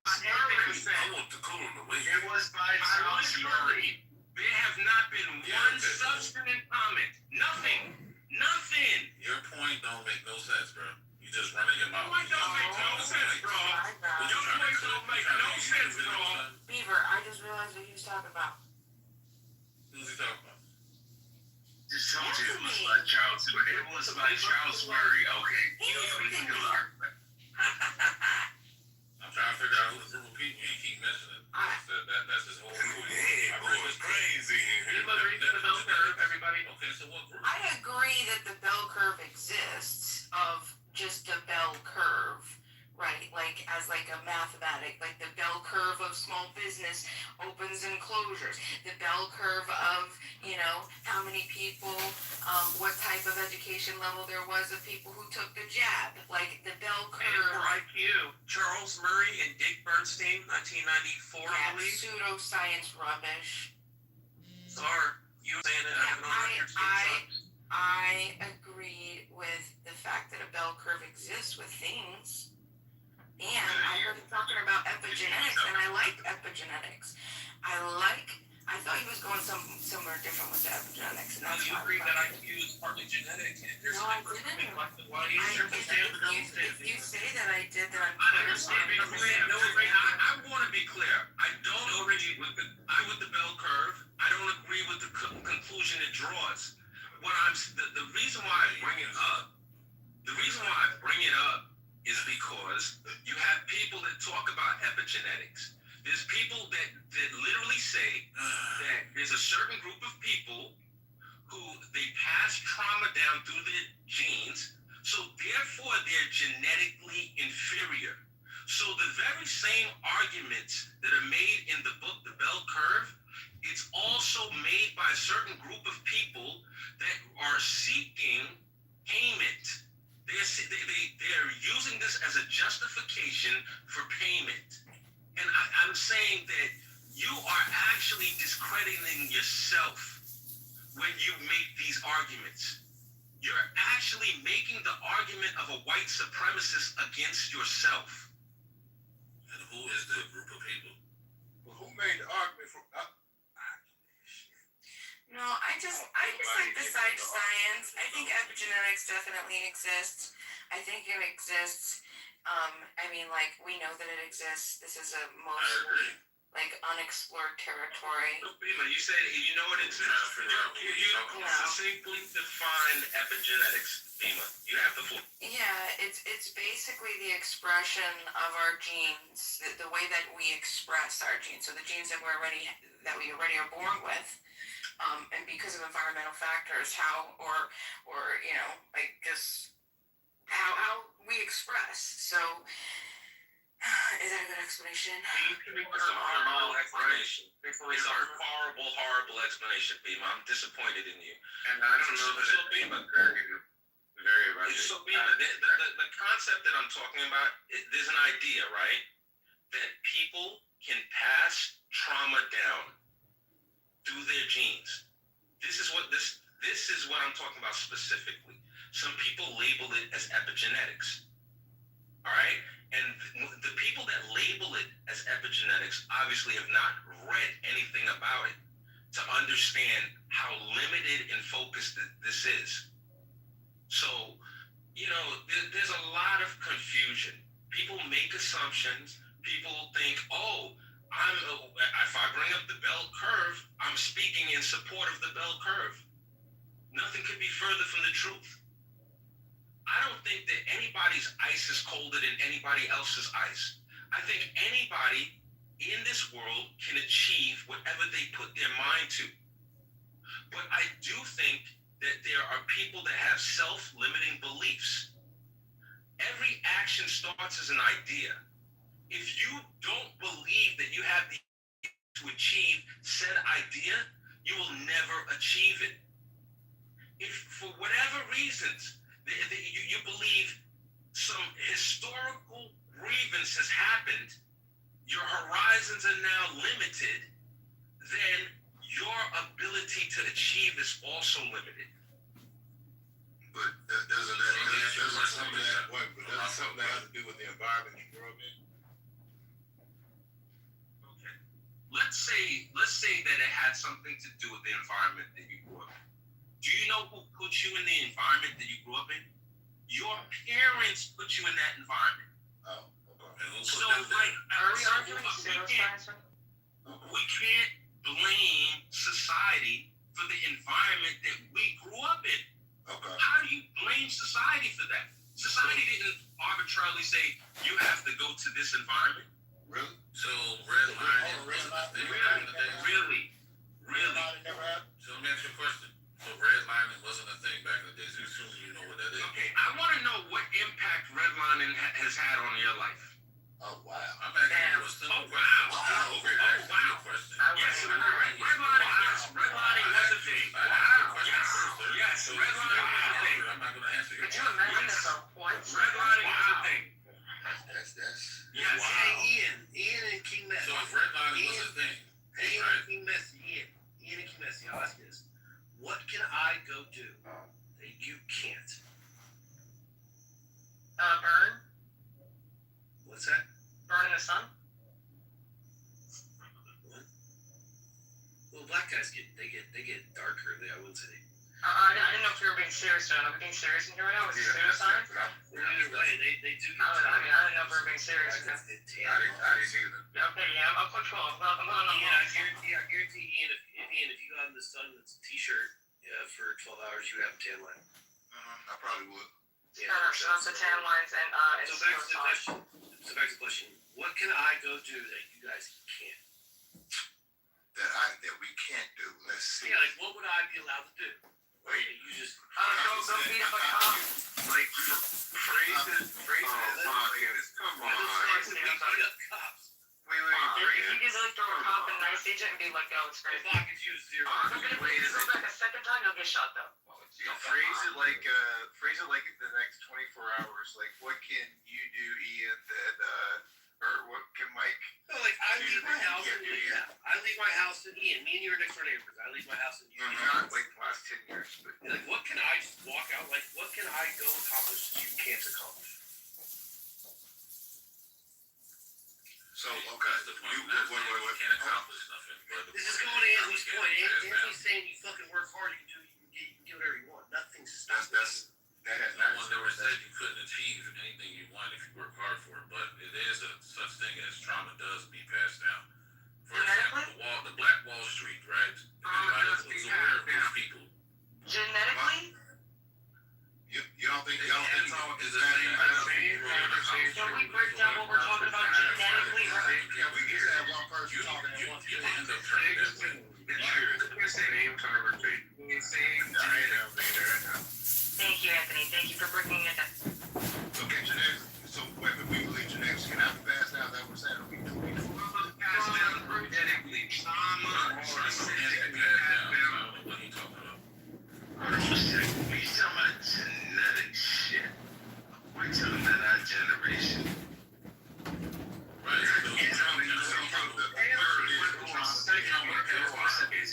You saw what happened with Black Wall Street, right? These were black people that were very successful. A whole town full of them. KP go? Okay, go ahead.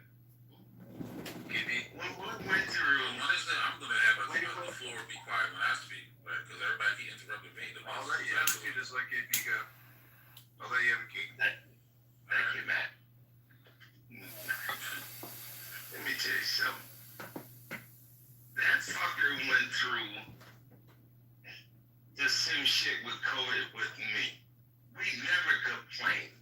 We always put up and celebrated people. So that's why I had to have my brothers back. I'm always going to be supporting him. Because you didn't know what the fuck we had to do in the ERs, in the EDs, whatever the fuck you want to call them. Motherfuckers don't know. Anthony, thank you for your service. Okay, enough of the glaze. Thanks, KP. Appreciate it. King, you got the floor. Go ahead. Thank you. So all I'm saying is, right, because he went off on a whole spill, sort of going into a strange direction, right? Things can be passed down, but you keep saying, you know, these group of people, which I was trying to get you to say who the group of people were. But I'm just going to go ahead and make a guess that you're speaking about your own kind, because from your picture, you look black, brother. So if you're saying black people are lazy, don't want to work, and yeah, that might be some of us, but you can't put that on us as a whole people. So genetics and all this stuff you're talking about, trauma can be passed down. Generational curses and all that, whether you believe in that or not, then that's your personal opinion. But those things do happen. No, I'm not saying because those things exist, oh, we can't grow as a people, we can't work hard, we can't achieve anything that Stefan can achieve, or whoever in this room. No one is saying that, right? You're saying you're tired of hearing people bitching and moaning and complaining about, oh, we need to be paid for this and that. But can we seriously say that there's a problem in this country?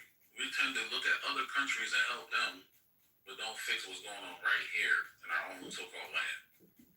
What would be the number one thing? It just didn't make no sense to me. I don't know where you're looking at. What would be the number one thing? Real quick, 1 second, bro, because I you know, and it gets really frustrating. There's no one on this stage that can say that black people are lazy, that I said any of the sort of what you said. I made an assumption because I asked you a question. Listen, bro. I didn't interrupt you. I waited until you stopped speaking. No, I didn't. I'm gonna let you go ahead and speak. Yeah, cool. All right.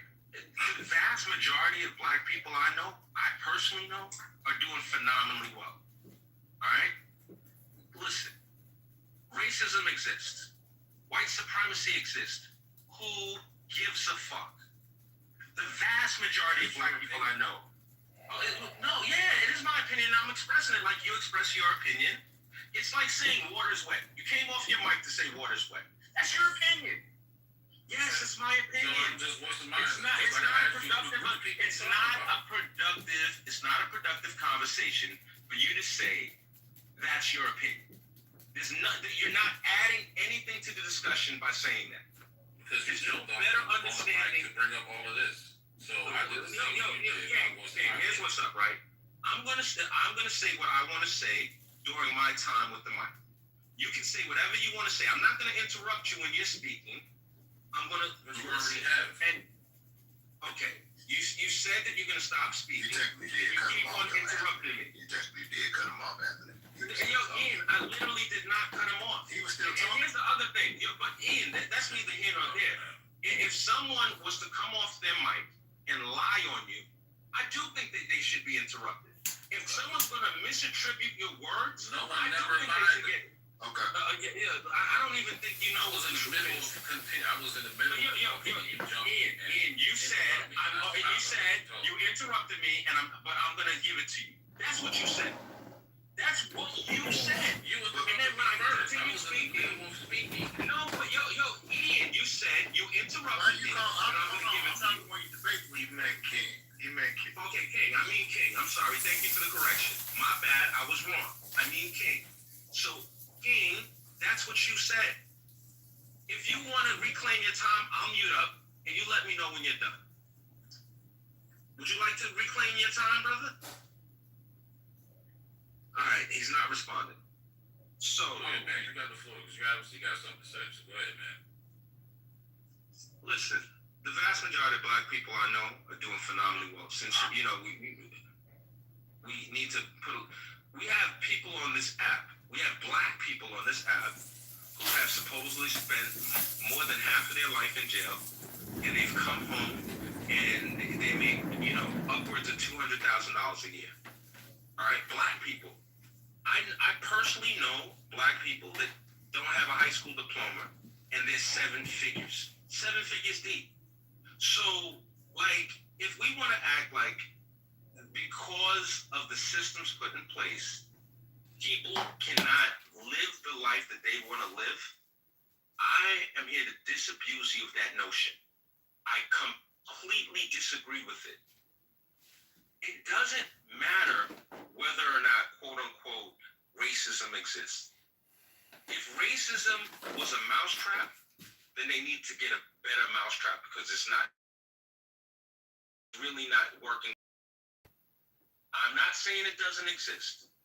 Ultimately, there are certain things that the government can legislate away. One thing they can't legislate is the way people feel in their hearts. It can't fix that. At some point, what people are going to just have to do is get busy, get to work. Perceptions change themselves as people observe other people doing the work. This is how society fixes itself.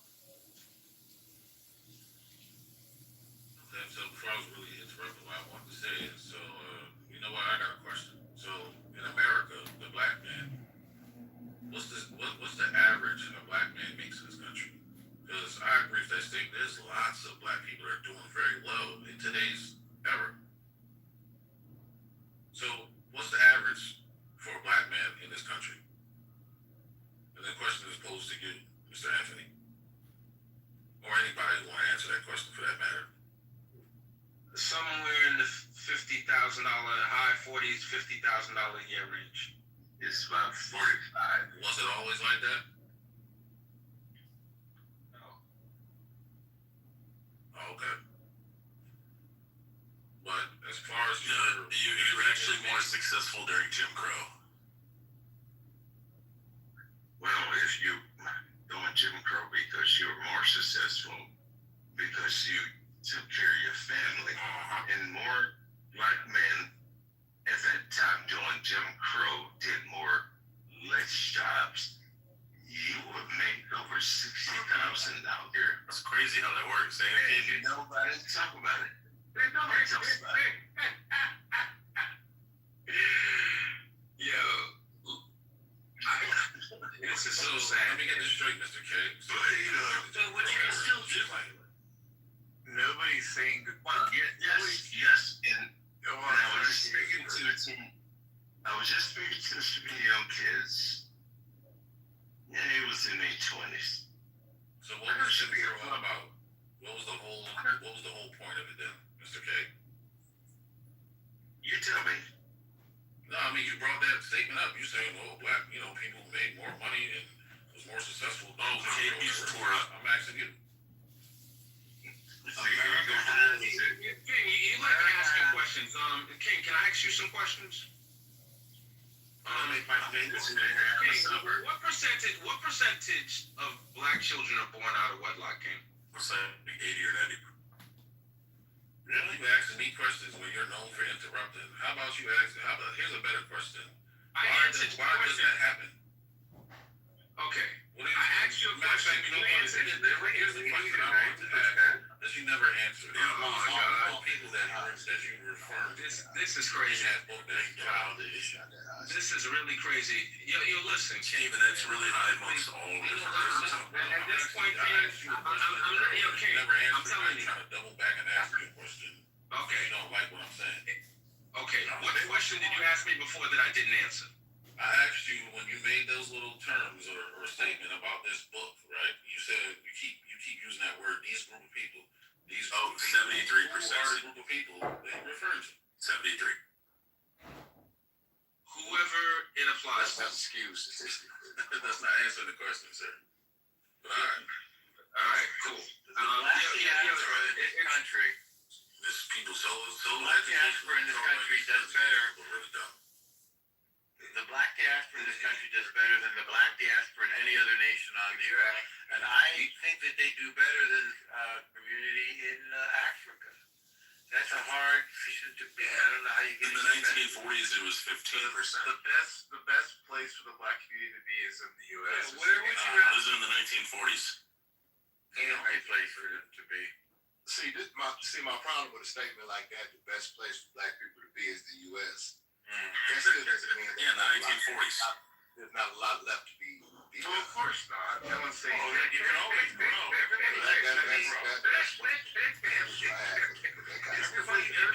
Everybody assumes all these things, right, Anthony? Like, I don't understand, like, the people come off their mic and they say these statements like it's something profound, like they had an epiphany. America still has a ways to go. Okay, yes. Anthony, what you're not gonna do is you're not gonna disrespect me. Okay. How am I disrespecting you? You've been threatening everybody all night. You're just a bitch. Shut the fuck up. Yo, no. What you're not going to do is you're not going to disrespect me. What you're not going to do. Why are you yelling? What you're not going to do. Why are you yelling? I got an honest people. Why are you issuing threats? I'm not issuing no threats. What are you going to do? I did not threaten you. What are you going to do? What you not going to do? Not a threat. What are y'all doing? What do you mean it's not a threat? It's implied. The threat is implied. Now we implied. Okay. You gotta be implied, okay? Don't even use words you can't spell, bro. Because you've been yelling. You ain't policing nobody. You ain't policing nobody. You're just a soft man. You're yelling and all this screaming. Like, we can hear you, bro. You don't need to be yelling. You don't need to be yelling. You sound real tough. I'm not your bro. We got nothing in common. You don't have to yell, man. Yeah, I would say this right in your face. Right in your face, bro. I would say right in your face. You're being really condescending. You sound like a chump now. Yeah. Cool. Yeah. You should just be quiet, bro. That's all you've been doing is yelling. That's all I hear. Listen. That's all you've been doing. Everybody You can't explain yourself properly. man. You guys are all tough guys on the inside. No, you're the tough guy because you're too busy yelling. You guys bought the last gun. You went to the gun store and you bought the last gun. You know what I'm saying? You guys are all tough. Who said anything about no gun, bro? Who said anything about Yeah, I know. You guys are the toughest guys, man. Bro, I can tell. I ain't upset, bro.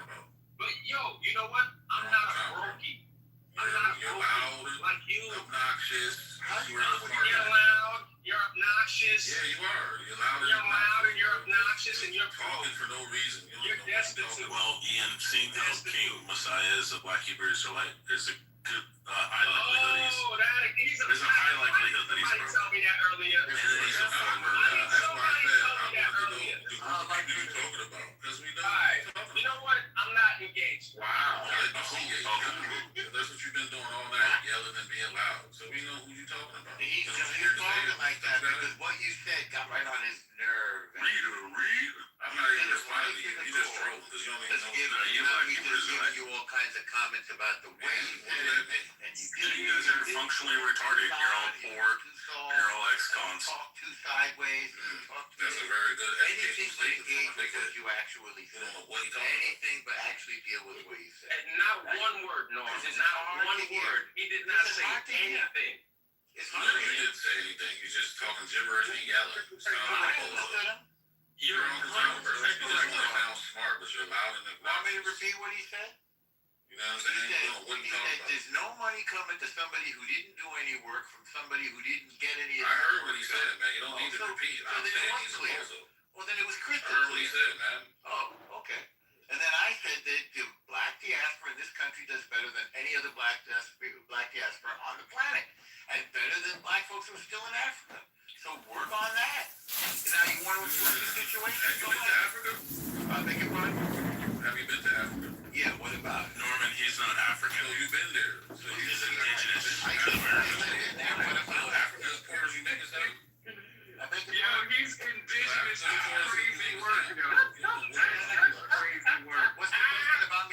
got this dude over here. Wow. This shit is crazy. That's all mid on the guys. You know, so we should do this. It's crazy. This is free entertainment. Good here, y'all. Good here. You can't keep Israelites. This is crazy. You want to see one bliss? Abba buildings? I'm not affiliated with none of those groups.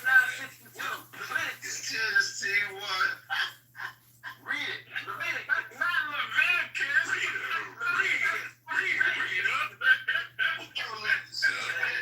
Lars. Leviticus. Moderate. Need to stop moderating. Sound like another cocksucker.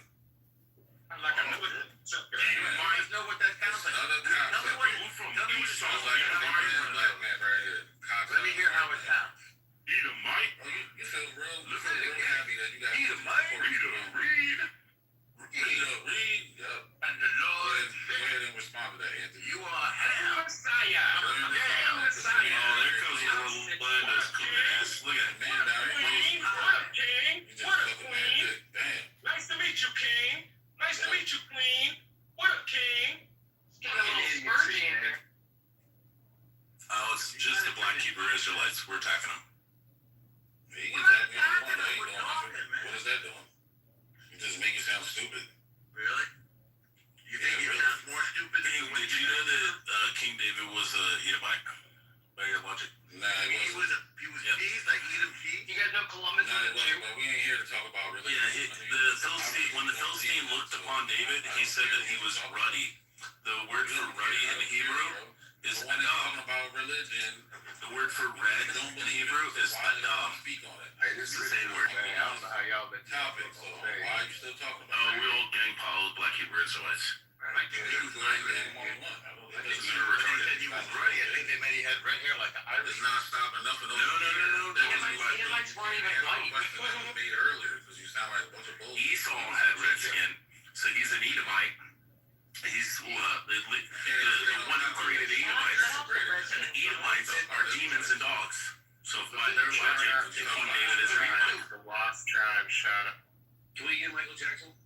How did King David get involved in this conversation? Because in 1 Samuel it says that the Philistine, because in 1 Samuel it says that the Philistine, they read the profile, the Hebrew word is Adam. The word for red is also Adam. So King David is an Edomite by your logic. Rich doesn't know how to Cheerleaders. You're a descendant of King David, which makes you an Edomite. I can't hear what you're saying, bro. You are a descendant of King David, you claim, and if King David is an Edomite, then that makes you an Edomite. You say you were a descendant of King David? Hey, yo, shout out to the Edomite. He claims King does. He's the best underdog. He's a Black Hebrew Israelite. I didn't hear that. Yeah, he does. Why? Because my profile says he's a Black Hebrew Israelite. Shout out to the Edomites, bro. We underdogs. Shout out to the Hebrew Israelites. We fucking coming up in this world. Black Hebrew Israelites. Slave ships. We were subjugated. And they would be sold into slavery, and no one would be there to buy them. We got a saltine cracker door. It says, and they would be sold into captivity, and no one would be there to buy them. That's crazy. Wait, were y'all bought? Y'all were bought, weren't you? Oh, somebody did buy that. Can you let someone else jump in and make jokes, bro? Like, you can just be taking all the Deuteronomy, read Deuteronomy. Black Mormons. Black Mormons. They are the Black Mormons. No, I'm a Christian, bro. What happened? I'm a Christian, bro. If I married a Black Mormon, would I be Norman the Black Mormon? Christian and That was pretty funny. You be lacking Norman. That was pretty funny. It could have been meant to be, bro. You never know. Chill, I'm a Catholic Israelite. Oh my god. Alright. So you like Notre Dame? Yeah, man, I'm a Christian. They just make shit up in Jamaica. Do you like Notre Dame, or like, do you think the team sucks? I'm the king of Marvin Gardens. I thought I've heard it all. Yeah, me too. No, you haven't. You haven't. Now you've heard it all. Hey, Ian, have you heard of Rayabaya on the app? Phil Beaver's Rayabaya? Rayaba? No. Oh. Fake Oh, Mama, what do you call him again? You're right about it. Sorry, dum dum. Nah, Keith's probably heard of him. Who's that? I don't know who that is. Sometimes we have a word dum dum.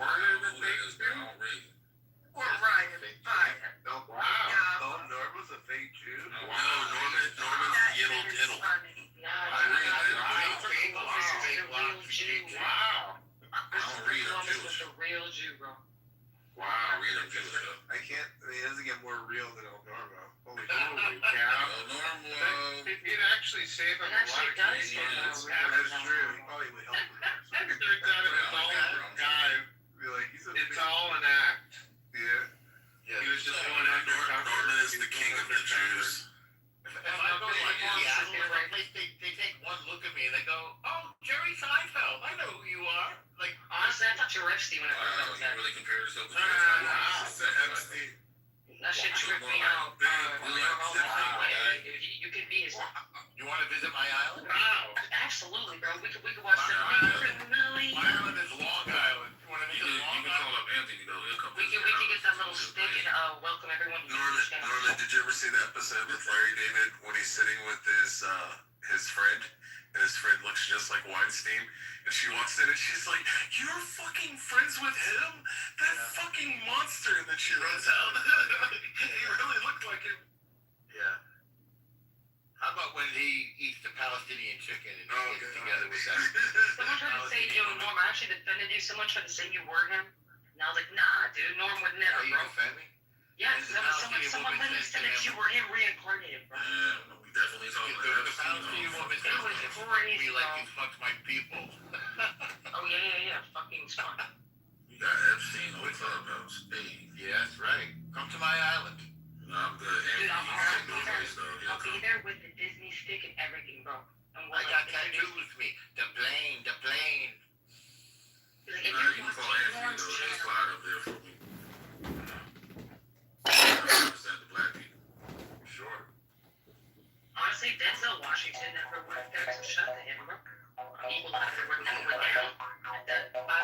He probably rejected that shit. He said, listen, I'll kill you all 30 seconds tops. I'm just never win. Yeah, probably not people and doing all that disgusting shit. No, shout out to Jay-Z though. Shout out to Jay-Z. That man was there a lot. Oh, yeah. That him and Pusha T, I think it was Pusha T. Pusha T. Yeah, we can't talk about rapping here. Anthony might not like that. Why, what's wrong with that? Anthony, not too much. I mean, we could talk about Dr. Seuss though. My fault. So what's going on? Anthony, I don't know if you wish this, but We should talk about eugenics as well, but it's wrong. Yeah, so talk about you. the epigenetic situation, you know that one of the leading studies was some Holocaust study. That's what jumped off the Holocaust survivors. Yeah.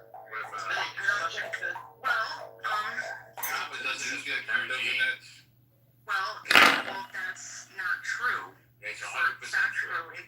Okay. You're not gonna roast El Normo with that, Trauma does not change your genes. Okay, so it doesn't change your genes. It changes the epigenetics. Genetic is genes. The word genetic means genes. Right. Epigenetics. But Trauma does not epigenetic. affect your genes. Okay, no, it's not going to change your actual gene. What it changes is the signal on the gene, right? It tells the gene. Yes, that's what an epigenetic mark It is. changes like a lot It's of not things. gonna You change treat your your children differently. No, it's the stress hormone, and that's crazy. And that's crazy to push back on something like that. Not pushing back on, just giving you the science. Okay, well, no, I mean, obviously you're not, because science right now is saying that you're wrong. No, The it's gene not. doesn't change, but the gene expression changes. The code, okay, like the epigenetic mark, right?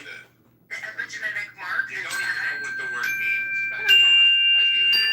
Okay, alright. Do you want me to explain it to you in an analogy so you can understand? No. Okay, so DNA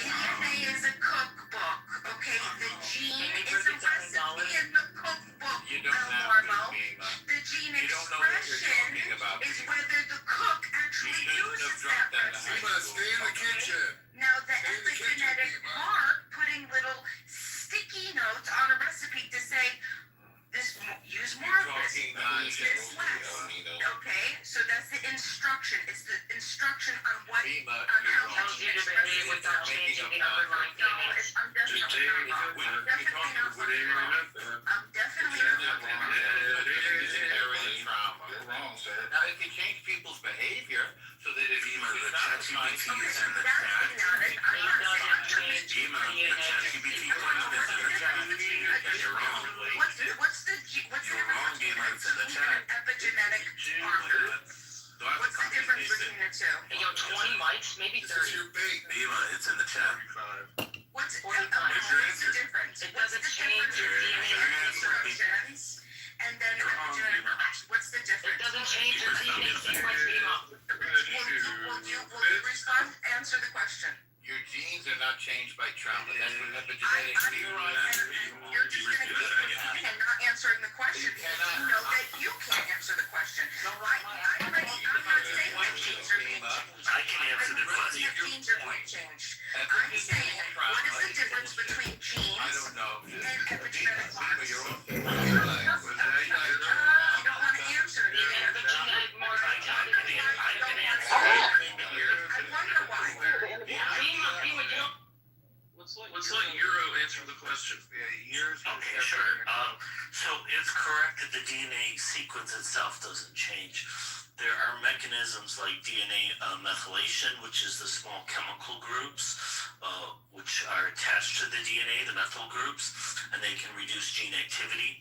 You have histone modification, which is another mechanism where you have DNA is wrapped around proteins, which are called histones, and these have chemical changes that can make the DNA more open or more tightly packed, which affects the gene access. And then the other two are chromatin remodeling, which is basically the physical arrangement of the DNA inside the nucleus, which again makes genes either easier or harder to read. And then you also have some non-coding RNA regulation, but those are the four main mechanisms by which epigenetics work. Does it change the gene? The DNA sequence doesn't change. How to have a conversation. I never said, what are you talking about, you fucking moron? I never said that. I kept. No, Lima was correct. That's exactly what she said. So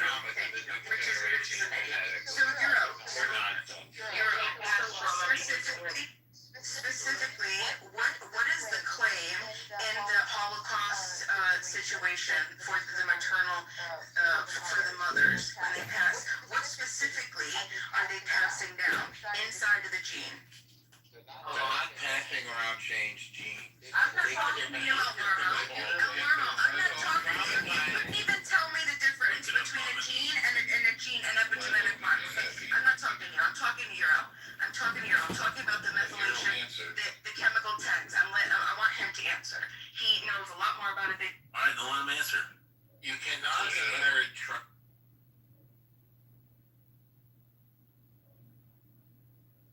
Go ahead, Euro. I mean, this is kind of a difficult and nuanced question to answer. So it's possible that some epigenetic marks can be passed down, but it's much more limited than people usually think. So, you have the DNA sequence, which is clearly passed from parent to child. The epigenetic inheritance is a gene regulation that can be passed on without changing, but I don't really know if I should say really more than that. It's stress hormones, you're right. How is it really? The point is, some stuff can be passed down. It's stress hormones, yes. Stress hormones, yes. From the mother to the child, yes. Epigenetics is an entirely new layer of how we understand genes, right? And that's what I was trying to explain. You have your genes. That's not what's going to change. As I explained, actually, the cookbook scenario was a actually good analogy. Okay, so you have your cookbook, and then you have your recipes, but then you have the instructions on how much. And so the recipes are the genes. Those aren't going to change. The recipe, that same exact recipe, is going to be passed down to every cookbook that you make. But epigenetics is it's the extra layer to say how much of that recipe you use, and that is when the methylation comes in. That's where the stress hormones comes in. That's when the inflammation comes in. They just did another study with Syrian refugees, and it's uncharted territory, but they proved again that it can be passed down, and that's just the way that it is. No, what you're Yeah, the only thing is you just got to be a little bit careful. So, like in plants, for instance, the epigenetic inheritance is very stable and it's common. In animal experience, we have some mixed results. They do produce the heritable epigenetic changes, but there's a lot of uncertainty in terms of the durability and the mechanism. That's why I want to say just be careful. So I'm not saying it doesn't exist, but there is a tendency by a lot of people to overstate the claims, and who knows? We're always getting more data on this. Trauma, which is bullshit. I put it in the chat the actual gene that is affected. If I could read, I literally. This is all about generational Oh trauma. my god, like the NR, the NR. So Beaver, you were correct. Yes, she was. And can I explain how she was? Did you say the ERs? No, I was trying to finish speaking, but I got muted. You said the ERs. I know if I could finish speaking because Craig and honestly, Well, this is what I'm trying to say. It's very, very nuanced. This is a bunch of crap. What happens is the epigenetic information can be inherited, but in humans, most of these epigenetic marks are reset. So the question of stable inheritance across generations, we believe is more the exception than the rule. That's not true. The NR3C1 is literally the rule, which controls how the body responds to cortisol. This is literally the most I'm common talking form. about the stability of the epigenetic changes over generations. So I'm not saying the basis is where it exists, but generally speaking, epigenetic changes are reset. We're just talking about one generation. We're just talking about one. Just being passed on from the mother to the child. Just one. We're not talking about 30 fucking generations. We're talking about one. Pass trauma to the next generation. Oh my god, bro. I can't. If you're stressed while you're burying. Why don't we ask Euro, can it be passed down one generation trauma? I don't want to get more specific than what I said because it's very nuanced. I said what my understanding of the current science is. Apparently people here are interpreting it different ways. Yeah, they're making shit up. That's what they're doing. Making shit up? Are you guys okay? It's not passed to generation to Do you guys even know cortisol and what the stress hormone? Do you guys believe that's real? Can we at least admit that's real? It's magical fairy dust. Or we're not just little fairies in here, like we're not like just dreaming. It's magical fairy dust. Stress hormone is real. The fetus is real, right? Generational trauma. The fetus is real, right? The baby's real, right? Is real. Okay, so I'm gonna have zero system on your neck again. I mean, whatever the mother does, it literally influences the fetus, correct? While she's pregnant what with she the does. baby? Yes, exactly, right? Yeah, And then what happens when she gives birth to a baby? No, Pockets, you just want to explain your own trauma and shit on your parents. I don't even know how to talk about my trauma. Your trauma is small, and that's why you have this big on this head. Something happened to her or the grandparents. Shut up, bitch. Trauma from I've never deviated a centimeter. Because you're wrong. Yeah, shut up, little dick. There's no time to look for it. Little dick boy, go jab on some. It's like a Yeah, go jab on the Xfinity remote. Leave me alone. Bro, what are you talking about? Yeah, I mean, bitch. You're full of shit, bro. Yo, the way you say bitch makes it sound like poorly with her child, then the child will be That's wrong. Bitch. bitch. But no, it is very true that you can pass it down to the child. I just don't understand that. So I put a link into the chat. It's called a stress hormone. It's a real fucking. So I put a link. That's not generational trauma or epigenetics. That's something else. No, the stress hormone is the epigenetic factor. Bro, I don't know what epigenetic means. I don't know what epigenetic means. It's not gonna help the post the article with rocket Explain. One mic on Euro, please. Yeah, never mind. In any case, if it helps anyone, I did post a link in the chat to a scoping review of evidence for intergenerational epidemic transmission of stress and trauma in humans. There's 100 articles They like discuss that. the I issue. can pull them up. Thank you for the link in your survey. So, Euro, are you willing to go on record and say that Beamer was correct? Well, I think if you read the study, it speaks for itself. Beamer, you're correct. It really says Beamer's correct. No, Beaver. The study is not a blanket over research. Neither was Beamer's statement. I think Anthony, I would like for Anthony, because this just doesn't mean, I mean, we could look through the intergenerational trauma, sure, we could talk about that, but this is also huge for us as individuals to understand our own epigenetic expressions, right? Anyway, but there's a study, I just found it last year, okay, and they did it with the same, they kind of repeated the Holocaust situation, but it was with Syrian survivors of war, and they did the same thing. And so, yeah, I think this is a newly charted territory, but I think the more that we learn, it's going to be interesting. There's so much still that we have to learn. And I think that everyone should get a gene test and know how your body methylates, because you're going to know a little bit more of what to put into your body specifically and exactly, and what your body produces less of and what you need, but what you're you learn that the directions of how your body is operating. And that's, I think. Do you remember when people were saying that if you kill an animal and you get like that, it actually produces hormones when it dies? What it says is that when it you dies, will people are respond. literally saying that. What it says is that you will respond to trauma. There's no indication in that article that it's passed to the next generation. It'd be interesting to look into it. I literally have it right in front of me. Point of order, moderator, point of order, Matt and Beaver, this is gold. I'd like to say that Beamer's advice of getting genetic testing. I'd like. Hello? We can't hear you, John. Your phone's messed up. Shut the fuck.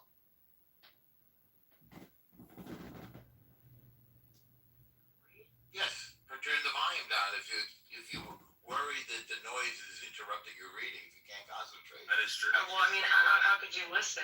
Or you could just leave the app, go read it, then come back. You keep saying no one has the proof. Click on the link. You read the article. Click on the link. Then close the Clubhouse app. Okay. Go read it. So Then this is come how back. it works. When a person experiences intense stress or trauma, certain genes related to stress response can be chemically modified. For example, through DNA, methylation. These modifications don't change the DNA itself, but they can alter genes how they are expressed, making the stress response stronger or more sensitive. Research suggests that these epigenetics changes can be passed down from mother to a child, especially through pregnancy. For example, if a mother experiences severe trauma or chronic stress while pregnant, the developing baby can inherit changes in stress response genes. Doesn't mean the child experiences the trauma directly, but it can make them more sensitive to stress or anxiety later in life. Maybe go read.